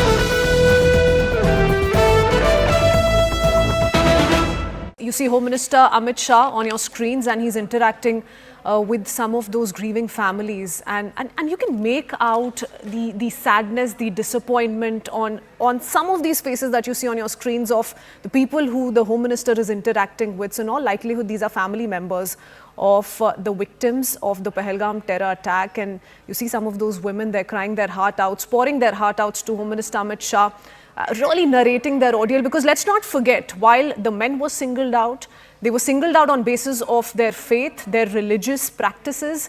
The women and the children stood there right next to them in horror and saw the horror unfold right in front of their eyes. And they're perhaps narrating that ordeal to the Home Minister as we keep up with these visuals coming in from Srinagar. Just a short while ago, we put out visuals of the Home Minister exiting the police control room. Before that, we had visuals of him laying the wreath on the victims in Srinagar itself. Now, the mortal remains, remember, will be flown to their hometowns where the last rites will take place. But this is Home Minister Amit Shah in person interacting with some of those grieving family members of those who have lost their loved one to this brutal terror attack in Pahalgam. Families that were on vacation, that were holidaying, who have lost their loved ones, most of them losing out on their father, their husbands, speaking of their stories of horror that they'd witnessed in Pahalgam last afternoon. 2:30 p.m. viewers is when the terror attack was reportedly to have happened. 2:30 p.m. to 3 p.m. This lasted for about 20-25 minutes is what our reporters on the ground have been telling us. And now there are other details emerging slowly on the possible involvement of more terrorists, that there were those who were stationed at a distance with helmet-mounted cameras who wanted to shoot the entire horror unfold. Why? Propaganda. I want to go across to Arunima, who continues to stay on with us. Arunima, give us a sense of what's happening here. We're keeping up with these visuals of the Home Minister interacting with those who are grieving. So the Home Minister has offered his condolences to the bereaved family, and now the next step that we are told is that in batches of 3, the dead bodies and the survivors will be sent to the Srinagar airport. Special flights from Delhi and Mumbai have been arranged.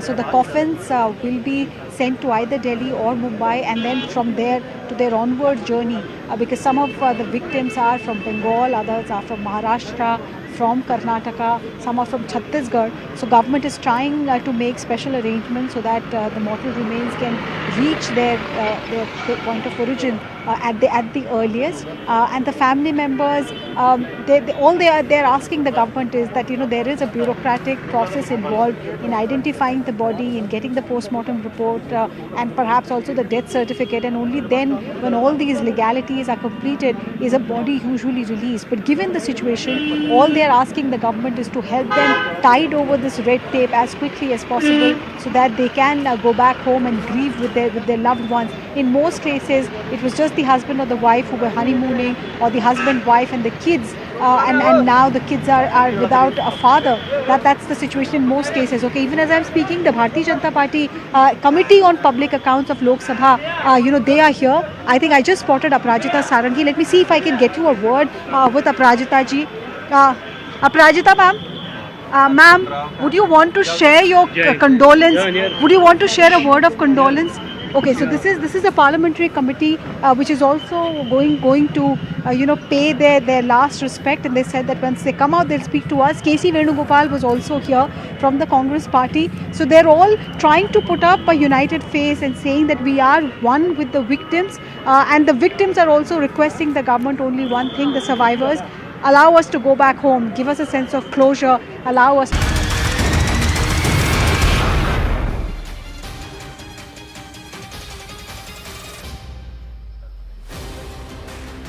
One of Jammu and Kashmir's most visited tourist spots, Pahalgam's Baisaran Valley, popularly known as Mini Switzerland, became the site where terrorists unleashed bloodbath on Tuesday afternoon.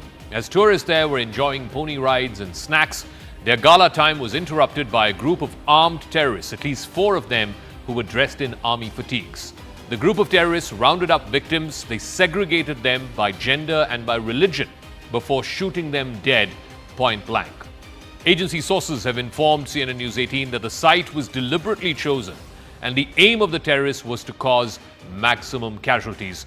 These 4 names have been revealed.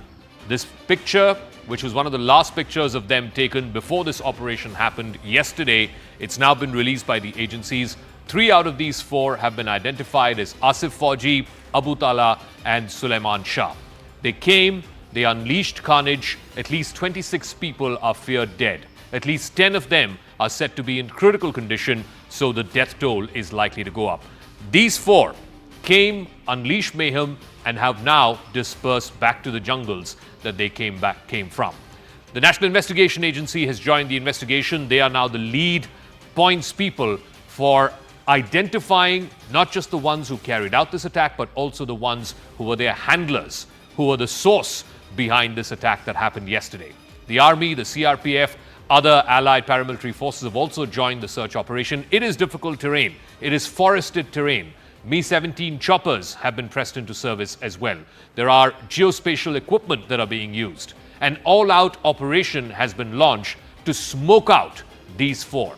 That's the proximate operation. Then there is the near-term operation, which is to deal with the handlers in Pakistan, much like what we saw in Balakot, much like what we saw in the Uri surgical strikes. The question is, how and when will India respond? What will be the nature of that near-term response? All of that we will try and discuss through the course of this next 1 hour. Somebody who is very, very familiar with how to respond to this kind of open provocation by Pakistani terrorists is General Retired VP Malik, former Chief of Army Staff of the Indian Army. Thank you very much, General Malik, for joining us. First of all, your thoughts on what you saw, the mayhem, the carnage that was unleashed in Pahalgam at the Baisaran Valley yesterday afternoon by these group of 4 terrorists. Good evening, Zaka. Very sad incident, very unfortunate. But I think we in India have to face the truth also. We've always had jihadi, anti-Indian, anti-Hindu elements and atmosphere in Pakistan. And now that we have got their new army chief, who's from the General Zia generation, born and brought up in the army with all those jihadi ideas, the whole thing has got exaggerated. I'm sure every one of you and us, we heard him speak the way he did, ranting all the time, talking about two-nation theory, talking about Hindu and Muslim being separate and things of that nature. Now that kind of a thing gives encouragement to all the jihadi elements that they have nurtured in Pakistan and outside. So I think we have to face it that such isolated jihadi incidents will continue.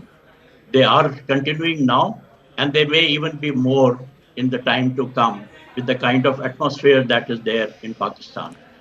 Now, we have to handle them not just militarily, but politically, economically, all the options and all the instruments that are available to the state. That is first thing I must say, that it cannot be only left to the military. It has to be a whole of the nation approach kind of a thing.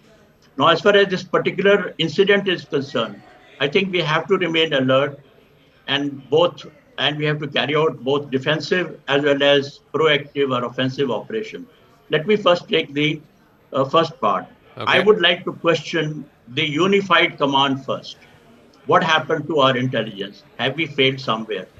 And if we have, why have we failed? We need to work that out properly. The second thing is also the deployment of the troops.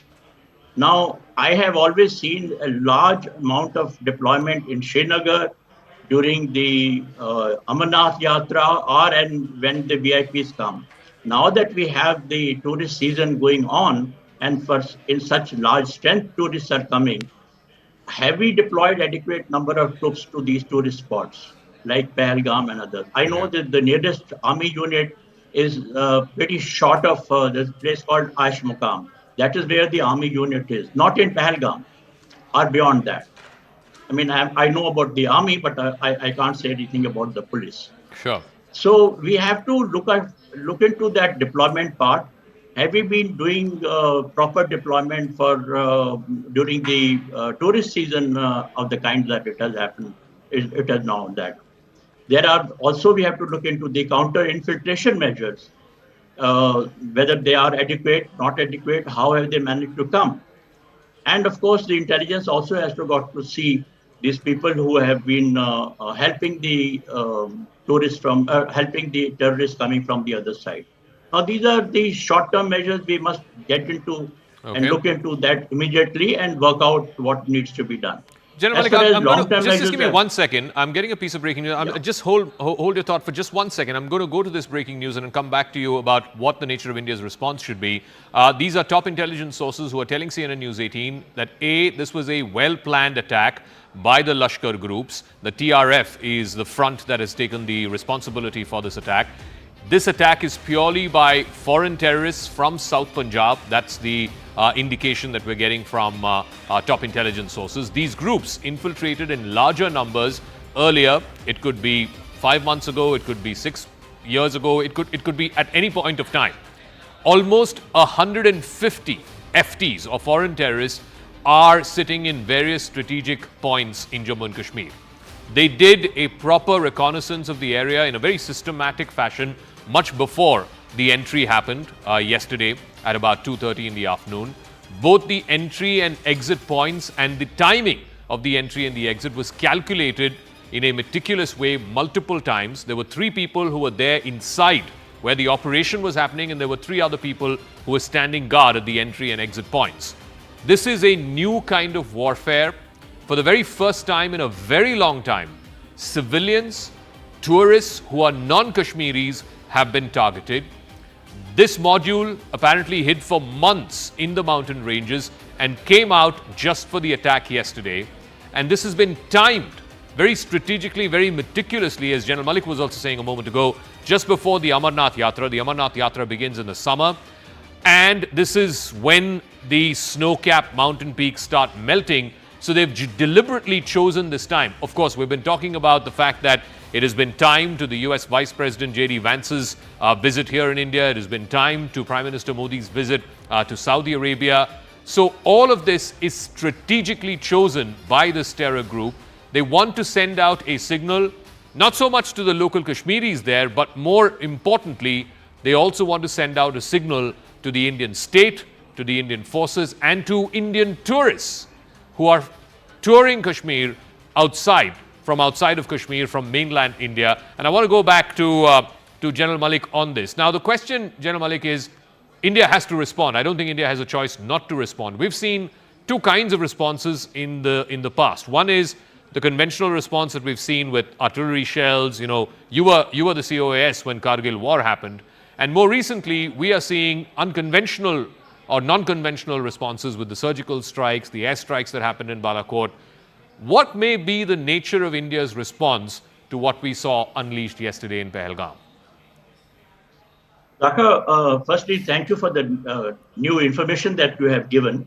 It is, in fact, much like what happened in 26/11. The only thing is that 26/11 terrorists came just a day or 2 earlier. But here, people have been surviving for quite some time. Apparently, there are many sleeper cells who have been supporting them. So therefore, again, I go back to intelligence, what happened to that. There are so many people, if they're helping them and guiding them. Coming back to your question, I think we have to consider all 3 options, Army, Navy, and Air Force.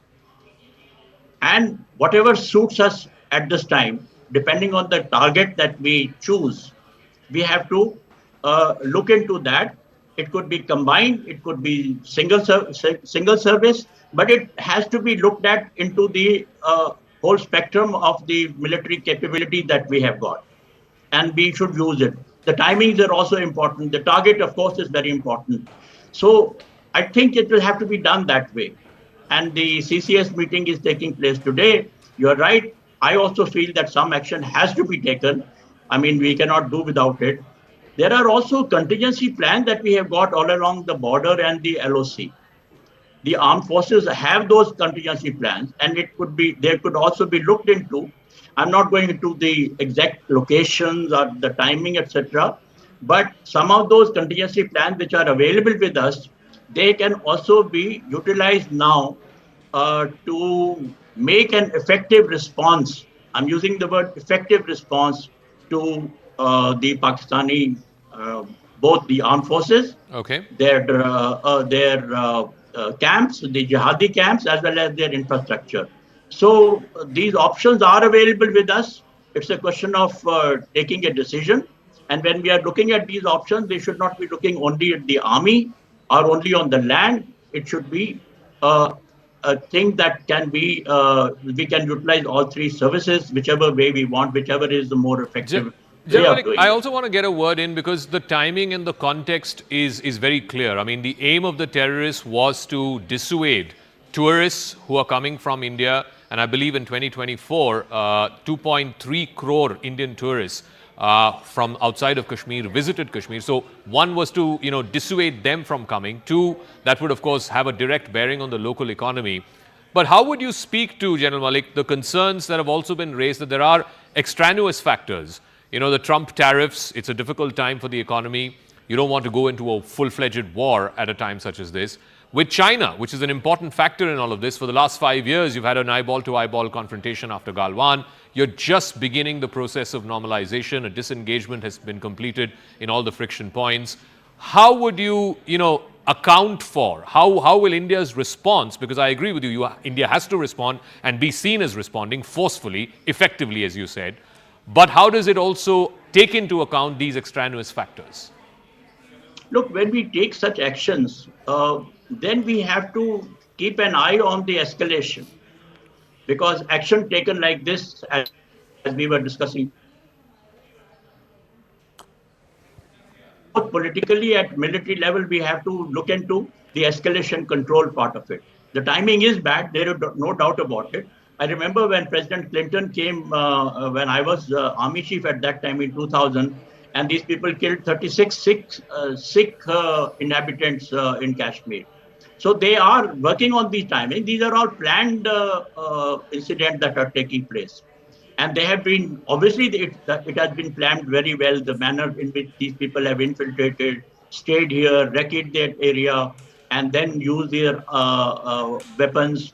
With the support of locals, there are bound to be some locals who are supporting that.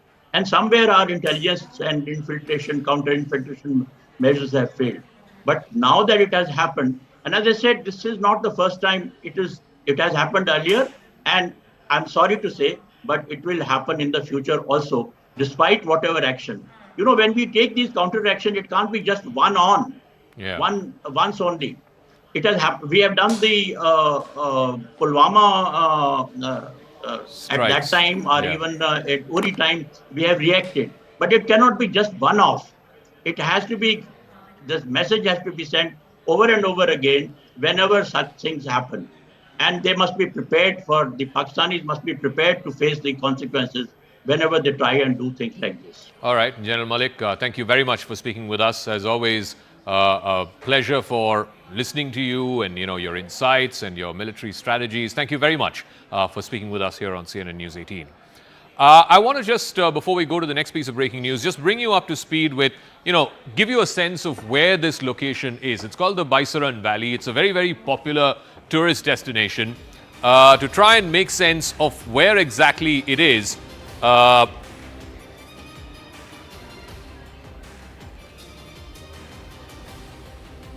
okay, so I'm just going to click on where this particular location is. So you can see it's been mapped on Google Maps. If you were to just widen out, zoom out and see where the Baisaran Valley is, and you will realize that all around, so first of all, this is about a 3.5 kilometer radius meadow or valley as it's known. So basically all around it, it's flat land. So here you go. This is the area that we're looking at. All around here, it is flat land. So what essentially happened was, it's a 3.5 kilometer meadow where these people were tourists. There are small cafes and restaurants there. Some of them were having lunch. It was around the lunchtime, around 2 o'clock in the afternoon yesterday. So they really didn't have any either natural features or any kind of buildings anywhere in the vicinity to hide. So they literally became sitting ducks in that sense for the terrorists who infiltrated yesterday. The other thing which is also a matter of concern, and this is how the terrorists managed to escape, is you look all around the flatlands, you see all of these are forests. So they basically came out from the forests and then went back into the forests. So essentially what happens is that you have a bunch of innocent civilians who are stuck in flatlands with nowhere to run, no place to take cover behind.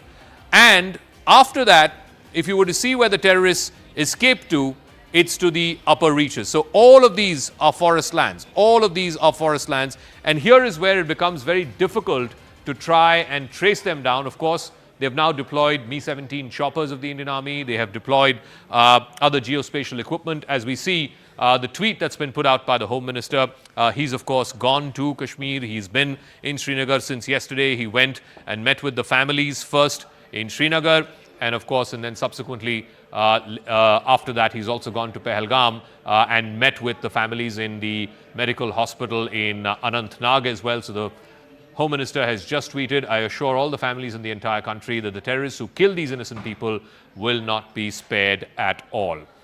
Let's move on to another piece of breaking news, and this is again coming by way of intelligence sources to CNN News 18, that Pakistan is visibly showing its frustration after an increase of tourists in the Kashmir Valley. Remember, last year, over 2.3 crore tourists visited Kashmir. It is the highest number ever of the number of tourists who have visited Kashmir Valley. In 2024, the daily footfall was approximately 11,500 at Lal Chowk. Every single day, there were more than 10,000 tourists who visited Lal Chowk, which of course is right in the heart of Srinagar. The number of vehicles that were coming in from other states was also significantly higher last year compared to previous years. And the reason why a bunch of tourists from Karnataka, Maharashtra, Odisha, Bengal were chosen as the targets of yesterday's attack was to send out a signal both to potential tourists who would be planning to come to Kashmir. It's the beginning of the summer season. That's when most people travel to Kashmir, and also to the local businesses whose employment, whose livelihood depends on these tourist footfalls. Akash has more details on this. So Akash, it's clear that the intent of the attackers was to try and dissuade and punch a hole into the record number of tourists who are coming into the Kashmir Valley. Walk us through what else your sources are telling you. Right. So, Zaka, one thing is quite evident that we have, seen the frustration of Pakistan, via the comments made by General Asim Munir and also the leadership there. We have had series of comments by the Pakistani army where, they have talked about Kashmir. They have talked about Hindus specifically, and also in reference to Muslims. This time around, defense sources are telling us that this is after an increase that is being witnessed in the number of tourists, who are visiting Jammu and Kashmir and also Ladakh. We are, seeing record numbers at places like Lal Chowk, Dal Lake, Gulmarg, and also Pahalgam.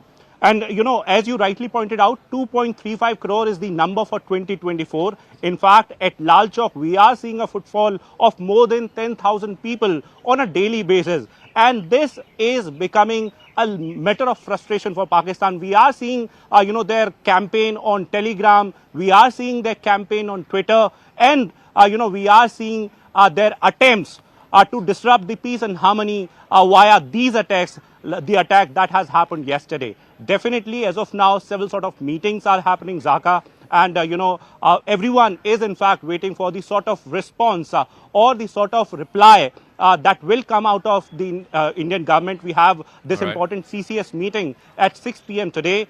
It will be decided, but definitely these numbers are suggesting that Pakistan is frustrated, and that's why these attempts are happening where they are trying to disrupt the peace and harmony in Jammu and Kashmir. All right, Akash, thanks for that. I also want to go across to my colleague Ishan Vani, who is there in Baisaran. He's been reporting from Pahalgam all through the last 24 hours. Ishan, you went to that exact spot, the Baisaran Valley, earlier today, where the attack happened. Just walk us through what you saw and just, the whole modus operandi, the whole sinister nature in which this terror attack took place. Zaga, let me break this down to you. It's an extremely difficult terrain. The gradient is extremely tough. It's muddy. It's rocky. It will take the best of best to reach here. Even the best of the forces will take at least an hour to reach here for any sort of rescue operation to take place. And because yesterday time was of essence, that's why it took a lot of time, and that resulted in a lot of casualties. And it was very clear and evident from the pictures and the sources indicating to us that they shot them point blank, and in those areas where they knew that they will not survive.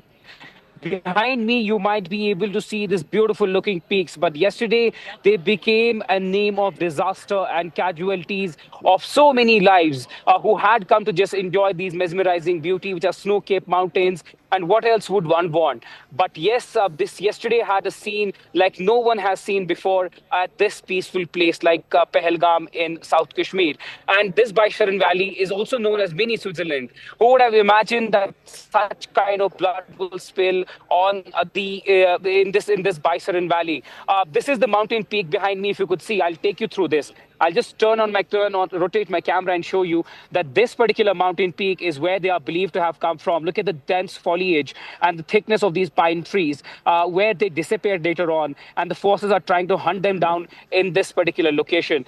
You will also be able to see that there are multiple teams of the Indian Army, J&K Police and CRPF who have been deployed here to track them down. The Home Minister had landed here just an hour ago, and then he left from here. But the search operation is continuing relentlessly. The forces are using helicopters, but the group is highly trained, motivated, and sources indicating that they were well operational in Doda, Kishtwar area, and then possibly their handlers instructed them to come towards Kashmir, using the navigation. They were also, if the pictures hold true that the sources are sending to us, that this is the same group which carried out attack in Gulmarg. They splitted themselves. They were 4 in numbers, including one local who was killed later in Harvan encounter in Srinagar outskirts. But the modus operandi is clear: to sustain in the mountains, create a safe haven in the mountains, and whenever you see forces movement, use those American specialized weapons like M4 thermoscope, which has ability to hit anyone from a long distance, because you're at a position where you are able to see any soldier coming up towards you, and then you choose to target. And many sources have confirmed to us that they first check the rank of the officer who's coming up, and once that hit is done, then there is a bit of attempt to run and escape from these areas. But look at this beautiful place, which yesterday became a scene of carnage. Yes, this is one of the entry points of this particular location, and visuals that we saw yesterday, one dead body was lying at the gate, which indicates the fact that if anyone even tried to run away, they ensure that at the gate there must have been a person who was targeting and attacking them. But yes, grim scenes. Investigating agencies are trying to unearth the entire structure of them, whether there was a local hand which was responsible for carrying out this attack, whether there was an OGW who led them to this place. But yes, this place is somewhere where you wouldn't expect such kind of attack taking place. But one has to see that whether any heads will roll, whether there will be any accountability that will be fixed, that who really is responsible for such security lapse in Kashmir. All right, Ishan, thanks very much, and thanks for your reportage. I mean, that gives us an idea of the place. It's a flat land, it's a meadow, 2-3 kilometers in radius, and there are fixed entry and exit points. So there were people inside who were literally stuck inside a closed enclosure which had no either natural protection by way of trees or any other formations where they could hide themselves in, or even buildings for that matter behind which they could take protection. So they were literally like sitting ducks, and they had no place to run either, because both the entry and exit points were also being manned by these terrorists. But the focus now shifts on India's response, the nature of its response. Obviously, the immediate proximate response has to be to smoke out these 4 individuals, these 4 terrorists who carried out this dastardly attack. And then you have the bigger, more near-term response, the messaging that needs to be sent out to the Pakistani handlers of these terrorists. I want to first go across to our political editor, Aman Sharma, and then also go across to General KJ Singh in just a moment. But I first want to go across to Aman Sharma. We have the Cabinet Committee on Security, Aman, that's coming up later this evening. The Prime Minister will convene that. Clearly, they're going to authorize him to take whatever necessary steps to try and safeguard India's security and sovereignty.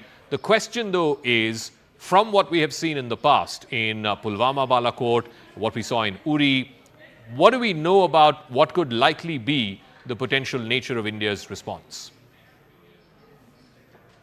Well, Zaka, it is difficult to predict that, what India will exactly do, but there is ought to be a response and a stronger response, I believe, than what has happened before in Uri or Pulwama. This strike is very, very different. This is the first time, I think, under the Modi government that such a big terror strike on civilians has happened, on innocent tourists who were visiting Kashmir. So though India has done surgical strikes earlier when our security people were attacked in, Uri and Pulwama, this time I think the stakes are a bit higher, and the government will respond in that manner itself. What I'm told, Zaka, that the first meeting which has happened between the Defence Minister, Mr. Rajnath Singh, and all the three service chiefs.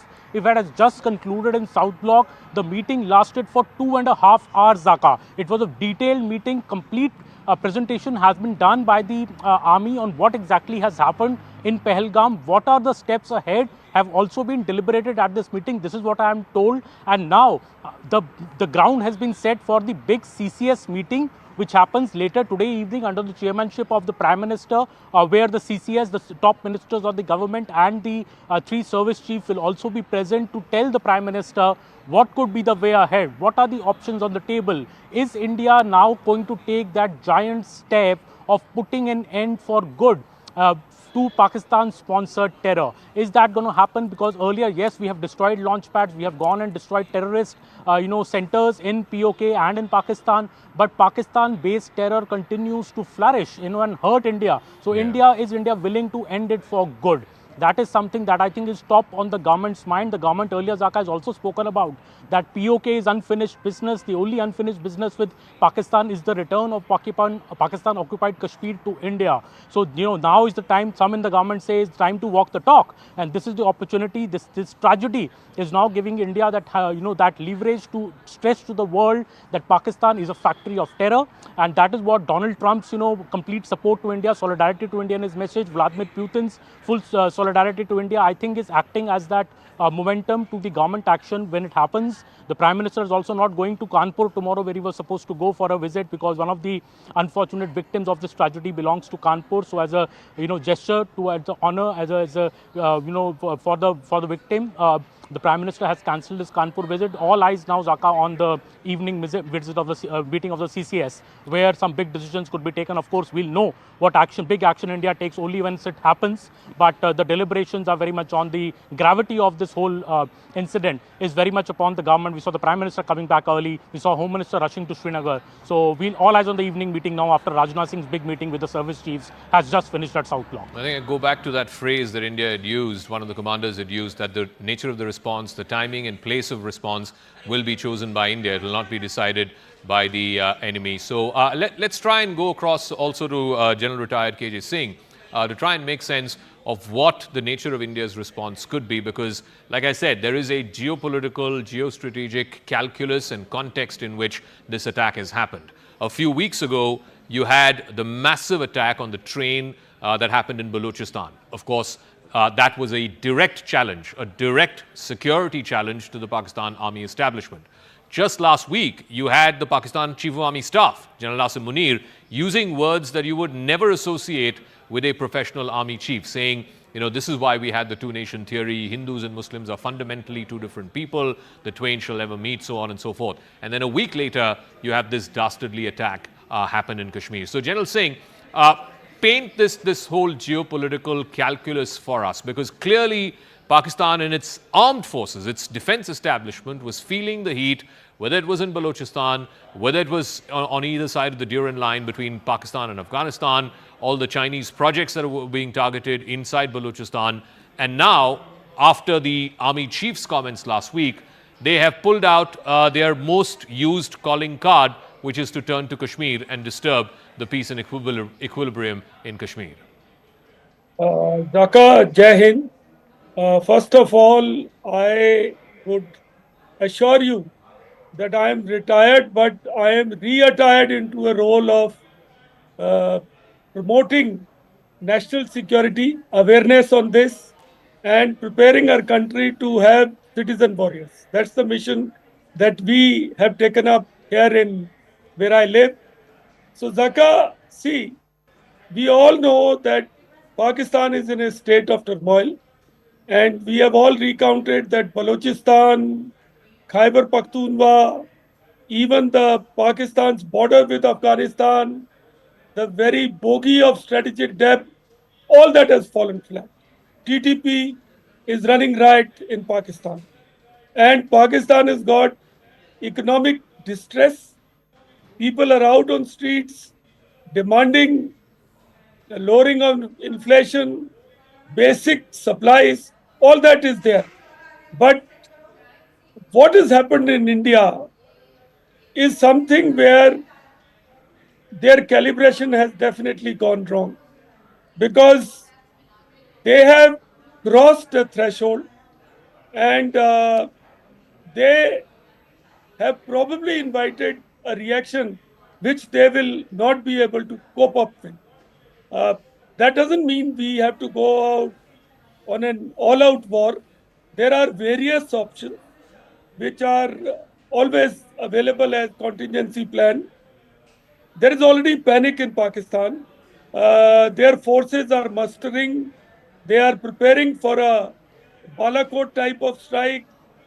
There is a movement of troops which is taking place.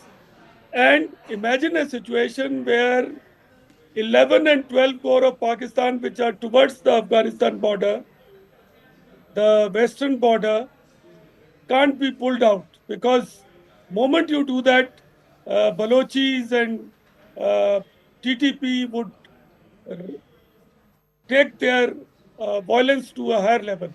So they have a limitation, but they have some kind of immunity in terms of China. So India will have to have backdoor negotiations with China, and sensitize them that, and see, we don't do things like even Balakot. If you see, the targeting was very nuanced. We selected a terrorist training camp, seminary, and targeted it. We also delivered a message.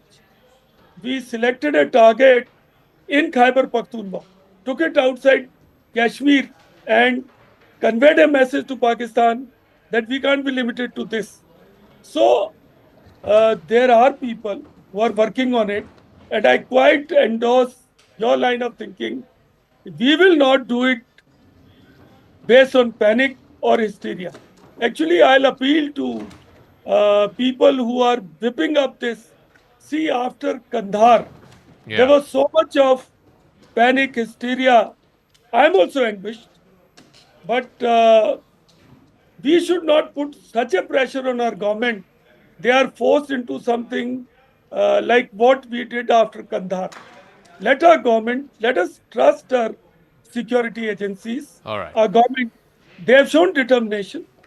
They have even shown audacity. Who thought that we will have, after Udi, coordinated surgical raids took place? And who thought Balakot kind of strike will take place? So rest be assured. All They are right, working General at Singh, it. we'll leave it at that, because I think you're right. You know, the nature of response, the time and place of choosing will be India's, not that of the enemy. I want to go across also to Mr. Kobi Shoshani, who is the Consul General of the Government of Israel to India. Thank you very much, Mr. Shoshani, for speaking with us here on CNN News 18. Your first thoughts as you saw this terrorist carnage, this bloodbath unleash itself yesterday afternoon in Pahalgam in South Kashmir. First, your thoughts, especially to the victims and their family members. Thank you very much, Zaka. I think, first of all, I would like to send on behalf of the government of Israel, Prime Minister, also a tweet about it.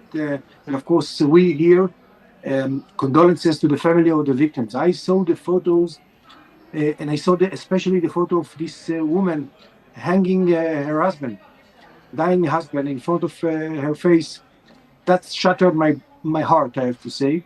It's a very, very dramatic photo, and it showed the brutal of this terrorist. And what's happened there is unacceptable in my point of view. And again, I would like to send my condolences to the families. Ambassador Shoshani, you know, many on social media, people who we're speaking to, who are calling in to our phone lines, etc., are saying that this is almost like an October 7th moment. What Israel saw on October 7, 2023, this is what India has seen yesterday in Pahalgam. What do you think about this comparison and both India and Israel being sort of victims of this kind of blind hate, almost visceral hate that's been unleashed by the terrorists? Definitely the photos that I've seen reminds me that.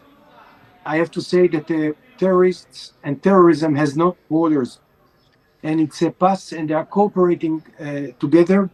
That's what we know from the history of terrorism for many, many years. And I think that cooperation and collaboration, Zaka, is most important in fighting against terrorism, with the knowledge that you will not have 100% success, but you have to reduce it into a minimum. The hatred and the brutal of these people cannot be elaborated, but we have to reduce it into a minimum. Such an action in Kashmir, and I have to add one more thing, beautiful Kashmir, shattered our, reminds us our not far away history from October 7th, definitely. And I have to say that the bond between our nation was strong always, but right now I think that we feel also something in my heart is something happened to my heart last night. Many are also advocating that just like what Israel did after October 7th, India should have an all-out response, that it's time once and for all to end this scourge of terrorism. How would you view that? I have to say, I think that the Indian authority, they are very, very smart. I think that they are number one in the world, in international politics. And I think that I completely trust your government. I think that they are doing everything according to the most important thing is what is the interest of India. And I think that that's what India should do. I don't think that we have to give them any recommendation. Definitely fighting against terrorism is part of the agenda of the Indian government. And definitely we should reduce it into a minimum, because I don't think that we can stop it for zero. But definitely we have to bring them. I have to add one more thing. I think, money laundering, and of course, transferring of, equipments and ammunition from side to side is a big challenge, not only to India, all over the world. And I think collaboration with technology and other methods is extremely important. One other comparison that people are drawing, and I think there is some merit in that, is that just like in Israel, where civilians were targeted, tourists were targeted, people who were just there on a holiday, having a good time at a music festival, those were the people who were targeted. And somehow the response by nation states, when their people, when their non-combatants, their ordinary civilians are targeted, has to be all out and has to be despite whatever international opposition there might be. Do you see that parallel? Do you see that connection? I mean, there has to be a red line crossed when civilians are targeted. I think this is exactly what connects terror groups together. They try to frighten civilian life. They try to destroy our normal lives. And if you ask me what is my first thought was after the event, is to take an airplane and go to have a tourist attraction in Kashmir. That was my reaction. Of course, people tell me, no, it's right now, it's danger, you risk people, but that was my first reaction. I think this is something that Israel, we have to bring normality into the life of India, because that's what the terror groups doesn't want us to do. And I think that's the main fight against terrorism, to bring life into normality. That's extremely important. One final word before we let you go. Prime Minister Modi and the government of India were one of the first who came and tweeted in support of Israel and the Israeli state and its right to respond to the carnage that Hamas unleashed on October 7th. And I think, reciprocally, the Israeli Prime Minister, the Israeli government is also one of the first that came out and expressed its unreserved support for the government of India and its right to respond. Do you think the time has come for the global community, whether it's the United Nations or other global platforms, to say that, look, we should have a common approach to terrorism? Just like you said, the terrorists have a common approach, whether it is Hamas or Lashkar-e-Taiba.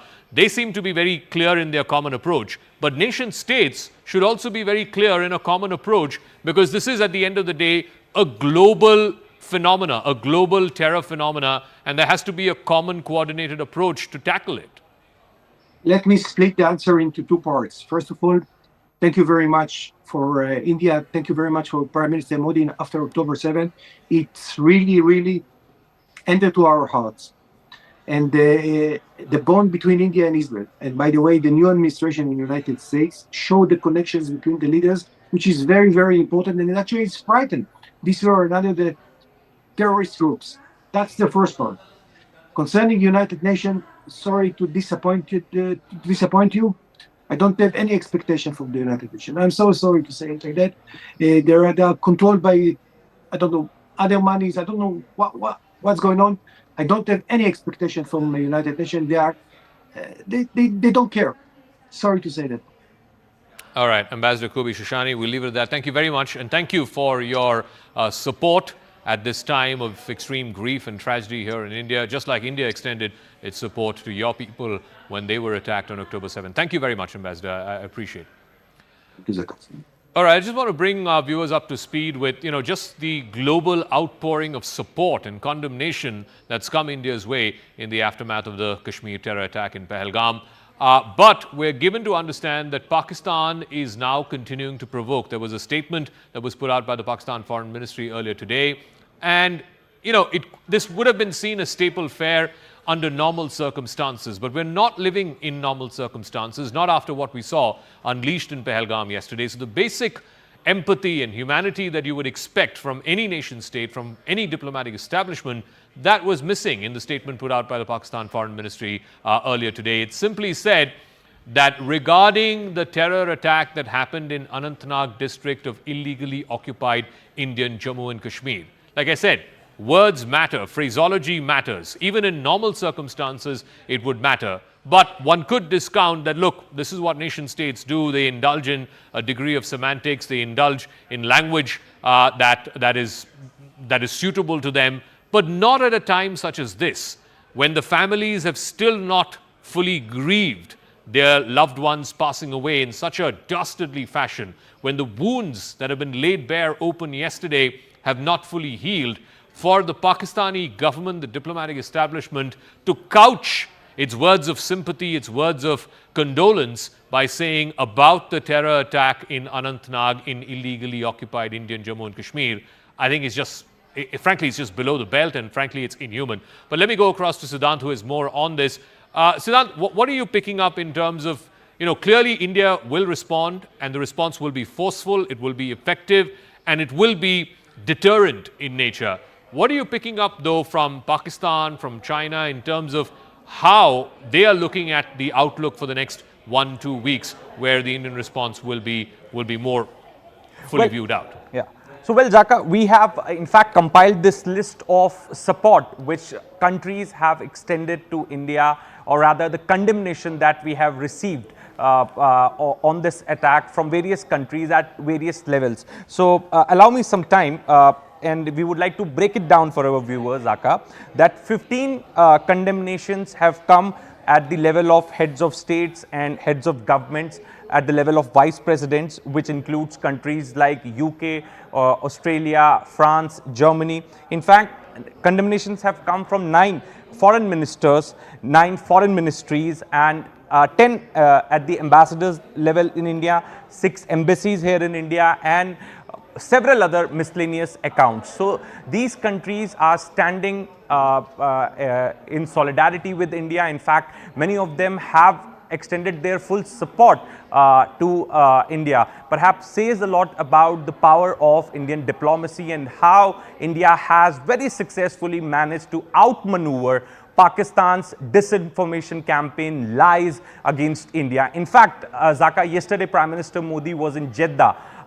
He held talks with Crown Prince Mohammed bin Salman. At the time of the opening statement, reference was made to Pahalgam attack, and in fact we have just received the joint statement also, which have been released by both sides, and that joint statement also condemns the Pahalgam attack, and Crown Prince Mohammed bin Salman extended full support to the government of India. So as we were discussing before, that this talks about the power of Indian diplomacy, Indian foreign policy, that how over the years, in last 1 decade, India has completely outmaneuvered Pakistan's disinformation, lies, and now these countries are fully trusting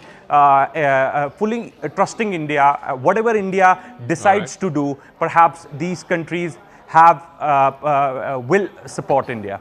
All right, Siddhant, we'll leave it at that. We'll see. This global support, of course, is absolutely important. It also comes at a critical geopolitical time for India. You have the Trump tariffs, which are threatening to upend the global trading order as we know it. That's been put on a 90-day pause. You have a situation with China after 5 years of almost an eyeball-to-eyeball confrontation. You're having a process of normalization that began from October of last year. The disengagement is complete.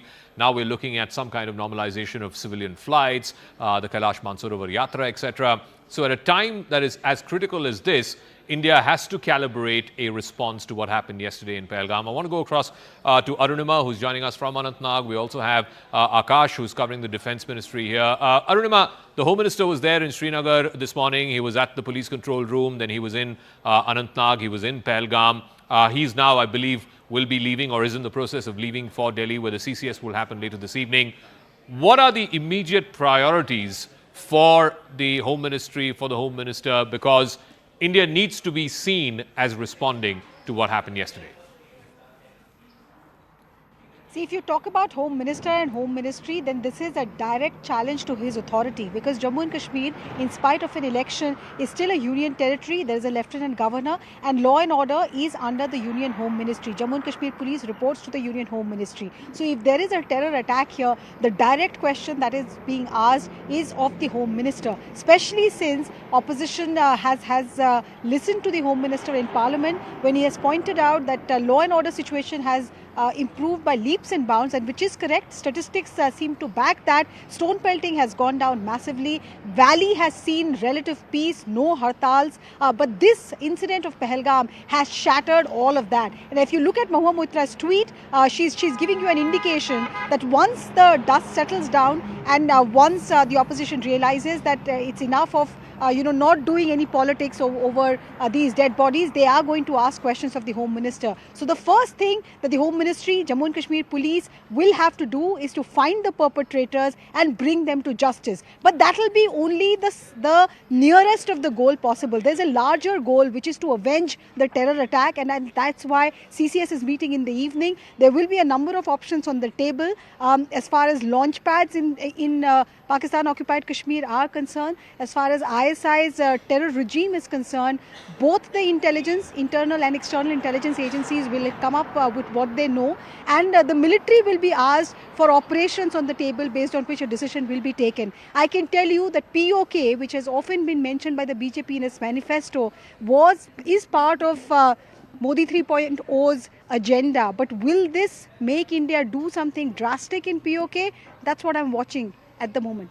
All right. Just to stay on with us, I want to go across to Akash as well. All right. We're getting pictures of Home Minister Amit Shah. He's taken an aerial recce of that area in Baisaran, which of course is a huge valley. It's about 3-4 kilometers in radius. It's a flat land, basically. You can see the Home Minister there along with the top security officers there who are giving him a recce, a guided tour, if you will. And look at that aerial shot. It shows you the difficulty in the terrain. You had all of these tourists, these people who had come from different parts of India, who were on a holiday there in Kashmir, on essentially flat land with really no place to hide, neither trees nor any buildings. So they had really nowhere to run and go. And then you had both the entry and exit points also being manned by these terrorists. The other concern now for the security agencies is these 4 terrorists came in, they did what they did, and now they have gone back into the upper reaches, into these pine forests, and there it's very difficult to smoke them out. You need to have multi-agency sort of hot pursuit of these 4 terrorists. But I want to get to the larger question, which Akash has also been tracking, which is that the defense establishment will now put out a series of options before the political leadership. And ultimately, the call will be that of the Prime Minister and the political leadership as to which of those options they choose, as we see the Home Minister being briefed by officers of the CRPF, the BSF, and of course, the Indian Army, the regiment that is stationed there around that Pahalgam, South Kashmir area. But Akash, what are the options that are on the table for India for this longer-term response to Pakistan? Of course, the smoking out of these perpetrators who carried this out is going to be the most immediate one. But to send a signal and a deterrence message to Pakistan, what are the options that are being laid down on the table by the defense establishment? Right. So, Zaka, there are a number of options. Surgical strike is one, very obvious one, because we have seen the kind of capabilities that the forces have, be it Indian Army or Air Force.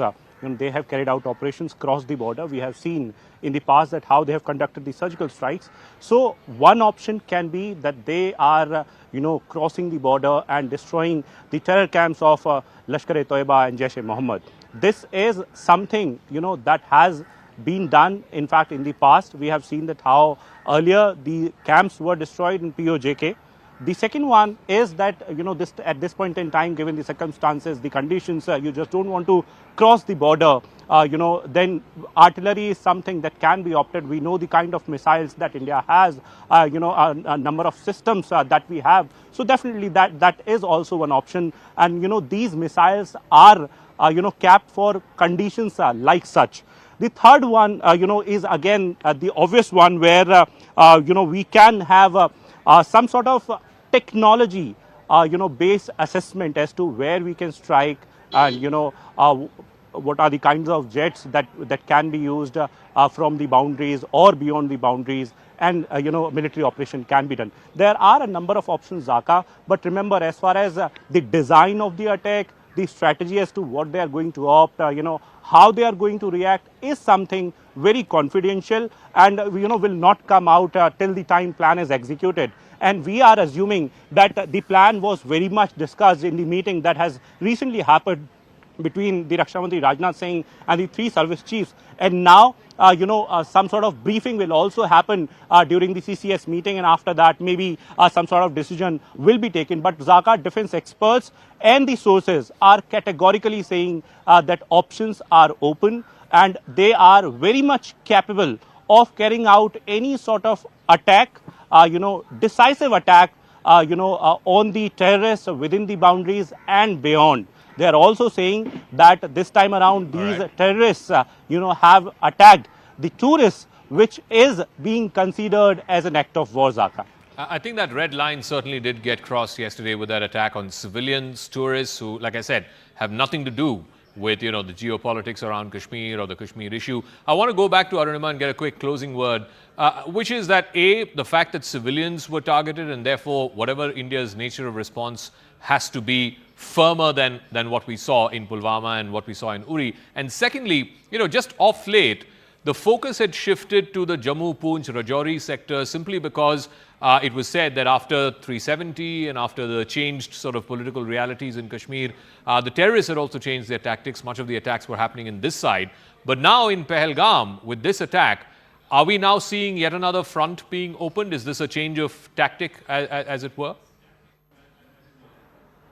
See, 2-3 assessments that I have picked up from intelligence agencies. One, they felt that there was a deliberate ploy not to keep the heat, going or the temperature soaring here in the valley, because that could have been used as a reason to not hold elections here. So that is one assessment, that was a deliberate ploy to focus on Jammu and to let the valley breathe, because in any case, since abrogation of Article 370, the valley was feeling a chokehold. Any further security lapses here could have made life difficult for the Kashmiris even more. So that perhaps was a tactical reason why the overground workers in the valley impressed upon their Akas across the border to cool it down for the valley. But once elections were completed, there was no reason to allow that kind of breathing space. That's assessment number one. The second assessment that I have heard is that because of what happened in Galwan, there was a chasm to fill, and that is why in parts of the Jammu division, Doda, Kathua, that particular area, there was only paramilitary presence. RR had moved out, and it had become easier for these terrorists to come out and attack Jammu. Now that they are back in Pahalgam, I once again want to point out the topography to you. Pahalgam is South Kashmir. If you cross the Pir Panjal, you are in Rajouri, Poonch, the area which has seen the maximum attacks. So is this the same group which is traversing between the two sides, is also of a lot of interest to the strategic establishment here. All right. Arunima and Akash, thank you very much for joining us. Like we said, we're counting down to the Cabinet Committee on Security. That will be chaired by the Prime Minister later this evening. The Home Minister will return back to Delhi after that visit to Srinagar and to Pahalgam. He's taken stock. Those are pictures of him from moments ago taking stock of the very site where the attack happened, which is the Baisaran Valley. And then, of course, he will brief the Prime Minister and the rest of his colleagues in the CCS before the Prime Minister is authorized by the CCS to take whatever action is required to secure the security interests of India and Indians. Quick break, but on the other side, my colleague Rahul Shivshankar will join you.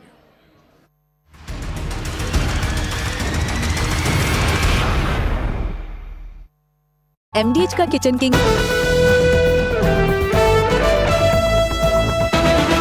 You see Home Minister Amit Shah on your screens, and he's interacting with some of those grieving families, and you can make out the sadness, the disappointment on some of these faces that you see on your screens of the people who the Home Minister is interacting with. So in all likelihood, these are family members of the victims of the Pahalgam terror attack, and you see some of those women, they're crying their heart out, pouring their heart out to Home Minister Amit Shah, really narrating their ordeal. Because let's not forget, while the men were singled out, they were singled out on basis of their faith, their religious practices. The women and the children stood there right next to them in horror and saw the horror unfold right in front of their eyes. And they're perhaps narrating that ordeal to the Home Minister as we keep up with these visuals coming in from Srinagar. Just a short while ago, we put out visuals of the Home Minister exiting the police control room. Before that, we had visuals of him laying the wreath on the victims in Srinagar itself. Now, the mortal remains, remember, will be flown to their hometowns where the last rites will take place. But this is Home Minister Amit Shah in person interacting with some of those grieving family members of those who have lost their loved one to this brutal terror attack in Pahalgam. Families that were on vacation, that were holidaying, who have lost their loved ones, most of them losing out on their father, their husbands, speaking of their stories of horror that they'd witnessed in Pahalgam last afternoon. 2:30 p.m. viewers is when the terror attack was reportedly to have happened. 2:30 p.m. to 3 p.m. This lasted for about 20-25 minutes is what our reporters on the ground have been telling us. And now there are other details emerging slowly on the possible involvement of more terrorists, that there were those who were stationed at a distance with helmet-mounted cameras who wanted to shoot the entire horror unfold. Why? Propaganda. I want to go across to Arunima, who continues to stay on with us. Arunima, give us a sense of what's happening here. We're keeping up with these visuals of the Home Minister interacting with those who are grieving. So the Home Minister has offered his condolences to the bereaved family, and now the next step that we are told is that in batches of 3, the dead bodies and the survivors will be sent to the Srinagar airport. Special flights from Delhi and Mumbai have been arranged.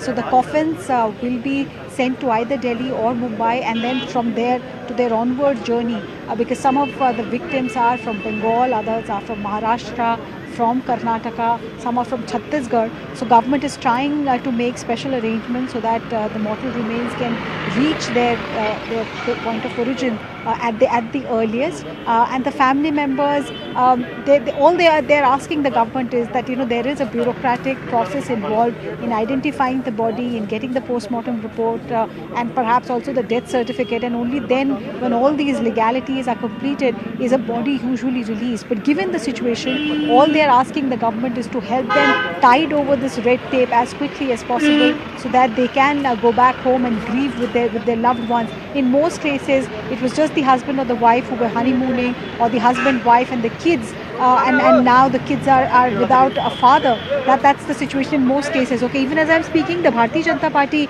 Committee on Public Accounts of Lok Sabha, they are here. I think I just spotted Aparajita Sarangi. Let me see if I can get you a word with Aparajita ji. Aparajita ma'am, ma'am, would you want to share your condolence? Would you want to share a word of condolence?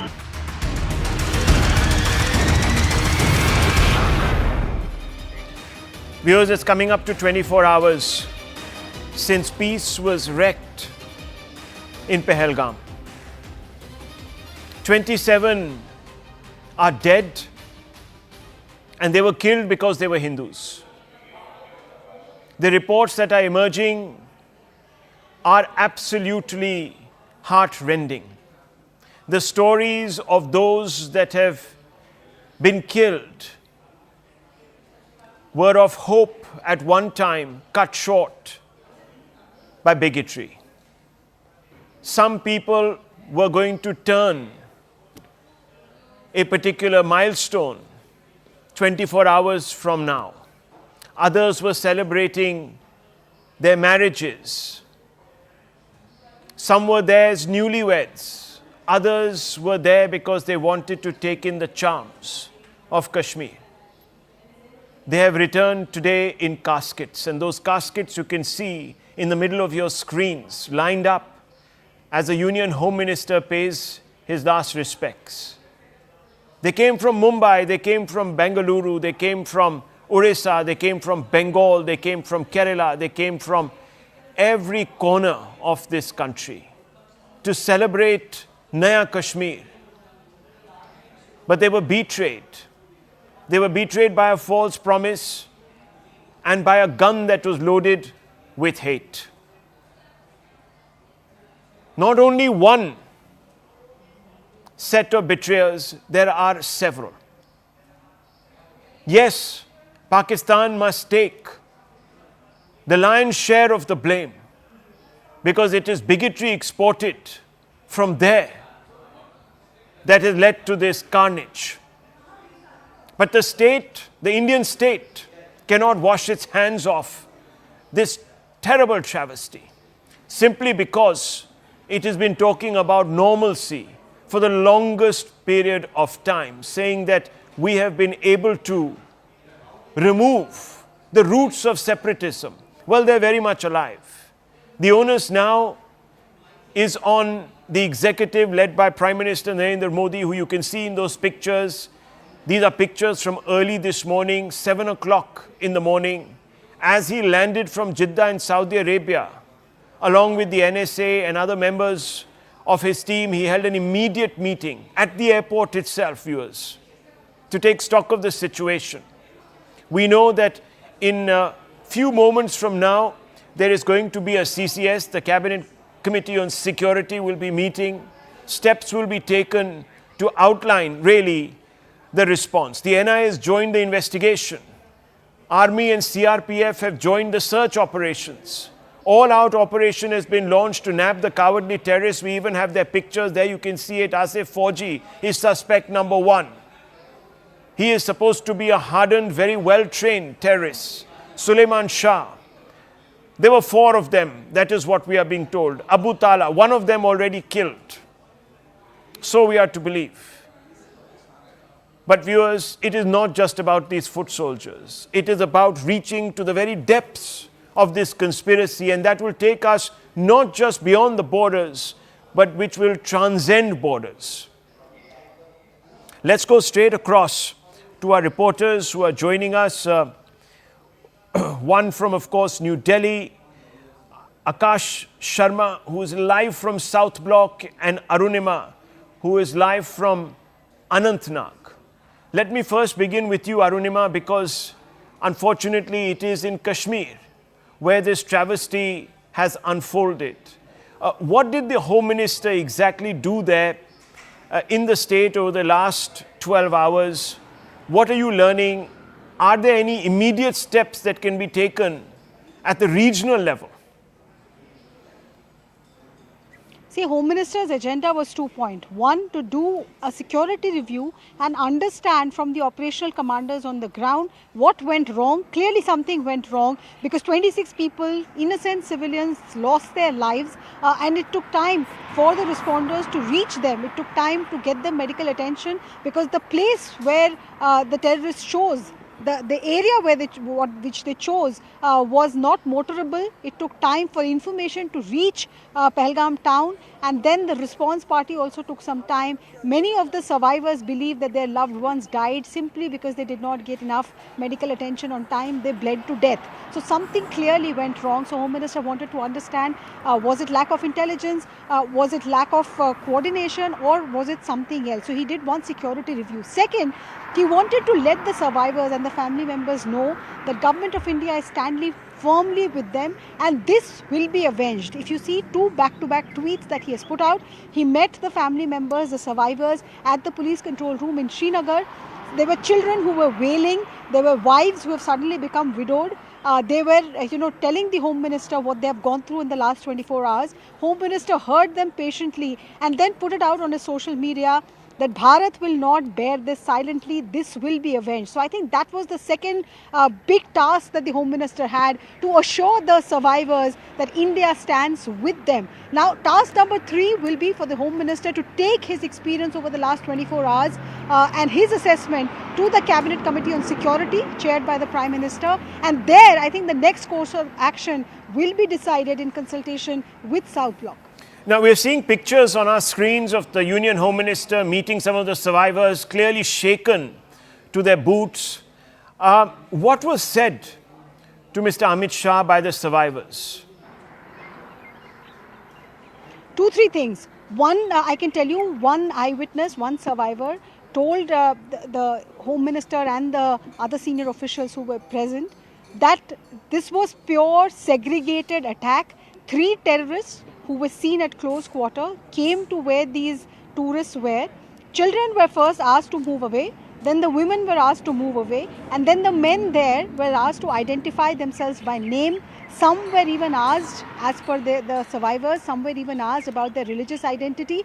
At least one person who's a local from Anantnag, it seems he tried to intervene and even he was shot dead. So that is what was communicated to the Home Minister.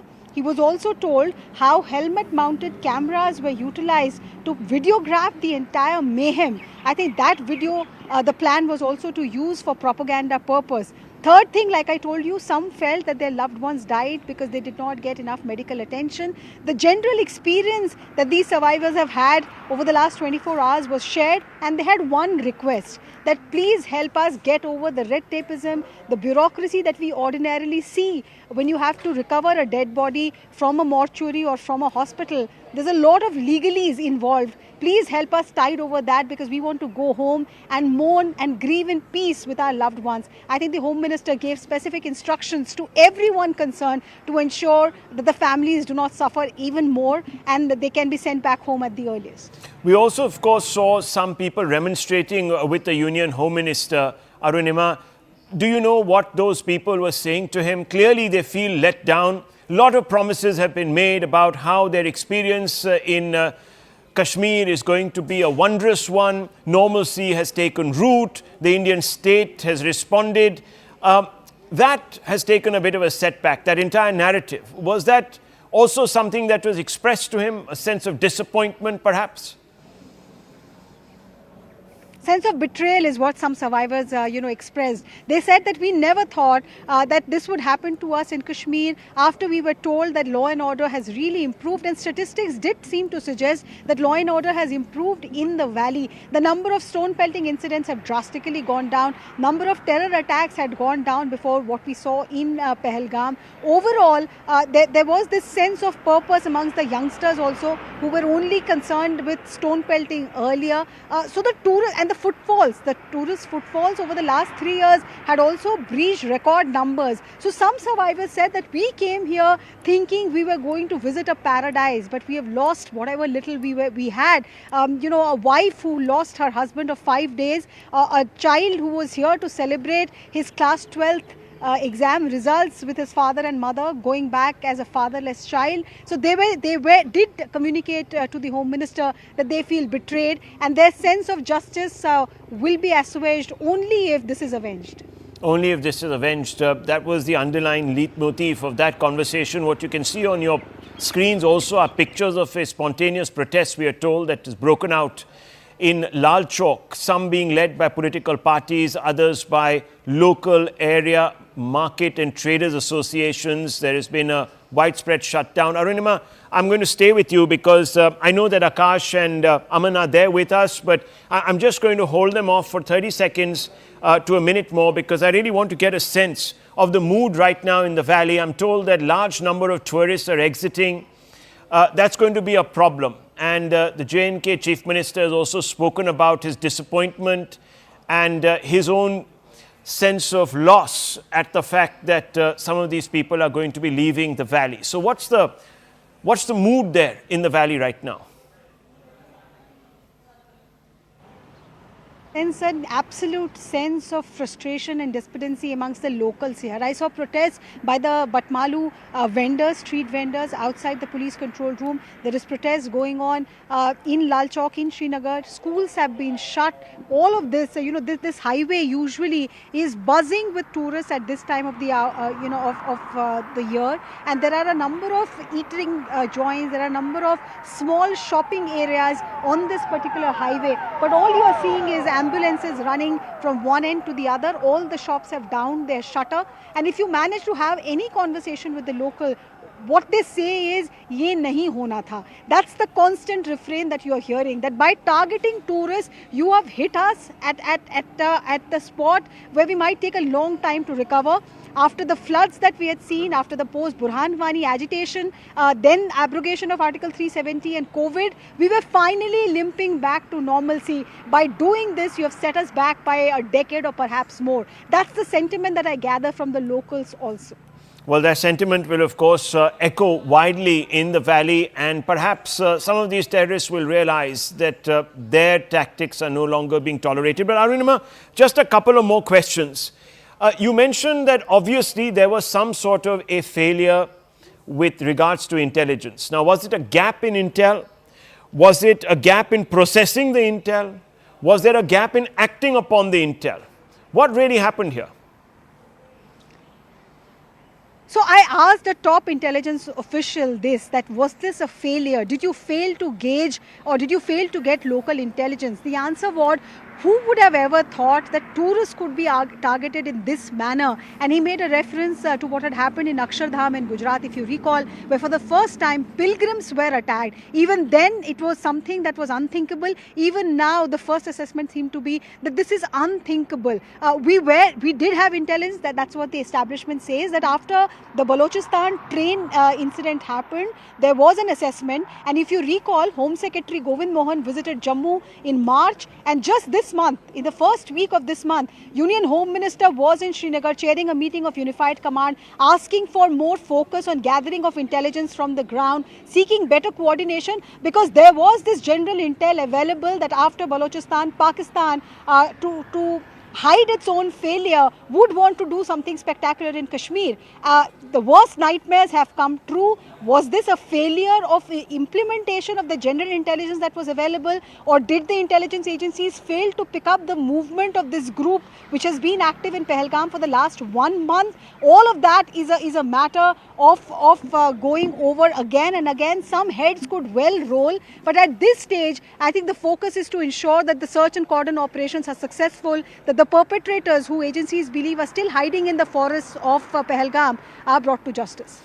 And these perpetrators, of course, are still dangerous, fully armed, and could strike again. Thanks, Arunima, for that comprehensive update. What we are learning is also that special trains have been announced for people returning from Jammu and Kashmir. We are also being told that airlines have been called upon to lower their fares and adjust tickets so that tourists can leave and go back to their native places. I want to go straight across to Akash. I also want to bring in Aman here. Akash, first to you. You've been, of course, carrying out this vigil of yours outside the offices which matter, where the decisions are going to be taken. I want to tell us now, what are the steps that have been going on in the backdrop to all of this? The Prime Minister is back. There'll be a flurry of meetings. I'm told that the Union Home Minister will be attending the CCS. He's expected to return. So what's really happening in the corridors there? Right. A number of meetings are happening as of now, Rahul. Just a few minutes back, we have seen, in fact, that how the high-level meeting where Raksha Mantri Rajnath Singh was very much present, along with the service chiefs, CDS, NSA, got concluded. It was, a meeting that lasted for more than 2.5 hours. And we have been told that Raksha Mantri was not just briefed about the particular incident and the attack, but was also given the options that these are the available options that we can opt. Indian Army Chief, Indian Air Force Chief and Navy Chief, all three service chiefs were present in this particular meeting. And this meeting is the reason why we have a version coming from defense sources that all options are on the table, and now the hierarchy and the leadership would decide as to what they would opt. As of now, CCS is one thing that everyone is waiting for. because this is going to be the high-level meeting where some sort of decisions would be taken. Of course, no one is going to come out with those decisions, but yes, we'll get to know about those decisions once they are executed. Also, we have seen in the past, Rahul, that how forces, Indian Air Force and Army, have conducted operations across the border. We have seen that how surgical strikes have been conducted, air strikes have been conducted, and in fact, even now we have seen operations, a number of operations south of Pir Panjal, where a number of terrorists have been neutralized in the past few months. Remember, after abrogation of Article 370, south of Pir Panjal range, Rajouri Poonch specifically was in focus, and specifically when we talk about, the conditions after the Article 370. So Kashmir was largely peaceful. And this is one of those, attacks that have happened against civilians, because last time, in fact, in Reasi, we had an attack where, a bus was targeted, but it was indiscriminate firing, on the tourists. And, it was somewhere similar, but then in this particular case, the difference was that tourists were asked for their religion and they were shot in front of their families. At this point in time, the focus is, of course, to search for those who were behind the attack. Yes. And in fact, searches are going on. We have been told drones have been employed, helicopters have been employed. In fact, I want to highlight, ALH, helicopter of Indian Army, was grounded for last 3 months. But now, since they cannot operate any other helicopter in the night time, that's why, special permission has been given to that one helicopter that can be operated. This is one exception, where in the entire fleet, for the Air Force, Army, Navy and Coast Guard, you cannot use any helicopter. But since you have an operational requirement and you have, a platform like ALH, so ALH has been given clearance that you can operate and you can use ALH. Also, Rahul, this CCS is going to be very, very important, and we are waiting for this sort of meeting, because I want to actually focus on that also. So Akash, I want to ask you a follow-up question before I bring in Aman also. I got the sense from Arunima's conversation with all of us that there was a sense of disbelief really that this could have happened. But Akash, in Reasi, pilgrims were targeted. And there were also pilgrims who were on the way at that point to a holy site. They were going to a temple and their bus was targeted. So why has this come as such a surprise? Secondly, we've had one after the other, Akash, a number of terror organizations from Pakistan, etc., warning that they don't want tourists and they're going to punish tourists, and they call them Indians, so to speak, trying to make a big distinction between Indians in Kashmir and Indians from mainland India. So where exactly did the intelligence apparatus let the ball drop? Where did this happen?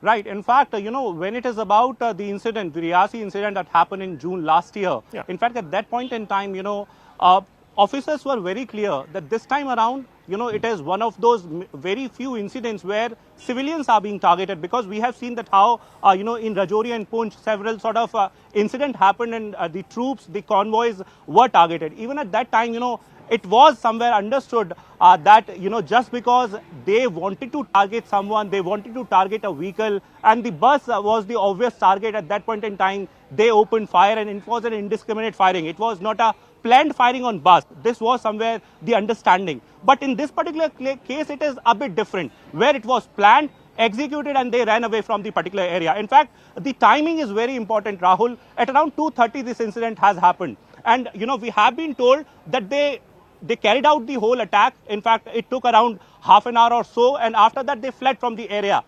After which the army responded, and it took some time. And even, when they were the first responder, till now they are searching for those, who were behind the attack. So possibly they have fled the area, though we have no confirmation. But then the design is a bit different than what we had in Reasi, because it was an indiscriminate firing, blind firing, and possibly it was assumed that since they were on their, route and they wanted to target some bus, that's why they opened fire on that particular bus. But in this particular case, it was a planned move. It seems like a planned move.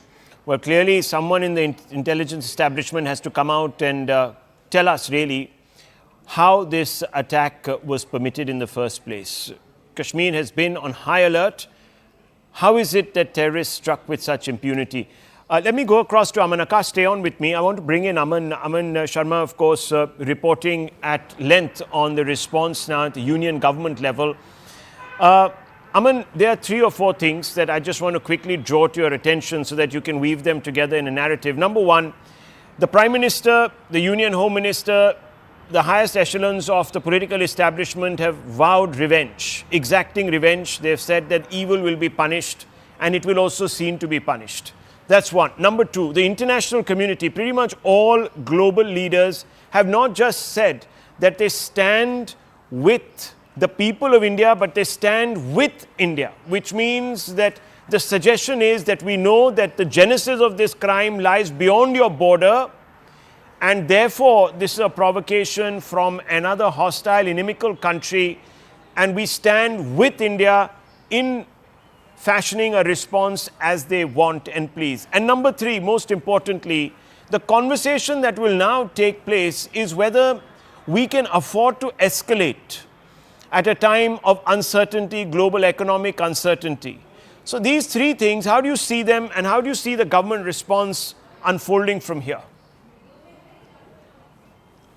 Well, Rahul, one thing is very clear that the gravity of this particular attack, is very, very high. When earlier have you seen the Prime Minister, shortening his trip while he's overseas on an important trip to Saudi Arabia? He shortened his trip by almost a day, returned to India early today morning. Then rushing the Home Minister, Mr. Amit Shah, to Srinagar last evening itself. And Mr. Amit Shah has, gone everywhere in Srinagar to all these spots. He's gone to the terror-stricken spot as well, to that meadow, and taken stock of the situation. So the government is now gearing up for the evening 6 p.m. mega CSS meeting, where Mr. Amit Shah will be coming from Kashmir with his ground input on what really has happened there, what went wrong, and more importantly, what now. We have seen, Rahul, earlier that, after the Uri attack or after the Pulwama attack, which happened in the Modi government's tenure, attacks on security forces, there have been surgical strikes on Pakistan, and we have destroyed terrorist launch pads there. But the terror sponsoring from Pakistan has still not stopped. So is the government going to take a decisive step now to put an end for good this official sponsoring of terror from Pakistan? Will that happen now? Because is this that point where India is going to up the ante and say, we have had enough, we need to act decisively? I think that is one action which is certainly being debated in government circles, that yes, there ought to be action. There ought to be stiff action against the perpetrators of this particular terror strike. These 4 or 5 terrorists, some of them believed to be Pakistanis. Obviously, they have to be acted against, they have to be neutralized, and they will be in the next few days as the army carries out operations. But the larger aim of the government is to end this endless supply of terrorism from Pakistan. How to put that end to that for good? Also, the government has been speaking again and again that the only unfinished business with Pakistan is getting back Pakistan-occupied Kashmir, that Pakistan needs to hand over that illegal territory they have, usurped back to India. Is this the moment that India ups the stakes on that one also? Will India walk the talk on that also? All these things are being debated inside the government. As my colleague Akash was reporting, there was a long 2.5 hour long meeting with Rajnath Singh. The NSA was present, the 3 service chiefs were present. All options are on the table. So Rajnath Singh will be bringing the input of all the service chiefs, what they have proposed, to the table in the evening at the CCS, chaired by the Prime Minister. Mr. Amit Shah will bring the ground input from Kashmir. He's returning to Delhi as we speak, and he'll be back very soon for this CCS meeting. See, the attack changes the entire, I would say, the dynamic in Kashmir. So far, security forces were under attack. Yes, migrant laborers, Hindu migrant laborers were under attack. The Riyasi attack had happened. But this particular attack happening in the peak of the tourism season in the most visited, arguably the most visited place in Kashmir for tourists, Pahalgam. Also the base camp for the Amarnath Yatra, which starts in a few weeks, happening at a time when J.D. Vance was in India, happening at a time when Prime Minister Modi was in Saudi Arabia. There are multiple signals in this, and the government is very, very concerned about the multiple signals which have emerged from this attack. And that is why, as you correctly say, almost the entire world is backing India in this. They are expressing solidarity. Countries like US and Russia have even promised help if India wants to mount a response. That is very, very significant. I think Pakistan is getting isolated on the world stage on this particular attack. And as it is being believed that the attackers are Pakistanis, I think that will give India a big, reason to go all hog against Pakistan on this one. Let's see, we'll only know of the larger response once it happens, Rahul, and I think we should all respect that the government will, choose time and place, which is of its choosing, and act decisively. I think these meetings are happening. We should have all our eyes also on the Prime Minister's address in Bihar tomorrow. So the Prime Minister has cancelled his trip to Kanpur, UP, where he was also going tomorrow, because one of the unfortunate victims of this tragedy belongs to Kanpur. So the Prime Minister is not going to Kanpur, but the Prime Minister is going to Madhubani, Bihar tomorrow for a very, it's a address for inaugurating government schemes on the day of Panchayati Divas. But of course, this will be a very important address, for the first address by the Prime Minister after this tragedy, after the CCS meeting. I think we should watch out for what the Prime Minister will say in Bihar tomorrow. Rahul. Well, there is also, of course, Aman, criticism that is now pouring in from opposition quarters, specifically the India parties that say that, look, you promised that the situation in Kashmir had been normalized, that you were on top of things, but this is clear indication that what you've been saying, the promises that you've been making are hollow and empty. That is bound to sting. Well, yes, Rahul. See, the opposition has a point here. Maybe, they are saying that, is there an intelligence failure? Is there a security failure? J.D. Vance visiting India at a time there was a heavy security alert everywhere in India, especially in Kashmir and the big cities like Delhi and Jaipur. So how did this attack happen? What was the establishment doing? There will be this criticism, of course, but I think the government is very, very clear. It would also call, I believe, an all-party meeting maybe in the next few days to discuss this matter with all the parties, that at this moment of time, at this moment of crisis, and at this moment of sorrow, when the entire country is so disturbed over what has happened, country is emotional over this, all parties need to be on the same page. There needs to be a coordinated response to terror. You can't be a divided house in this moment of national security. And I think that is what Prime Minister Modi will also try and pitch to all the opposition parties, that look, we may have our political differences, but when it comes to national security, we should all be one. This was also the strategy which was employed soon after the Pulwama attack. If you remember, an all-party meeting was called on that occasion as well by the Modi government. So I think the government would want to build a large political consensus and tell parties like the Congress and some others to not play politics at this particular juncture. Okay, stay on with me, because I also have with us General Shankar Prasad. Thank you very much for joining us, General Saab. It's obviously a very, very solemn occasion, but it is also an occasion which necessitates some honest and frank conversations, number one. Number two, we are being constantly told by sources very high up in the defense establishment that all options are on the table.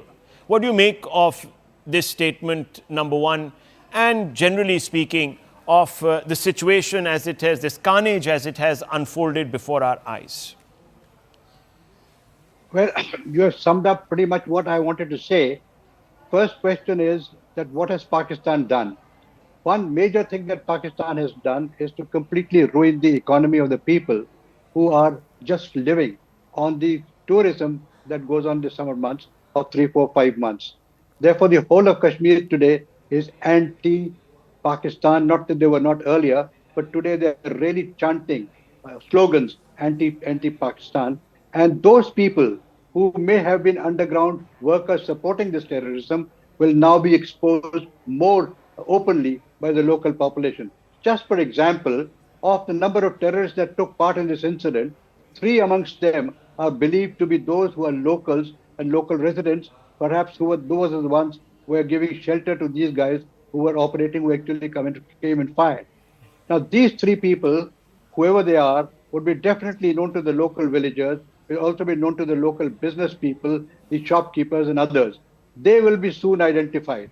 And I think by now they should have been identified. And through them, the 3 or 4 other Pakistani terrorists who were there will be neutralized. So the first question is that will these 6, 7 people be nabbed? The answer is yes. Will they be neutralized in a short while of time? Yes, they will be.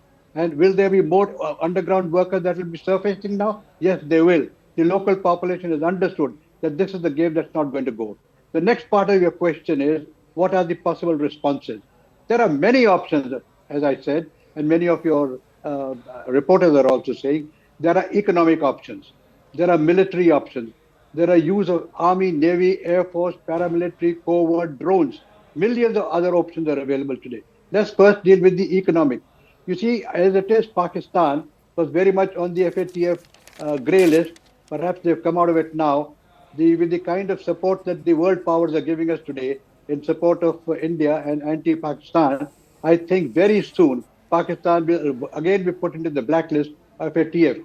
If that happens, which should happen, because diplomatically we are pretty well strong with all these countries, then Pakistan will starve further. As it is, the Pakistan economy was in total shit, and therefore now to have further, they will go into more serious problems. That will increase the rift between the Pakistan military and the Pakistan political establishment. I was listening to the defense minister of Pakistan on one of the channels a short while ago, and he said that this is not done by us. I don't know. Nothing like this has happened from us. Obviously, the Raksha Mantri or the defense minister of Pakistan knows nothing. The army chief is not going to tell him anything. It's the army chief's idea, it's the army chief's plan. The army chief runs the foreign policy and the relations with India. The defense minister of Pakistan knows nothing. Just as when Musharraf did activity in Kargil, the prime minister didn't know. So it is not a surprising aspect at all. Now, this incident is going to further increase the rift between the civil government, if at all it's a government, and between the Pakistan military. As it is, the army chief of Pakistan, perhaps you're very much aware, is more of a Maulana than a general. He has learned Quran. His father used to be a Maulvi in a mosque. He has done the initial studies in a seminar, all learning about the Quran. So therefore, it is once again a jihadi leading the Pakistan army, who is not going to listen to any political niceties. And as it is, the relationships are bad, it will become worse now.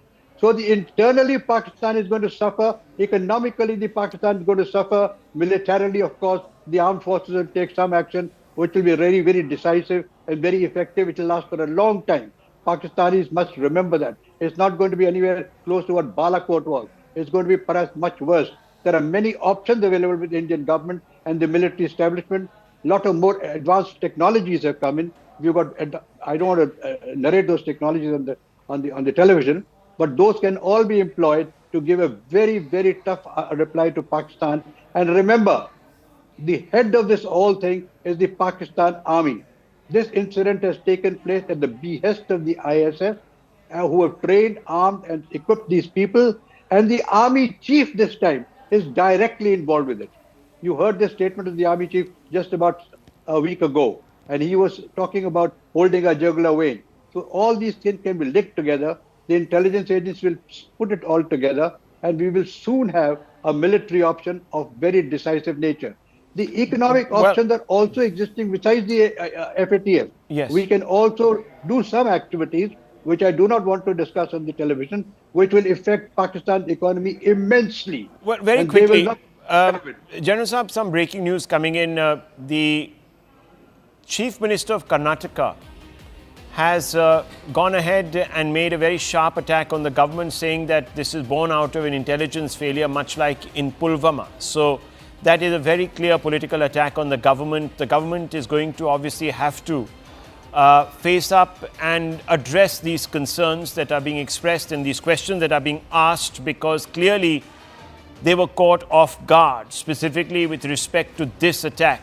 Now, there might have been advisories, there might have been intelligence, but was it specific enough to avert carnage such as this is the moot question. And what happens next? Will there be accountability, or will things go back to business as usual? These are some fundamental questions that will also have to be answered, because remember, these terrorists are still very much alive. They have melted away into the woods, and you can see them in those pictures at the back of this valley. It is hemmed in really by a forest, and somehow they managed to retreat back into that forest and disappear.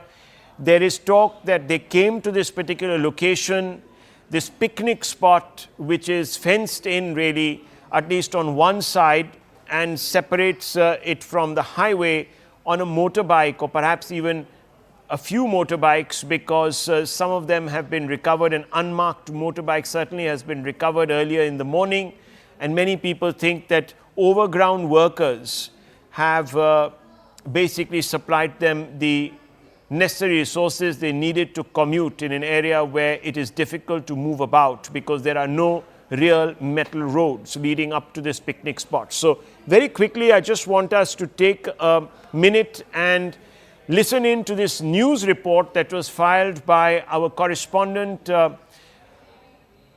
Ishan Vani for been reporting on this entire story for the last for 24 hours. So he's been up on his feet, and he was one of the first teams to have walked all the way, trekked all the way up to the gates of this picnic spot. He entered, and you can see that it was already under the command of the NIA there. So let's listen into this report, and then I'll bring in some more guests and we can talk a little bit about the options that India can exercise. Baisaran, and this is actually no route at all. It's muddy, there are big boulders, and it's difficult to even walk on these. Even if I wore a normal shoes, it would be impossible to come here. It's muddy, look at the water that's flowing, and this is how difficult it would have been to bring down any injured or any survivors or those who were there at that time. You know, possibly the cells dropped by one of those tourists who came here. There are water bottles, there are shoes everywhere. Wherever you look, they have ran into panic because there were massive firing that took place, not less than a massacre. Whoever came in their way, they shot and killed them. Where is the road? Imagine how difficult for at least 3-4 kilometers they went up and down to go to that place. And beauty of this place might mesmerize you, but yesterday's visuals are scary. Scariest to understand that what happened here. Generally, tourists take pony and come here for leisure, but everywhere you look, there are marks and signs of the disaster that happened yesterday, and something which was unexpected. Look how I have to walk through these steep and jump into certain places. There were rains that have further dampened the condition of this particular route. It's a trek generally taken by several tourists. They use ponies, as I said. It might be beautiful, but scariest of scenes were witnessed yesterday here on this difficult terrain to reach where the carnage took place yesterday, where 26 tourists were killed and more than a dozen injured when they opened indiscriminate fire at them. With Bashir Lone in Baisaran, Nishanwani for CNN News 18. Well, we're also going to get you a ground report in just a few moments from Baisaran itself. The scene really of that carnage in just a few moments, and that is also a chilling report because it still visibly is marked by the trauma. We'll tell you why in just a few seconds, but I want to go across to General Saha, who joins us. General Saab, thank you very much for speaking to us. A very, very unfortunate circumstance to be having a conversation. But I wanted to ask you, because clearly now the focus will be on two things. Number one, to eliminate this particular group that carried out this dastardly attack and prevent others. And secondly, to design a response. Both the Prime Minister and the Union Home Minister have come out and said that retribution is going to be severe. Those are their words, not mine. The international community, to their credit, has stood by India, as they've said, not Indians, India, which suggests that they are also aware that the provocation came from across the border, and therefore the solidarity is with India. It's very much like what happened after October 7th, when the world supported Israel and gave it the freedom to decide on how to respond. Now, I have to ask you, General Saab, is waiting an option at all? Well, Rahul, I think your questions are all very pertinent and questions that are on the minds of every Indian and people who are watching this from across the world. You know, getting at innocent civilians in such a vulnerable position, friend Ishan has just shown us the terrain. I mean, completely vulnerable in a meadow, open meadow, surrounded by hills from all sides, with nothing to protect them. What can be worse than this?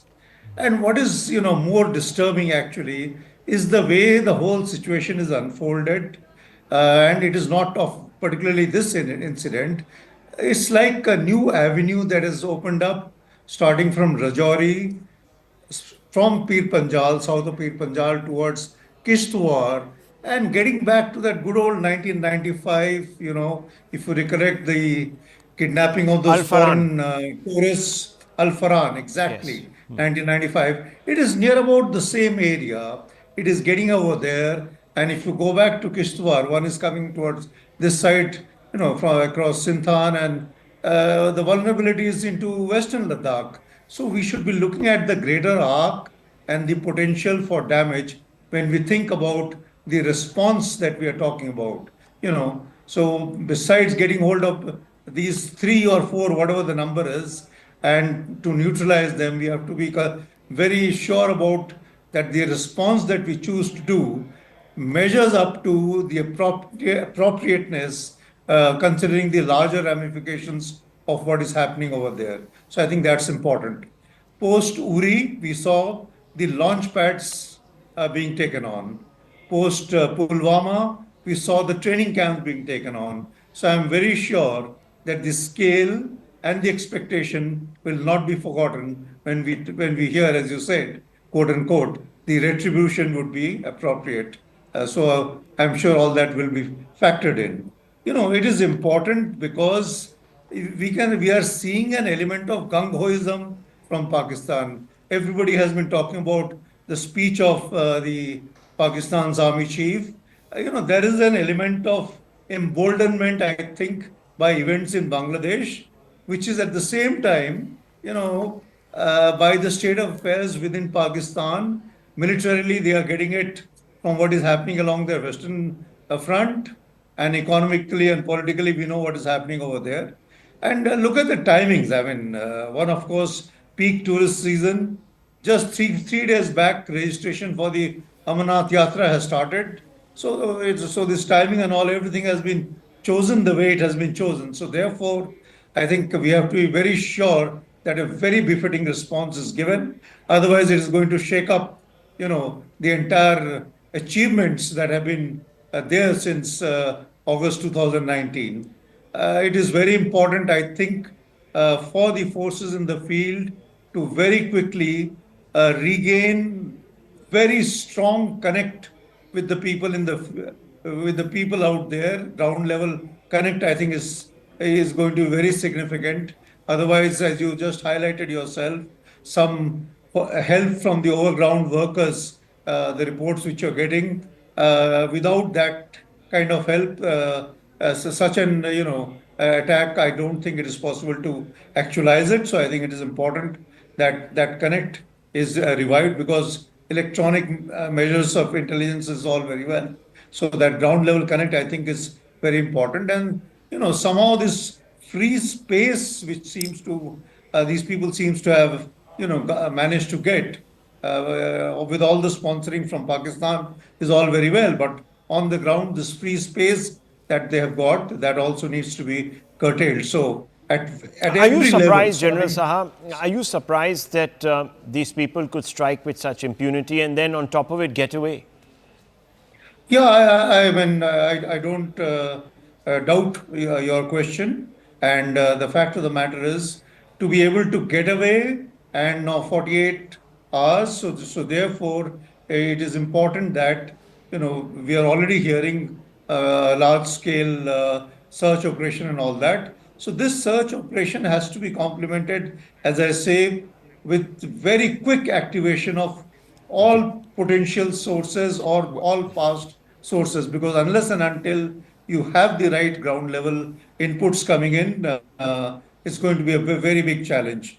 And of course, as you can see, there is condemnation from across the world, including China this morning, which is a very good sign. And even Pakistan has expressed concern. They have stopped short of condemning the incident, which also indicates the intent of whatever they are doing. Well, various aspects of civil society have stepped in to also condemn this incident. So you're not seeing widespread condemnation coming through from Jammu and Kashmir, but also we are being told now that in the course of a hearing on this entire issue, the Supreme Court has also condemned the terror attack in Pahalgam. Now, the Supreme Court, viewers, had of course set timelines for elections in Kashmir, state elections. If you all remember, it was supposed to have would mandatorily have to have been held in September last year, which it was. Many people, including myself, had said that it would be a bad idea to hold elections in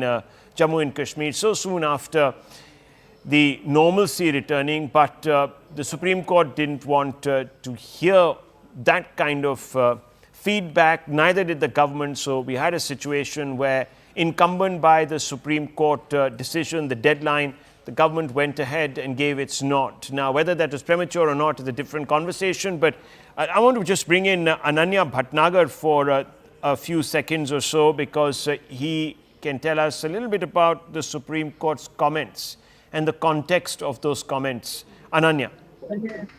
Well, the Supreme Court has issued an official statement as far as, the Pahalgam attack is concerned. They've called it completely horrendous one and attack on, in fact, the whole civilization, the country is what, in fact, the Supreme Court has gone on to say. They've condemned the attacks, very, very categorically. But Rahul, something I would like to show you is I'm at the airport. These are the naval officials here who have come here and arrived here in order to receive the mortal remains of the naval officers who had actually lost his life. And they will be escorting the family and the body, in fact, to Karnal, which is the home of, in fact, the naval officer, and there the last rites would follow. And this is the latest, as far as we have gathered. The flight could land anytime soon, as far as things are concerned. And these are the naval official vehicles where, the family and, in fact, the mortal remains of, the slain Navy official would actually be taken after, they arrived in the national capital very, very soon. Yes, Lieutenant Vinay Narwal, and survived by his wife Himanshi. They just gotten married, in those pictures they're heartbreaking. There you can see them, Ananya, in their wedding finery, and they'd gone there to, of course, celebrate their honeymoon. And of course, we have lost a promising officer. A report coming in fact, from that spot where that dastardly terror attack took place. Listen in. The visuals behind me might look pleasing to your eyes. There are ice-covered mountains, snow peaks, and the beautiful valley of Baisaran. But it is not usual that we can trek to this place and to report any news story. It is not like any other day, but today there has been a carnage which has unfolded. Yesterday, 26 tourists were killed point blank and their religions were asked, but this beautiful place became a witness to that carnage which unfolded yesterday. And now, multiple security agencies behind me are investigating it. We are among the first few channels to reach inside this particular Baisaran valley and to report to you what the scene must have been like. The visuals might look pleasing to you, but really, those who were here yesterday would know that what this name would mean to them forever. People will have memories, and really shocking ones, and also have trauma of seeing their loved ones being shot point blank by terrorists who opened fire at them indiscriminately and killed them. And then it was a hard trek down. Even the best of the best cannot go up very easily in this particular circumstance. But this is Pahalgam, where yesterday a massive carnage took place. 26% losing their lives. One of them is also a local Muslim, but many others are also injured. And from different places and states, these people came to enjoy Kashmir, but they came here to lose their life. There are chappals, shoes, and other stuff that they left behind without picking them up, and in panic they ran away. The investigation agencies are here. The police, the other teams are also deployed in these jungles to trap them down who killed them. But yes, it's going to be a while till the things come to calm, and then we have to see what kind of response does follow from the government. This is the route to Baisaran, and this is actually no route at all. It's muddy, there are big boulders, and it's difficult to even walk on these. Even if I wore a normal shoes, it would be impossible to come here. It's muddy, look at the water that's flowing, and this is how difficult it would have been to bring down any injured or any survivors or those who were there at that time. Possibly the cells dropped by one of those tourists who came here. There are water bottles, there are shoes everywhere. Wherever you look, they have ran into panic because there were massive firing that took place, not less than a massacre. Whoever came in their way, they shot and killed them.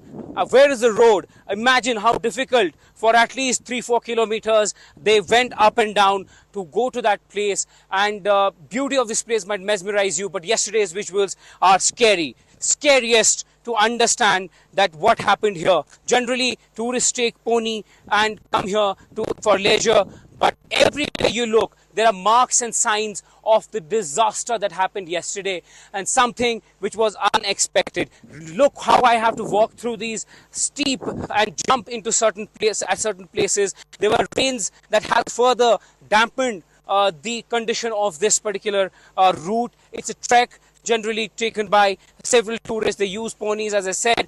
It might be beautiful, but scariest of scenes were witnessed yesterday here on this difficult terrain to reach where the carnage took place yesterday, where 26 tourists were killed and more than a dozen injured when they opened indiscriminate fire at them. Well, viewers, those scenes will remain firmly etched in our minds, and anyone with a conscience will bring themselves to call out the root source of that terror, that bigotry. But I want to go straight across to Aman, who joins us from the Union capital, which is going to, of course, witness a flurry of activity now the next few days as India begins to formulate its response. Now, Aman, you've been keeping vigil. What are the updates that you're learning about, and what really is on the table? We are being told that all options are on the table. Where are we going to start on the ladder? Well, Rahul, yes, all options are on the table, and what has happened so far, the Prime Minister cutting short his Saudi Arabia trip, landing in Delhi early today morning, and at the airport itself, the Prime Minister held one meeting with the NSA, with the Foreign Minister and the Foreign Secretary to get a complete briefing on what has happened in Pahalgam and what is the government planning to do next. After that, the Defence Minister, Mr. Rajnath Singh, had a meeting with all the service chiefs, the CTS and the NSA for close to 2.5 hours at South Block. And Mr. Amit Shah has also visited the terror-struck site in Pahalgam. He was also in Srinagar holding security review meetings. And now what we believe that Mr. Amit Shah will bring the ground input from Srinagar.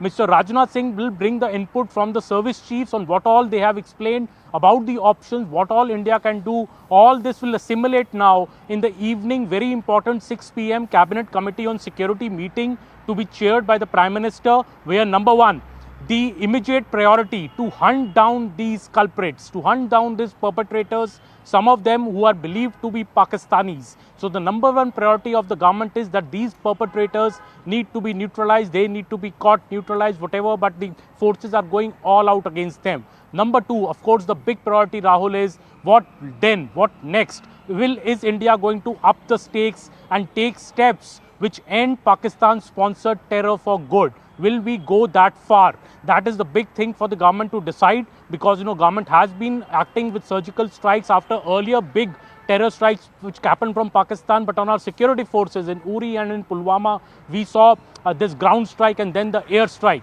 But this time the attack is on Indian civilians, innocent tourists, 26 of them from all parts of India, all nearly, various states of India, from the south, from the west, from the east, from the north.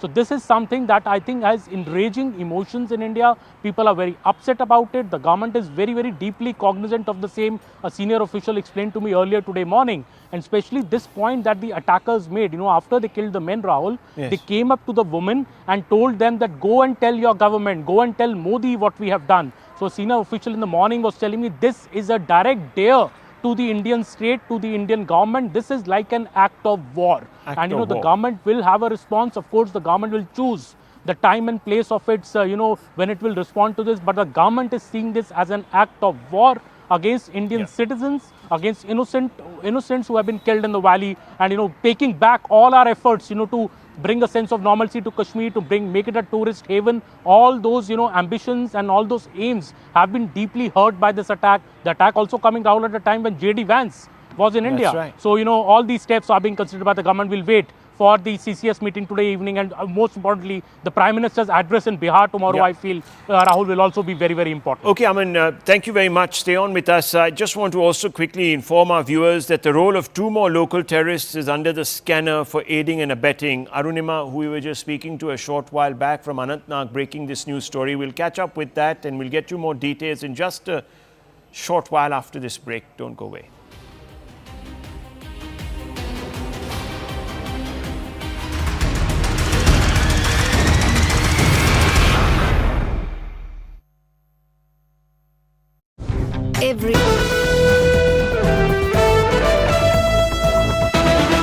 You see Home Minister Amit Shah on your screens, and he's interacting with some of those grieving families, and you can make out the sadness, the disappointment on some of these faces that you see on your screens of the people who the Home Minister is interacting with. So in all likelihood, these are family members of the victims of the Pahalgam terror attack, and you see some of those women, they're crying their heart out, pouring their heart out to Home Minister Amit Shah, really narrating their ordeal. Because let's not forget, while the men were singled out, they were singled out on basis of their faith, their religious practices.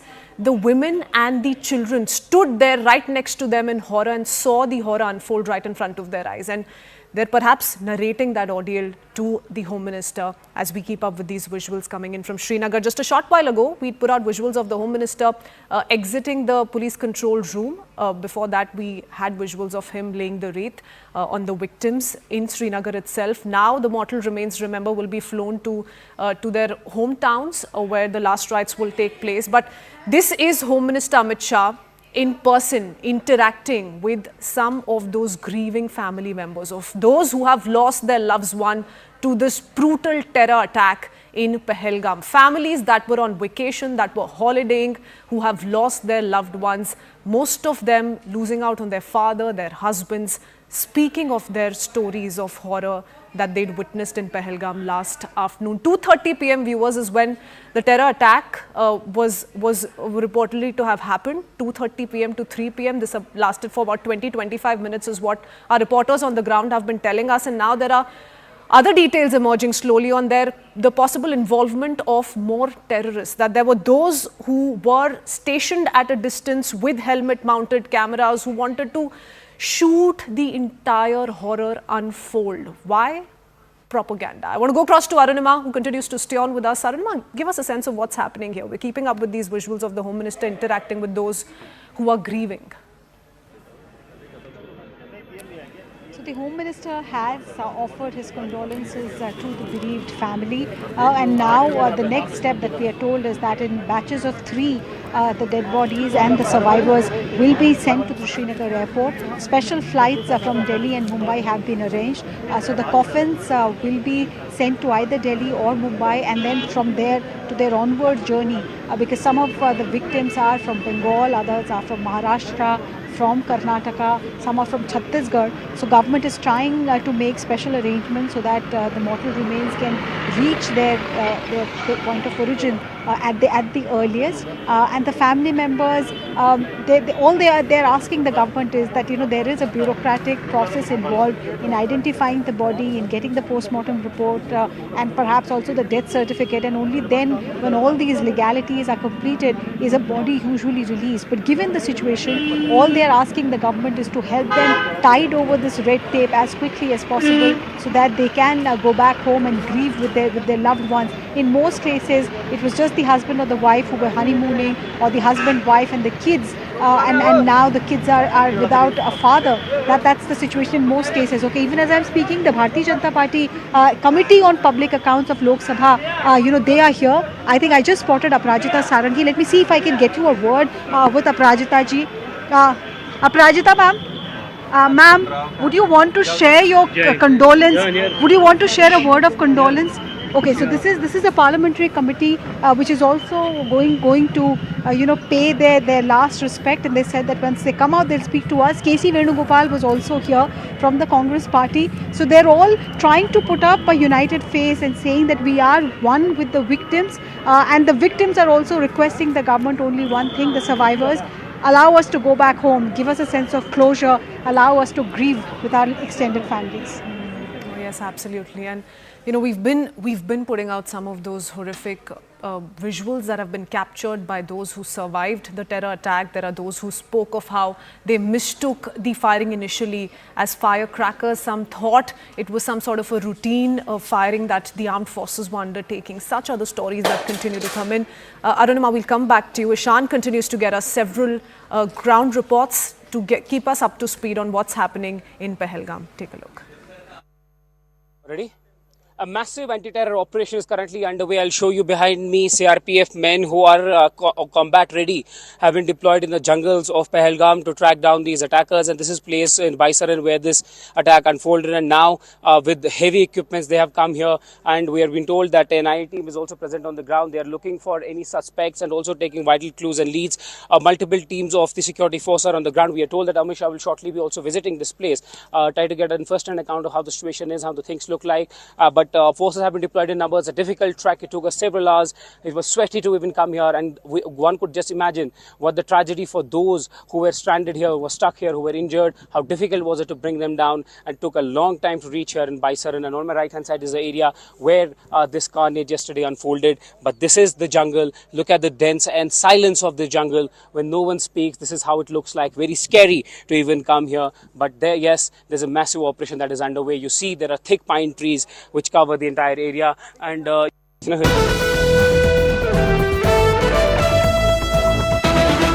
you see Home Minister Amit Shah on your screens, and he's interacting with some of those grieving families, and you can make out the sadness, the disappointment on some of these faces that you see on your screens of the people who the Home Minister is interacting with. So in all likelihood, these are family members of the victims of the Pahalgam terror attack, and you see some of those women, they're crying their heart out.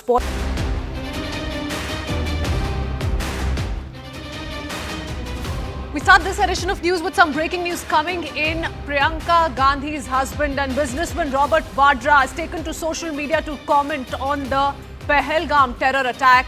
He says, and I quote, "I feel terrible and my deepest condolences are for the people who have died in this terrorist attack," unquote. So that's what he begins with. But here's why this gets problematic, viewers, in ways more than one. He then goes on to say, and I quote, "In our country, we see that the government will talk about Hindutva. The minorities feel uncomfortable and troubled if you dissect this terrorist act that took place. If they, which is the terrorists, are looking at people's identity, why are they doing this? Because there's a divide that has come about in our country with Hindus and Muslims. This will make these kind of organizations feel that Hindus are making a problem, creating problem for all the Muslims and looking at the identities and then killing somebody. That's a message to the Prime Minister," he says, almost not just downplaying the atrocious terror attack that has unfolded in Pahalgam, but he's in taking on the Narendra Modi government, really taking away the seriousness from this issue and pinning the blame on the quote-unquote divide, he says, is being created by the ruling dispensation. Let's first up listen into this latest comment coming in from Robert Vadra. The 28 people who have died in this terrorist act, and a number of people have gotten injured, and definitely my deep-hearted condolences to the family who's lost their loved ones. And I would say that I do wish to say that the people who have gotten injured, I hope they recover at the earliest. Terrorist acts are really a weak way of highlighting their cause, is what I feel. This doesn't highlight a cause, it only makes the people who use these acts on civilians and people who are just there for tourists, it's a weak act. I think surely it is a time that all governments need to come together to fight this kind of an act or this kind of organizations. But I have another thought in this also. This is my thought. This is not a thought that the Congress or my family's thought. You know, in our country, we see that this government will try and show that, talk about Hindutva, and, the minorities feel uncomfortable, and, they feel troubled when you have a survey on, mosques, or you tell people you cannot pray in this way or that way. These kind of things create instability, communal issues. And if you see the way this act, if you dissect this terrorist act that took place, if they're looking at people's identity, why are they looking at people's identity? Because there's a divide that has come about in our country with Hindus and Muslims and also Christians. On Easter, I saw video footage of churches being burnt, priests being troubled. What is this? Why are we having, a communal disharmony in our country? This will create divides. This will create these kind of organizations to feel that Hindus are making a problem for all the Muslims. We don't need that. You ask many Hindus and Muslims together, they help each other. In COVID, we saw they help each other. They don't understand all these political ways of, trying to infuse some, or win elections or infuse some kind of disorder in people. Looking at identities and then killing somebody, that's a message. Also sending a message to the Prime Minister of our country. Why? Because Muslims are feeling weakened. The minorities are feeling weakened. I know that 2 weeks before I was summoned by the ED, I talked for the minorities. I said that, when you're going to stop minorities or Muslims from basically saying their prayers on spilling over from their mosque to the road or on roofs of their homes, or you have a survey of the mosques that, there's a temple. Allow me to bring in BJP Shehzad Poonawala into the conversation. Shehzad, absolutely shocking. The mortal remains of those who have lost their lives to this terrible terror attack have not even reached their hometowns. And this comment coming in from none other than Robert Vadra. Your first thoughts? This is typical of the Congress. The Congress party is hand in glove with the enemy forces, including jihadi Islamic terrorists. And therefore, Robert Vadra, on the instructions of Sonia Gandhi and Rahul Gandhi, has come out to start defending these Islamic jihadists who have created absolute massacre and genocide of Hindus in Jammu Kashmir. Rather than condemn this cowardly jihadi attack, you have Mr. Vadra blaming Hindus and Hindutva. Now, this is the same thing they did during 26/11 Kashmir. You remember how they came out to blame Hindus then. They have blamed Hindus for Pulwama. They have blamed Hindus for 26/11. They have blamed Hindus for Samjhauta. This is yet another instance of the Congress party coming out in full support of those who are behind this attack. Congress का हाथ हमेशा आतंकियों के साथ, आतंकी को बचाना है, इसीलिए हिंदुत्व को ब्लेम करना है, हिंदुओं पर ही दोष डालना है.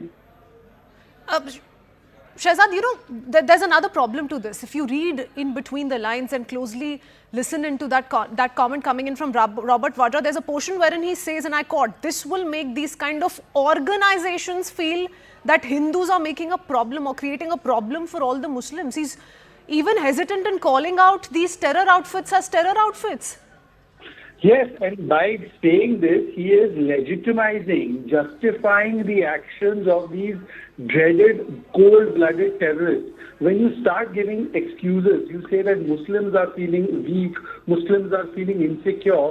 So secondly, you are saying that, so therefore it's okay if a group in the name of jihad comes out and kills innocent civilians and does this kind of attack. You are saying that action ये है कि आपने मुसलमानों को insecure नहीं करवाया, तो reaction में ये terrorist हमला होगा. So A, this is justification of the terror attack, and B, it is giving a cover fire to these terrorist groups, and it's to blame and put the blame on Hindutva forces. Pakistan will use this in international forums, saying that son-in-law of Sonia Gandhi has said this, don't blame Pakistan. And we've already heard first official reactions from Pakistan. They're almost suggesting the same. So this is only going to be another ammunition for Pakistan, almost towing the park line once again. That's the comment coming in from Robert Vadra. Thank you, Shehzad, for joining us with your perspective. Going across to CNN News 18's Pallavi Ghosh on that note. Pallavi, criticizing the Modi government, the central government is one, seeking answers on intelligence, failure is one. But this is Robert Vadra and as many words trying to not just pin the blame on the Modi government, but trying to talk about a Hindu-Muslim problem here, almost speaking for the terrorists. He's even hesitant in calling them terrorists. Well, I can understand why the opposition parties would want to hold the government accountable. They would want to ask them many questions, but there's always a time for it. And now is clearly not the time. But that's absolutely right, Christine. It's not just that of timing which is a problem, but a problem is also the kind of words which have been used by Robert Vadra. And he's not just any other person who the Congress party can distance. I mean, I'm sure the Congress is not going to issue any statement where it's going to distance itself from Robert Vadra, because after all, he's Robert Vadra and he belongs to the first family of the Congress. But I can tell you this much, there have been many other Congress leaders who have been asked to restrain and refrain from tweeting because they don't want it to go out of control. They want to essentially to try and ensure that no damage is done. And the reason behind this is very simple. If you remember, after the Pulwama attack, there were many Congress leaders who had actually asked for proof of the surgical strikes, and that is something which continues to haunt the Congress in terms of electoral wins and losses. And when it comes to nationalism, national interest, the Congress has always been caught on a back foot on this. The Congress always accuses the BJP of playing the Hindutva card, of polarization, dividing of Hindus versus the Muslims. But Robert Vadra today will be accused by the BJP of precisely doing that same. Why are you finding that angle over here? Why are you using words which are going to embolden Pakistan? Because he talks about his ED case, he talks about Pakistan, he talks about, he talks about Christians and churches being burned, and of course here he's talking about Muslims. So it's going to be a very tough call for the Congress party to distance itself from his comments. Almost justifying the radicalized minds responsible for the Pahalgam carnage, if I may put it that way, Pallavi. But here's what it's also going to end up doing, and that's what was being spoken of by Shehzad Poonawala of the BJP. We've already heard reactions come in from top officials in the Pakistan establishment. They've gone on to say this has got nothing to do with us. We don't have a role to play here. Not just that, there are voices in Pakistan that are now suggesting that this is all homegrown, part of a homegrown problem, part of a wider rebellion against India. Absolutely. I mean, look, what are you doing here? His comments are very clearly making the point, according to him and the Congress party, that you are targeting the Muslims and therefore these kind of attacks are waiting to happen. Precisely the kind of language which are used by the terrorists, by Pakistan, and those who support Pakistan, that, look at what happens in India, our human rights are being violated, a particular community is being targeted, and therefore this is waiting to happen. And in the backdrop of the Waqf bill, we saw what has happened in Murshidabad also, Christy. Over there are Hindus who are being targeted. Over there also the justification will be found that, okay, if you're going to come out with a Waqf bill because you are supposed to be questioning and polarizing and you don't care for the Muslims, therefore all kind of violence and acts of terror can be understood and can also thereby be accepted. This is the perfect language which suits Pakistan. We are looking at a time when there's going to be a CCS later this evening. The Prime Minister cut short his visit. Clearly the Home Minister is getting all data. The Defence Minister also getting all the data and inputs, and we can expect some strong action in the coming days or weeks coming in from the government. But with what face can you go when your principal opposition parties, which is the Congress, which has in its own words suffered terrorism, acts of terror, they lost 2 prime ministers to acts of terror. And that's exactly the question which the BJP would to ask you, that you of all the people should have understood that what you are supposed to say and what you are not supposed to say at this time. It's not even been a little over 24 hours. And the tears have not even dried up for many. We are seeing those poignant scenes, and therefore that's the criticism which is going to come in of the Congress and Mr. Vadra. So far the political spectrum across the country has been united on this issue. Very responsible comments have come in from different political parties, even in opposition to the NDA, to the Bharatiya Janata Party. Very responsible and careful commentary that's come in from many in the Congress, including Mallikarjun Kharge, one of the prominent faces of the Congress party in the country, and yet you have Robert Vadra giving it this spin. But, here's the mother of all ironies, Pallavi. If we go by this comment, once again, he was quick to say that if in this country the government will keep talking about Hindutva, then it's bound to create this kind of a divide. Has he forgotten that at the receiving end of this kind of terror were innocent Hindus, all men who were identified for their faith and then gunned down? Which is why the Congress party has issued a kind of a diktat to all its leaders: don't make any comments out of turn, don't come out with any tweet which can suggest that we are siding with one side. The Congress has often been accused of running an appeasement politics, just as Mamata Banerjee has been accused of doing so in Bengal and the Murshidabad violence, but let's not compare one violence with another. And now when you're saying that this is something which was waiting to happen because of the way the Muslims are being targeted, churches of the Christians are also being burnt, he's also suggesting that tomorrow it can happen to an area where the Christians are there in predominance. So in a sense, you are giving that handle to Pakistan, who has always accused us of violating human rights, completely not looking at their backyard, which is Balochistan. And therefore, that is the problem areas. You know, these are its critical times, and you're absolutely right. Opposition leaders so far, like Sonia Gandhi, Mr. Kharge, to a certain extent Rahul Gandhi, Mamata Banerjee, all of them have been very, very careful. They're talking about an all-party meeting, because now is the time where the entire political class will have to show that united we stand against Pakistan and the perpetrators of terror. Unfortunately, Mr. Wadra's words, which comes on one of their own, the first family of the Congress party, has provided completely damage and poured water over this kind of mellow and nuanced reaction which we seem to be getting from the Congress for some time. Oh yes, so he started with words of condemnation, deepest condolences, and soon after turned them into how minorities are feeling unsafe, and that is the sole reason behind this kind of a terror attack. Most unfortunate, rather shocking, Pallavi, to say the least, but it's already angered the Bharatiya Janata Party enough to come out with responses. We're seeing on social media BJP leaders come out to react already. Now this unfortunately is going to turn political, and like we've been discussing, the focus right now is keeping everyone united. An all-party meet is on the cards. That's being spoken of. Overall, what do you make of this? Because this is now going to create rift between the two sides. I still remember after the Pulwama attack, and when there were questions being asked about a surgical strike, many Congress leaders actually mourned the fact. And I remember there was a Congress working committee meeting which was held just after the Lok Sabha elections post a Pulwama attack. And in one voice, all of them actually suggested to the Gandhis that the reason why we lost is because we lost out on the nationalism and national interest debate. Our questioning of the Balakot airstrikes or the surgical strikes has always been criticized by the BJP, and that is what the top Congress leaders said.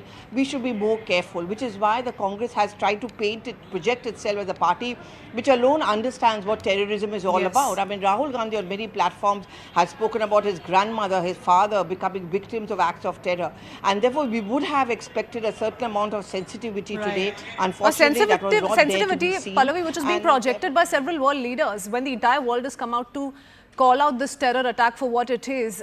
This kind of a reaction coming in from Robert Vadra is beyond belief. But I do want to go across to Congress's Udit Raj, who joins us on the phone line. Mr. Udit Raj, I don't know if you've heard the entire reaction, but to quickly cite an excerpt of what has been said by Mr. Vadra, he says minorities are feeling weakened.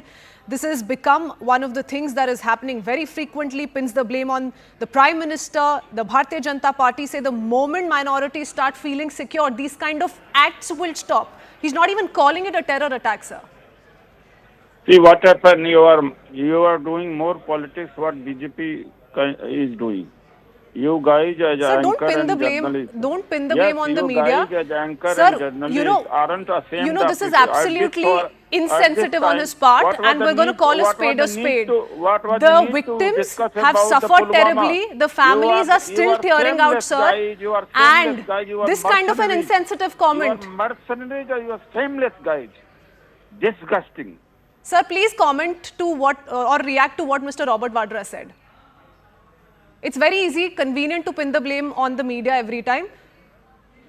Okay, clearly not getting an explanation from Mr. Udit Raj. What we're being told as we speak is the wreath-laying ceremony is taking place once again. So these are tributes being paid to the innocent victims who have lost their lives. And do remember, slowly now mortal remains are being taken to their hometowns, and we're seeing a lot of assistance on part of the central government as well. And this is the naval officer who's lost his life, the naval officer Vinay Narwal, who's lost his life to this deadly terror attack. Last rites currently on your screens. You see the wreath-laying ceremony currently underway. Do remember, he was traveling to Pahalgam with his wife, newly married, got married on the 16th. 19th is when their reception ceremony took place, just days into their marriage. They were perhaps on their honeymoon, is when he was victim to this unfortunate terror attack. But this is the latest visual set coming in as his last rites are currently underway, tributes being paid to the naval officer.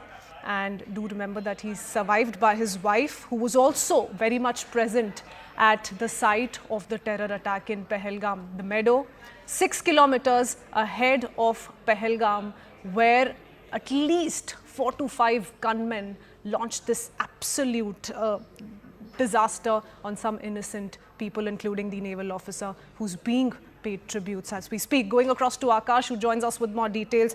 Akash, we've all been talking about this heartbreaking story, newly married couple, a naval officer who's lost his life to this terror attack. Do give us more details on what you make of the visuals that are just coming in. Who all are we spotting here? Right.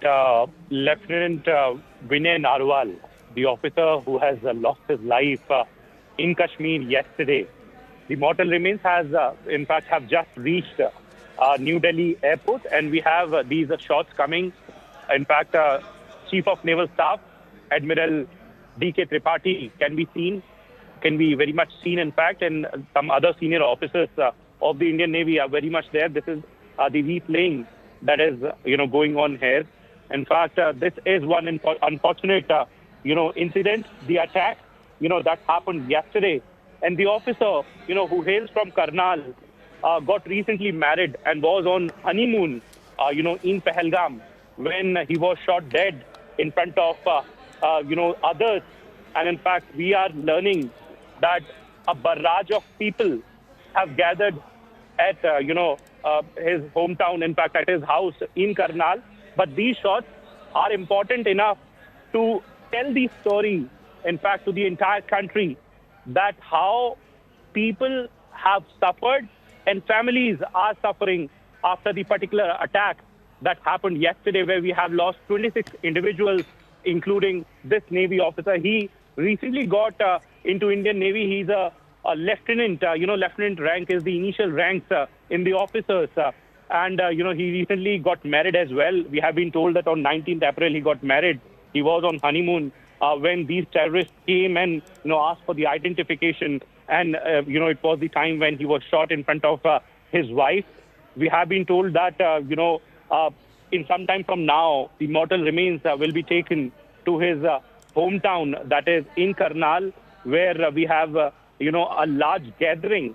And in fact, the Navy officials will be going with the mortal remains to perform the last rites. In fact, this is an unfortunate incident.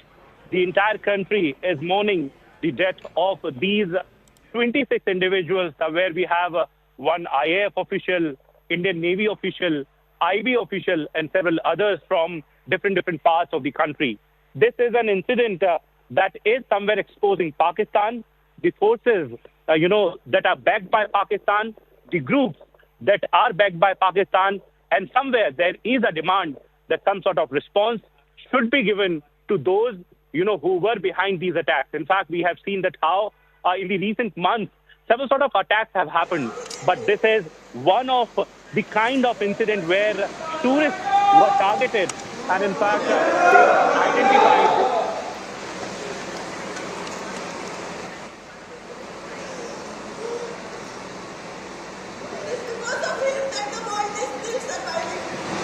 And we should all be proud of him in every way.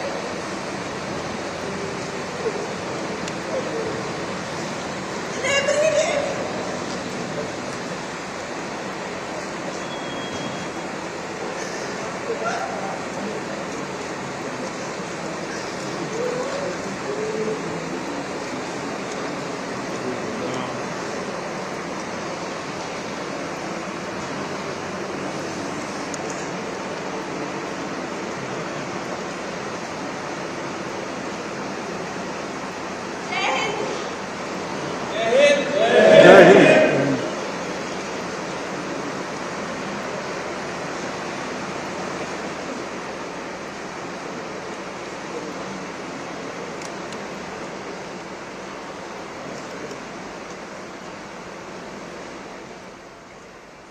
Viewers, what you see on your screens are visuals coming in of the last rites of Lieutenant Vinay Narwal, and This face is of the lady who has lost her husband 5 to 6 days after their marriage. She ends with a brave Jai Hind, but of course it's a very difficult time for the entire family. We've been reading several reports. Our reporters on ground have been reporting how the family was still distributing sweets when this unfortunate tragedy unfolded. So absolutely heartbreaking moment for the family indeed. I want to go across to Ananya Bhatnagar, who continues to stay on with us. Ananya, mortal remains slowly being brought back to hometowns, but these visuals speak volumes about what this means for the families who have lost out on their loved ones, and why really today this is the moment we all need to stand united. Well, definitely we all need to stand united. It's a clear time when you see the wife of Lieutenant Vijay Narwal, somebody who could not even spend a week with her husband, and this unfortunate tragedy took place. As far as the mortal remains are concerned, they have been brought back to the national capital via special flight of Air India. The family, along with, in fact, the Navy officials were, taken to the cargo area of the airport, the T2, what we call it.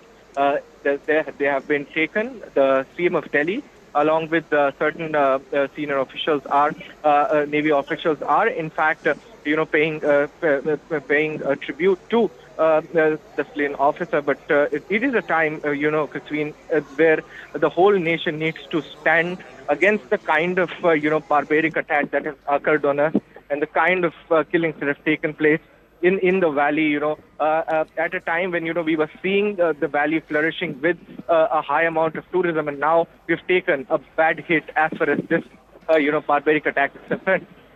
Yes, absolutely. I mean, Lieutenant Narwal joined the Navy just 2 years ago. He was posted in Kochi, like I said. The most unfortunate story unfolding out of this tragedy is he was married just 4 to 5 days, and that explains what his family is going through. His death has sent shockwaves through the family, through the community and the defense establishment. You see all of them present there, paying their last respects to Lieutenant Narwal. Neighbors, locals expressing their condolences, many describing him as a young officer with a bright future. His career had just begun, just 2 years into service, just a few days into marriage, and lost his life to this deadly terror attack in Pahalgam, where he was visiting with his wife right after their marriage. Lieutenant Vinay Narwal, 26-year-old Indian Navy officer, hails from Karnal, was posted in Kochi, tragically killed in this terror attack in Pahalgam in Jammu and Kashmir. So those are visuals that we continue to keep up with. Akash Sharma continues to stay on with us as well. Akash, this is why these stories are being spoken of, why they've moved everyone's heart, they've shaken our conscience.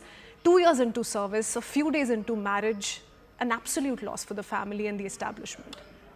And it is, a loss for the entire nation. We have lost a young officer in him.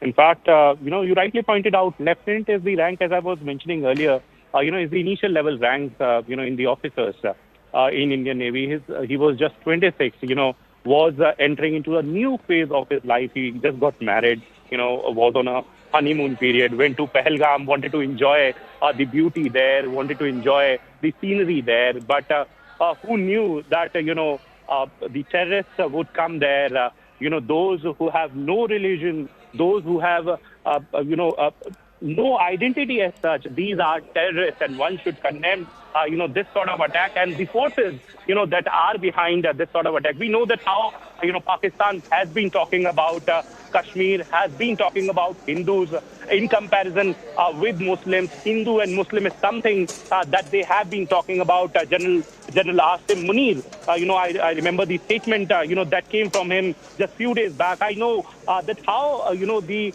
Baloch Liberation Army, has in fact been struggling there in the areas of Pakistan. And, that's the reason why they want to play this sort of deviation politics. And this is the sort of design that they work on. We have seen in the past that how several sort of campaigns were launched on Telegram, on Twitter, and, how, in fact, after the abrogation of Article 370, when Kashmir, has remained largely peaceful, how they are trying, to disturb the peace and harmony. And yesterday, this was an attack, that happened, and we have lost these 26 individuals, including the lieutenant from Indian Navy. These are the visuals, Christine, and in fact, we have, CNS Admiral D.K. Tripathi, who was there in Delhi. He decided to go there for the wreath laying. We have the family members accompanying the mortal remains of the officer. From here, they will off the road and will directly go to Karnal. Karnal is, remember, his hometown, where, we have a large gathering of people, individuals, not from the particular place, but also from, the nearby areas, because all of them want to pay their tribute to the officer, who has lost his life. Whenever we lose an officer, it is a loss for not just for the service, but for the entire nation. He was a bright officer, a young officer who was entering into a new phase of his life and was lost to this terrorist attack. Oh, yes, absolutely. And, it was his wife, the devastated newly married woman, sitting numb beside the lifeless body of her husband that became the face of the ghastly terror attack in Pahalgam. 26 innocent lives lost in total. But this is the next powerful visual, a visual that speaks volumes of what the entire nation is going through, is feeling with Lieutenant Narwal's wife as we speak. I want to go across to Ananya Bhatnagar, who's reporting on the story for us from Delhi Airport. These visuals coming in from Delhi Airport, and you see their emotional tributes being paid to Lieutenant Narwal. Have you been able to speak to some who'd known him personally? Ananya, tell us more about the officer. Young officer of the Navy, in fact, somebody who joined the naval force 2 years back. A young officer who could have, gone to the heights. Though we have not been able to speak to any of the people, but we can see the kind of reactions coming in. And somebody who was just married a week prior, and somebody whose house was still decorated with the wedding rituals, and now this is something that the family is in a deep shock, they are still not able to process. If you could see his wife's visuals, she's devastated. She's lost her husband, could not even spend a week with, in fact, her, and that is something that is very, very sad as far as things are concerned, because this is a barbaric attack on the unity of the nation, not only the unity, but also the communal harmony that India has always enjoyed. But this is something, that is very, very unfortunate that has taken place in, Jammu and Kashmir. Okay, stay on with us, Ananya. Akash continues to stay on with us as well, and we'll take a moment to, while we keep up with these visuals, while we remember those who've lost their lives, and we'll talk about these stories. Akash, I want to briefly touch upon what's happening in the national capital, in the important corridors of the national capital. A meeting that took place a little while earlier. Earlier today, we did hear the Army Chief Brief, Raksha Mantri Rajnath Singh, and ever since we've also been picking up visuals of Home Minister Amit Shah in the valley. In the latest, we're learning that he has departed for the national capital. Do remember, upon his arrival is when the key CCS meet will take place. That meeting is going to be chaired by Prime Minister Narendra Modi, so do expect a lot of developments going forward. Now, questions are going to be thought out. Is this a challenge that will continue to be difficult for India to fully address? We're talking about terrorism here. How do we make sense of Pakistan's dangerous gamble? All of that is going to be something that's going to be introspected upon. Going across to Akash for a quick update on that. Akash, I've been meaning to ask you this. We're trying to piece together what's happening in the national capital, in the important corridors, the briefing that was done on part of the Army Chief to Raksha Mantri Rajnath Singh. And let's just say in about an hour or two, we can also expect the CCS meet to commence, because the Home Minister has now left for the national capital. Oh, yes. At around 6 p.m., we have this CCS meeting scheduled where, Home Minister is going to come with the sort of inputs that he have, gathered from on ground. We have Rajnath Singh, who was briefed by the service chief, the Indian Army chief specifically, and then the other service chiefs who are present. We have been told that, some sort of planning also happened, because this meeting lasted for around 2.5 hours. We know that how it's an emergency case where, PM just, cut short his visit and, returned back to the country. He was in Saudi Arabia. We know that how, and he has landed here in Delhi in the morning today. And, in some time from now, we will have this important meeting where Raksha Mantri Rajnath Singh would be present. Prime Minister will, of course, be chairing the meeting. Other ministers of the cabinet where Home Minister would be there, Minister of External Affairs, in fact. And we are learning that Finance Minister is also returning from US, so she can also be a part of it. But again, this important meeting is very much going to, play an important role, because this meeting will not only, have discussion about the sort of attack that happened yesterday, but also the future course of action as to what is going to, in fact, what are going to be the sort of steps that will be taken after this sort of attack in Pahalgam. And you see, Kashmir, I was mentioning it earlier, it is very evident that how Pakistan is behind the sort of attack, because, we have seen the sort of statement that they have put out,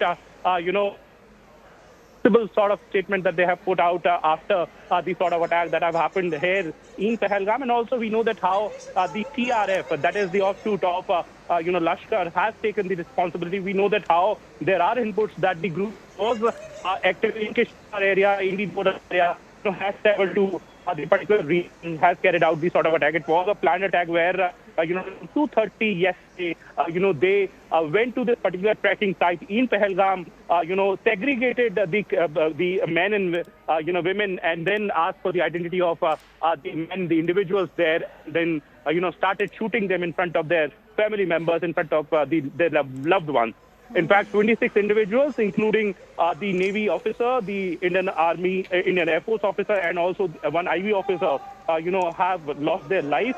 Total 26 individuals. Many are injured, who have been hospitalized. We know that Northern commander was in Delhi, and he rushed back to Kashmir, very much monitoring the situation from Srinagar. We know that how such operation has been launched by Indian Army and Jammu Kashmir Police, where they are in fact taking help of the kind of modern equipment. So drones are being used. They are using the tracking dogs. They are using the helicopters. The ALH helicopter that was grounded has been given permission as an exception, to operate in the particular operation. And this time around, the only priority is to look for those terrorists, who were behind the sort of attack. We are learning that it was a group of 4 to 5 terrorists, who carried out this sort of attack. In fact, Jammu Kashmir Police has, put out the sketches, put out the pictures, and in fact has, announced a reward on those, who are suspected, in fact, to be behind the particular attack. And we are waiting for this sort of meeting, the CCS meeting,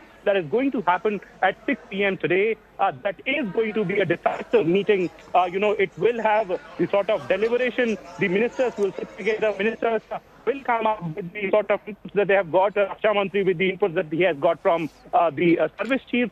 Amit Shah, Home Minister Amit Shah, of course, with the inputs that he has got from the IB, from Jammu Kashmir Police, and also the para forces that are deployed here, that are very much working on this sort of operation. So every input, will be presented to the Prime Minister, and then, some sort of action, some sort of decision, is expected to be taken in that meeting. Okay, all right. Stay on with us, Akash, as we keep up with these heartbreaking visuals of Himanshi, newlywed to Lieutenant Narwal, grieving the loss and remembering her husband. On the right side of your screens, viewers, are visuals of Home Minister Amit Shah earlier today inspecting the attack site, but these are visuals of him meeting the injured at the GMC in Anantnag. So that's him interacting with some of those who are currently undergoing treatment in Anantnag a day after the devastating terrorist attack in Pahalgam that claimed the lives of 26 innocent civilians. Now, this, of course, is part of the centre's immediate high-level response to the tragedy. Do remember that Home Minister Amit Shah, since early this morning, was spotted in Srinagar. Not only was he holding back-to-back meetings, he also did visit the attack site, and we did show you the aerial visuals of the Home Minister's sortie to the attack site in Pahalgam.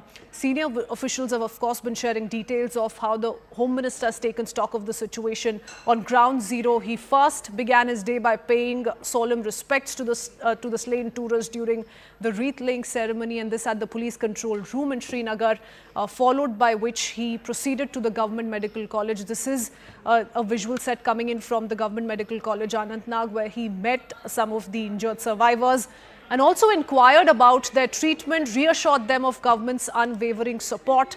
So those are the earlier visuals from a little while earlier.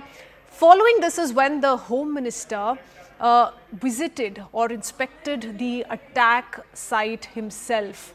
He also has been presiding over high-level security meetings attended by top brass from Intelligence Bureau, Ministry of Home Affairs, J&K Police, so on and so forth. But I do want to go across to Arunima, who joins us with more details on what we see on our screens and what we've seen on part of Home Minister Amit Shah the last few hours. He has been all over the valley, Arunima, you know, from the hospital, the GMC hospital, to the police control room where he laid the wreath on the victims, to personally inspecting the attack spot. Give us a sense of, you know, all that's transpired the last few hours before he departed for the national capital. So the Home Minister was in Anantnag a short while ago, and he took a round of the hospital, also met the survivors who were injured, and that helped him get a first-hand account of what really transpired. You know, the CCS is meeting this evening. We are told around 6 o'clock the CCS could meet, and some important decisions are due when the CCS is meeting. So Home Minister's experience in the valley, having spoken to survivors, having spoken to security officials and commanders, that will come in very handy in formulating a response. Arunima, also tell us a little bit about the perpetrators. We've been putting out some of those sketches we've accessed here on CNN News 18, the one picture with 4 terrorists in it, which I believe was found on the phone of one of them who was neutralized by the forces, has also been accessed.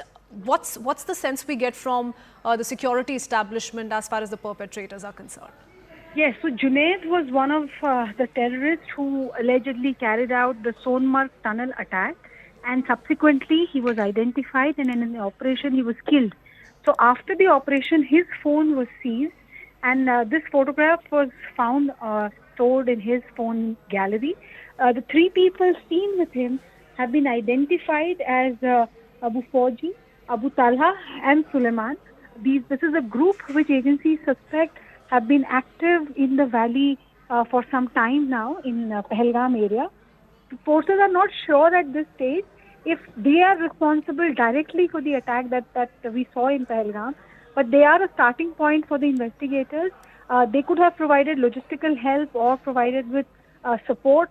So that is a starting point, and what I have learned is that there are 2 other local terrorists who are also on the radar of the probe agencies.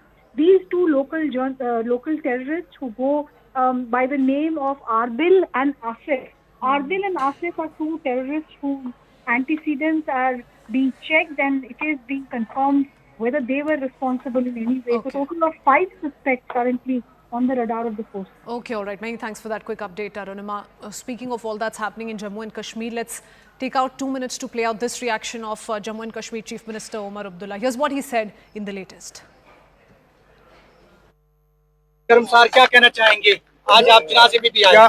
क्या कहा जा सकता है? इसकी पुरजोर मजम्मत, उन लोगों के साथ ताज़ियत और हमदर्दी का इजहार जिनके ऊपर और जिनके साथ ये सदमा बीता है। हमारे बाहर से मेहमान आए थे छुट्टी मनाने के लिए, बदकिस्मती से उनको कफनों में घर वापस भेजा गया है। यहाँ हमारा एक गरीब नौजवान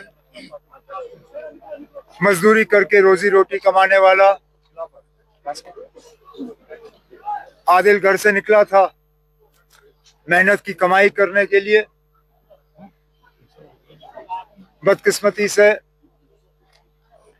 आज उनका कफन जो है उनके घर लौटा दिया गया, लेकिन सुनने में आया है कि इनकी मौत ऐसे नहीं हुई, ये बहादुरी का सबूत दिखा रहे थे। वहां लोकल सुनने में आया है कि ये एक शख्स थे जिन्होंने हमले को रोकने की कोशिश की और जिन्होंने शायद बंदूक छीनने की भी कोशिश की, और तभी जाके इनको निशाना बनाया गया। अब जैसे इनके घर वालों ने अभी जनाजे से पहले बात की, इस खानदान का हमें ख्याल रखना होगा। इनकी मदद करनी होगी और मैं यहाँ इन सबको यकीन दिलाने आया हूँ कि इस मौके पे हुकूमत इनके साथ खड़ी है और जितना हम इनके लिए कर सकेंगे हम कर लेंगे। Sir sir All right, so that's the latest comment coming in from J&K Chief Minister Omar Abdullah. He's also come out on several occasions, the last 24 hours alone itself, condemned the dastardly terror attack. He's spoken of it without holding back and has called out terror in as many words. But do remember, viewers, this also makes us want to shift our focus to the situation in Jammu and Kashmir, particularly in the valley. We're seeing several bunds take place. We're seeing protests being staged by several groups, all political stakeholders in the valley, speaking in one voice as we speak. There's a shutdown. Schools have also been shut for the day. That's pretty much the face of the valley today in the wake of this devastating loss or devastating terror attack, which has claimed the lives of 26 innocent people from across the country. There are people from Maharashtra, Karnataka, Odisha, West Bengal who traveled to Jammu and Kashmir, who were casually walking around, eating food. They were engaged in these laughable conversations with their family members when these terrorists attacked them, took them down one by one. Nishan Vani, my colleague, has been getting us non-stop ground reports from Pahalgam, the attack site. Take a look.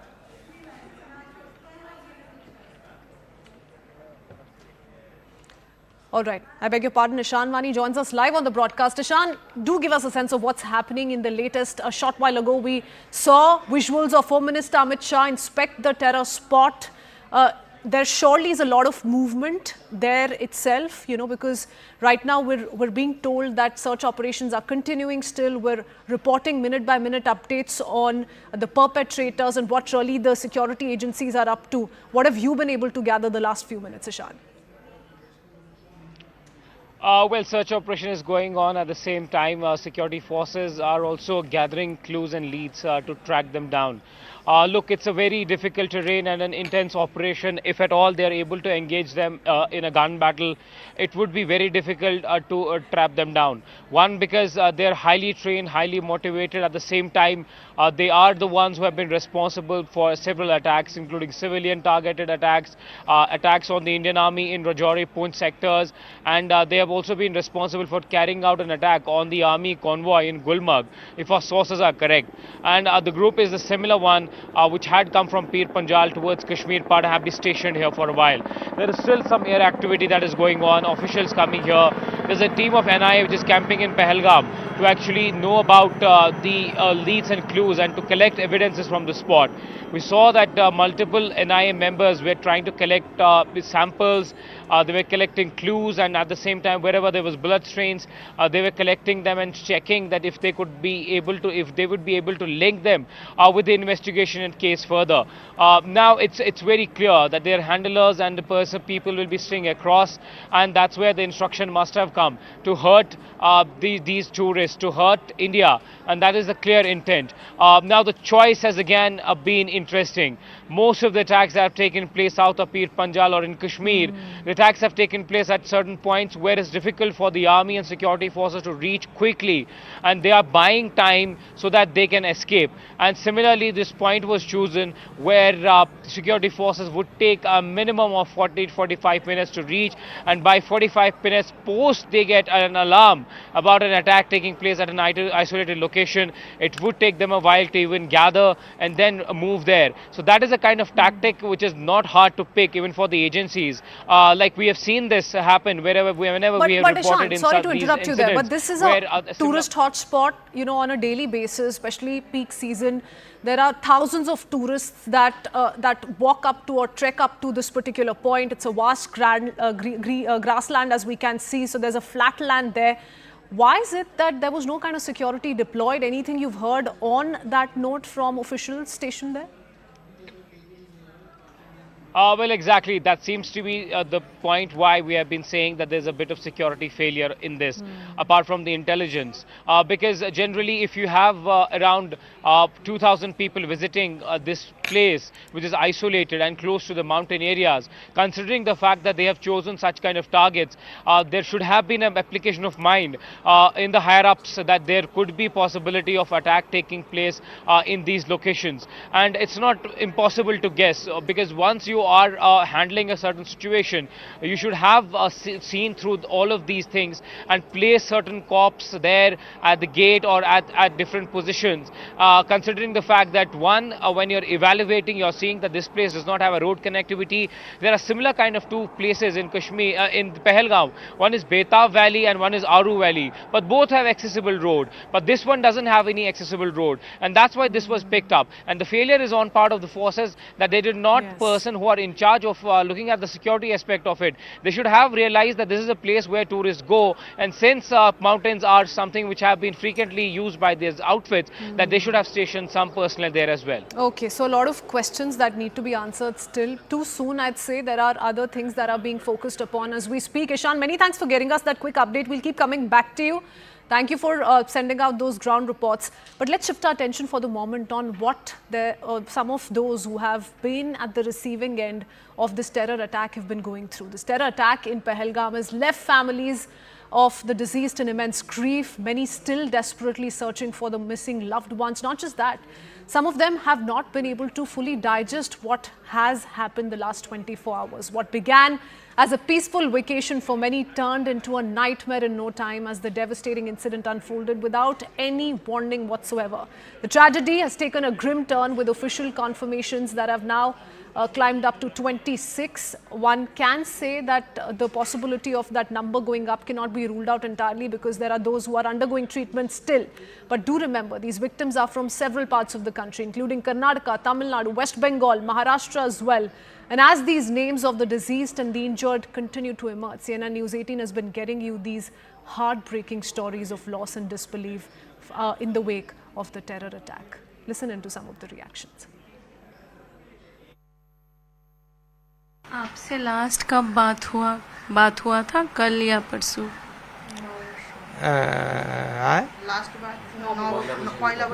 পয়লা বৈশাখ বাবা মা পয়লা বৈশাখে জানিয়েছে,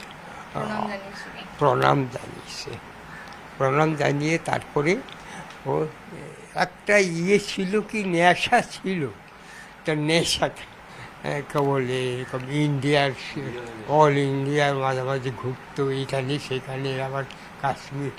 হঠাৎ একটা নেশা হয়ে গেল যে কাশ্মীর যাব, কিন্তু এইটা জানতাম না কবে যাবে, ডেটটা ইজ নট পারফেক্ট।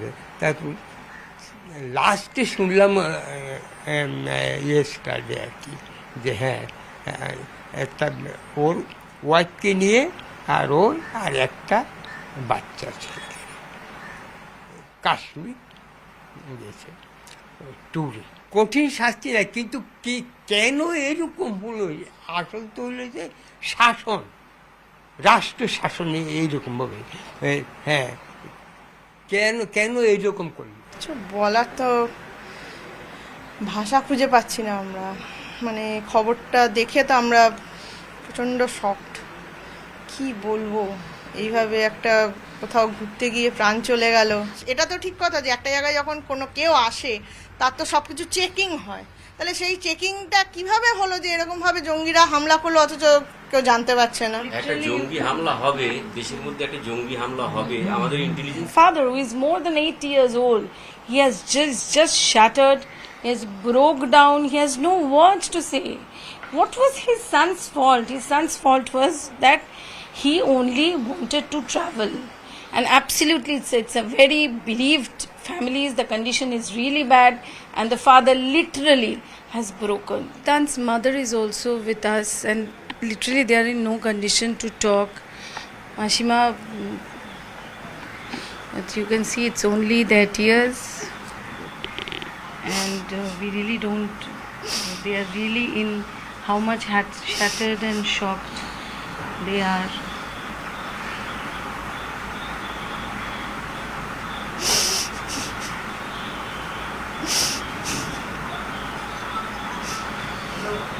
Mashima, আপনার সঙ্গে লাস্ট কবে কথা হলো?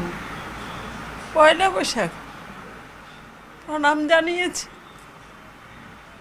সকালবেলায়। আমাদের পড়াশোনা নববর্ষের দিনে মা সবসময় খবর নিত, সবসময় খবর, খাওয়ার দাওয়ার মেডিক্লেম করা, আমার অন্য জোগাইতো।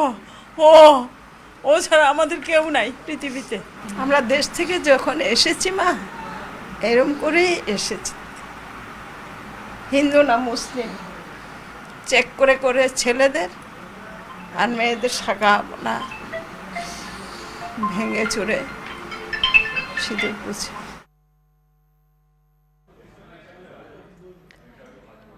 Well, that said, do remember the Prime Minister's cut short his visit to Saudi Arabia. He's back in the national capital, and close to 6 p.m. is when he will preside over the Cabinet Committee on Security meeting for follow-up deliberations in the wake of this dastardly Pahalgam attack. We leave you with that for now. Heading into a very quick break, my colleague Akanksha joins you in just a bit with the latest.